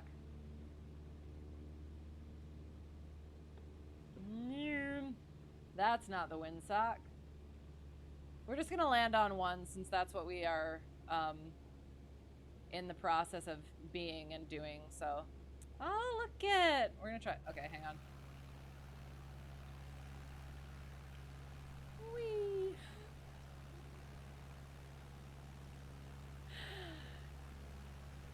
Pretty. Okay. Alright, doing the proper things. Kind of. Minden traffic. Cessna. Hotel Tree 1 Delta 1. Left downwind 01. Minden. Oh, I guess final-ish thing that's not really a thing. So I do the whole hotel thing. That thing's all fine. All the other things work out fine, whatever.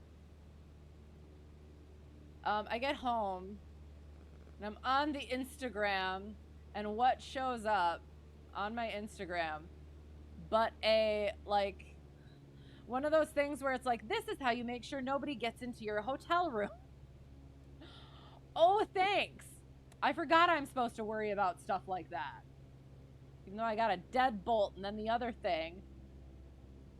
So yeah, so like, you hear stories about stuff. I definitely did not think about any of them, most of them, as I was doing all the things. It was just do the thing, get it done, hope for the best, pray for the best, and yeah, and now I'm like, there are probably, again, certain things that I could do better, should do better. Minden traffic, Cessna Hotel 31 Delta 1, final 01 Minden.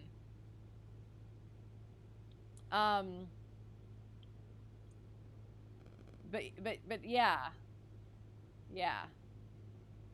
Certain things that could be figured out better, certain things that could be done better, certain things that should consider,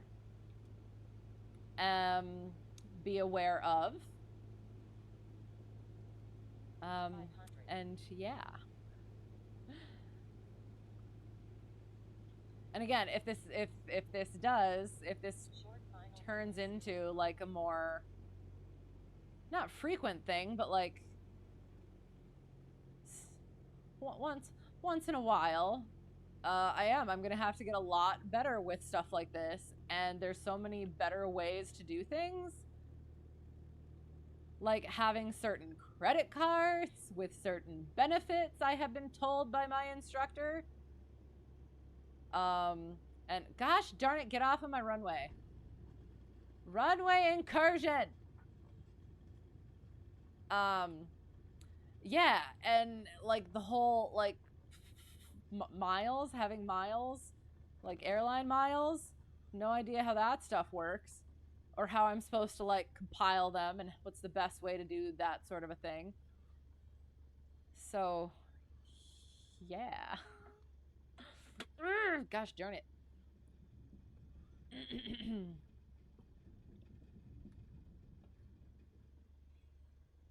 Host is a U.S. Navy Top Gun pilot. Ooh, in one video, they talk about military aviation being a take the job seriously, don't take yourself seriously mentality. I love that.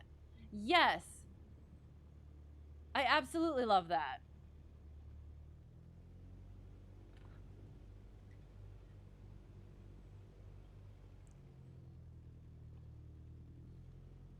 That should definitely just be like an everything. Oh God, whoops. And I've thought about this. Like, what is it? What is it that I find about aviation people that I don't often find in non-aviation people? And I think one of the things is that like that major passion that aviation people have is something outside of themselves. Do you know what I mean? Where like I'll compare it to my own experiences. So, for those of you who don't know, I was planning to be an actress for a long time. And the thing is like I'm not saying they're bad people, but like that passion ends up being very self-involved because it is. You have to emote. You have to be aware of your own inner workings in order to bring that out and create that for other people.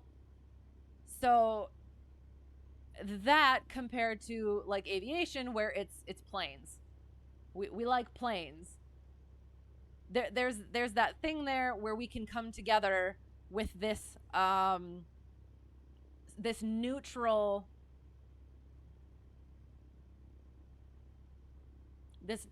it's a neutral bond sort of a thing. It's neutral point of bonding. Does that make sense?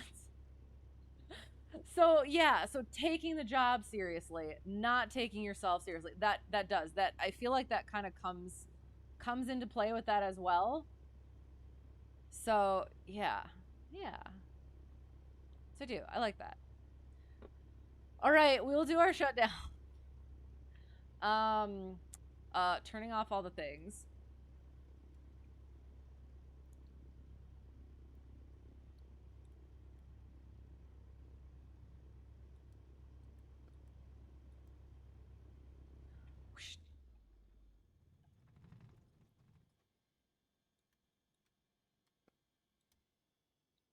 And it didn't count it again. All right, still doing our thing.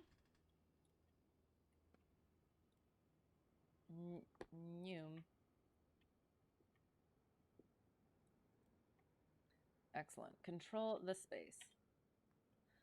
Shut dittos. Out to side. Button. Walk around. We're chalked. Do the thing. Oh, other thing.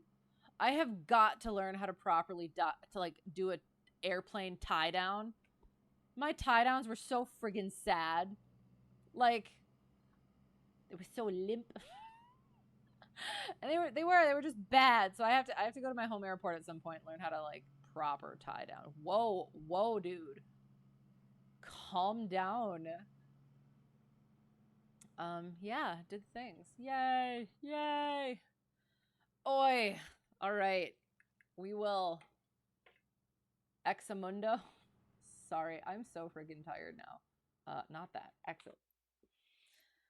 Main menu, get pretty music going. We'll look at LittleNavMap, and then it is time to be done. taking responsibility for a multi-million-dollar piece of equipment that hurdles tons of metal, glass. Oh my God. Sorry. No, we're good. I put the thing on. Metal, glass, plastic, and rubber through the air at hundreds of miles an hour, which requires relentless pursuit of perfection. So you don't kill 1,000 people that are helpless to defend themselves from your recklessness. Right. Exactly. Yes. Oh my gosh.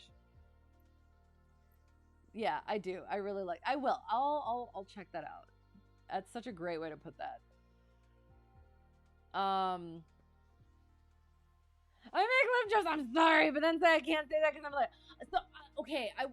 I heard it as I said it, but I also didn't mean it like that. But I don't have enough of a filter left and or self-reflection, ability to self-reflect, to be like, ha, that didn't sound right, to then be like, I can't say that because I'm a bit.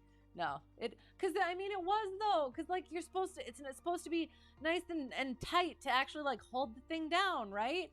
And it was just like, blip. Oh yes, so yeah. Oh, and then, so I either forgot where the rings for tie downs were supposed to be on the wings, or they were in a different spot. So I was like, I didn't see the rings. And so I was talking to my instructor, I was texting him, and one of the things I asked him was like, how do I tie down the wings if there aren't any rings? And then basically immediately after I sent that, I realized where they were, and they were just kind of like with the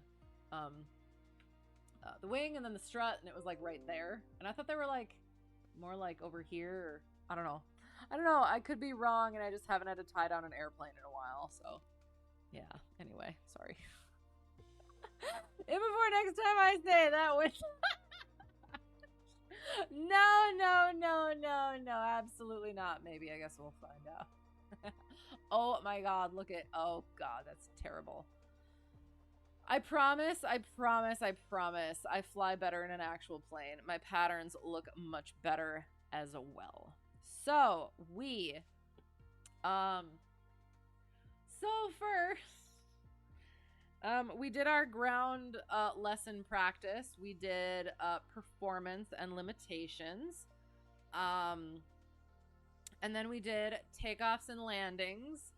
They were highly questionable, but we got ish through the flows, question mark. Much practice must be done. However, then we went and wandered lake, where'd it go? Lake something. It keeps disappearing. I don't know. Yeah, wandered, and I babbled about, yeah, my first big girl commercial pilot job. That was entirely unexpected and worked out really, like, almost perfectly, like as well almost as it could have. So yeah, I'm it was a really great experience,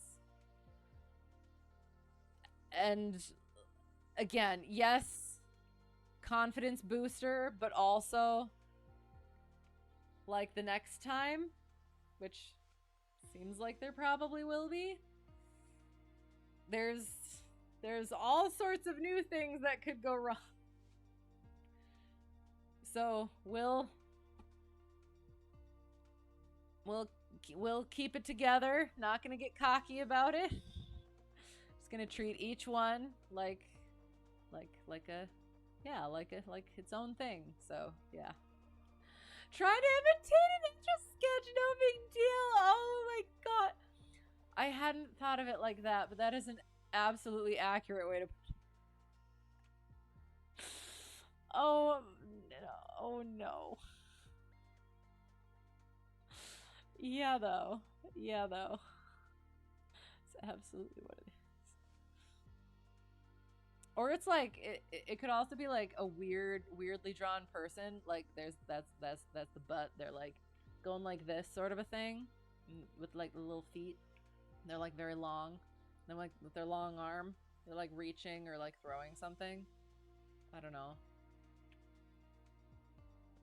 It's where my mind goes.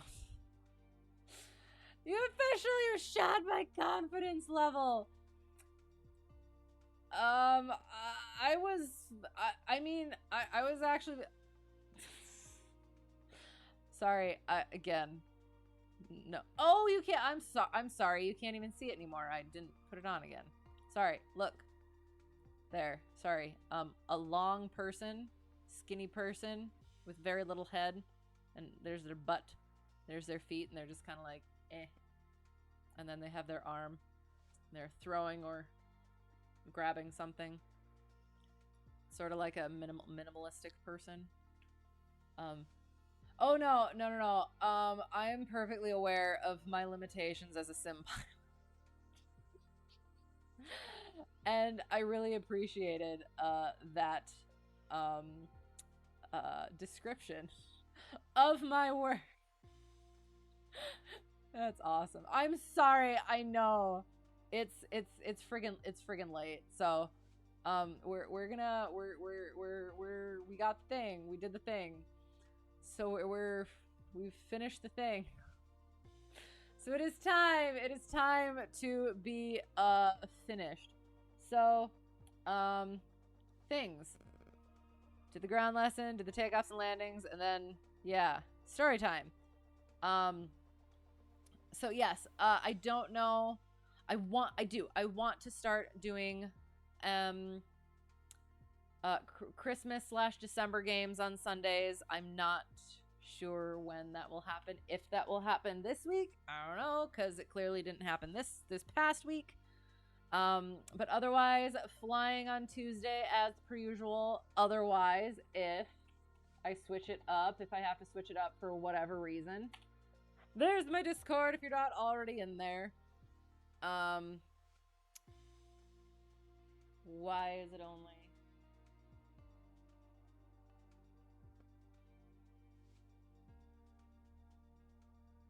Why isn't it working? Oh no. Oh no. Hang on. There's something wrong with my chat. Don't worry, you love it. Okay, good. Thank you. Yeah, that didn't show up on here. Oh goodness. Hang on.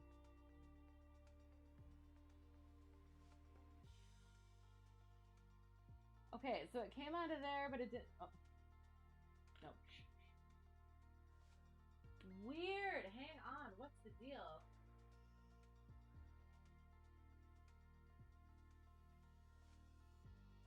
Well, I guess I need to put it in here then.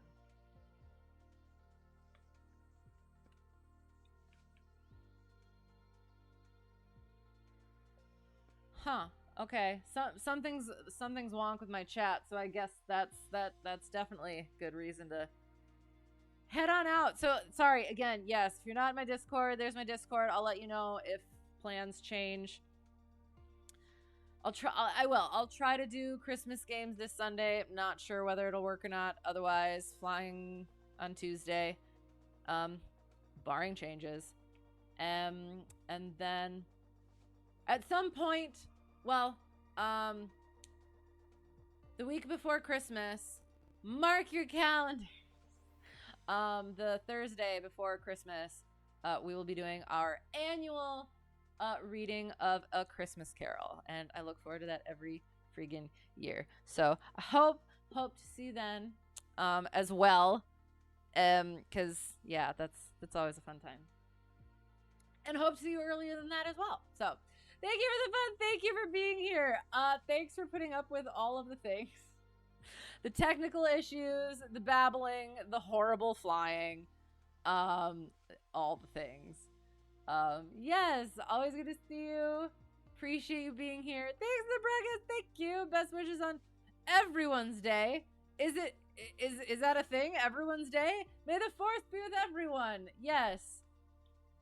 Yeah, all the good things.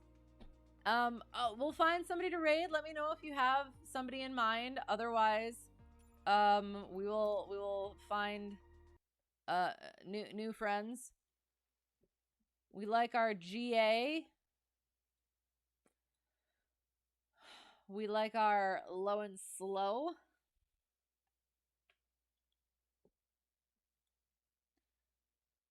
Yeah. Only simmer you see is Captain Nabib. We can go there.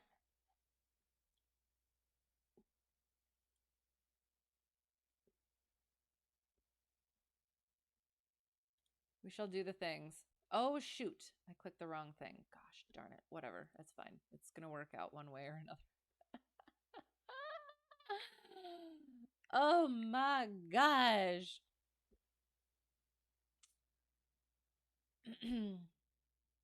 Up to me, of course, no pressure. No, like, if you guys have somebody you like to go to, I would prefer to do that. So we will do that. Otherwise, like, oh, hello. Thank you for the follow, Airman 4875. Appreciate you putting up with me. Yes. Particularly on this day. No, because then it's somewhere you want to go, continue the party. Otherwise, yeah, if there's not somebody, then we venture. Yeah. But otherwise, I'm so sorry. Brain is absolute mush at this point. I apologize completely. So yeah, if I've forgotten anything, that's the reason. It's also the reason why I'm strange and a little slow. So yeah. Informative and enjoyable evening. Thank you. Yes, thank you. Informative, not in any sort of an aviation knowledge way, correct? Because disclaimer, this is not instruction. Do not learn from me.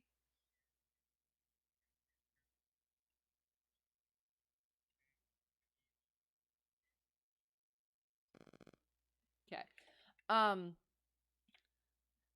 But yes, so I do. I always have to say that just because I don't. I'm still working through like all of the like verbalizing things and understanding things and all, like, yeah, all the things. So I don't want you to take anything away from this wrong knowledge wise. So yeah, anyway. Thanks for the not learning. Yes, thank you for not learning. I do. I appreciate you guys being here. It's a lot of fun. Heidi Delirious level 10 out of 10. 10 and a half out of 10. Yes, absolutely. But yeah, so whoever got lost and found their way here or found their way back, thank you so much for being here. I really appreciate it. Let me look at things. Yes. Yeah, thank you all for being here. Thank you, Sky Blue Sims, for the raid. Thank you for the follows. I do. I appreciate you all putting up with me and the shenanigans. I have to figure out a different word than shenanigans, because apparently shenanigans does not mean the way that I think or I want it to mean. So, but it's so much fun to say, so that's unfortunate. Anyway, sorry. So yeah. So have a great whatever it's going to be for you. Hope to see you again soon. And until next time, all of the good things. And yeah, have fun in the raid. I will be going to bed. But yeah, do. I appreciate it a lot. Always fun seeing you guys. Always fun chatting. And yeah, all the good things. So thank you and bye.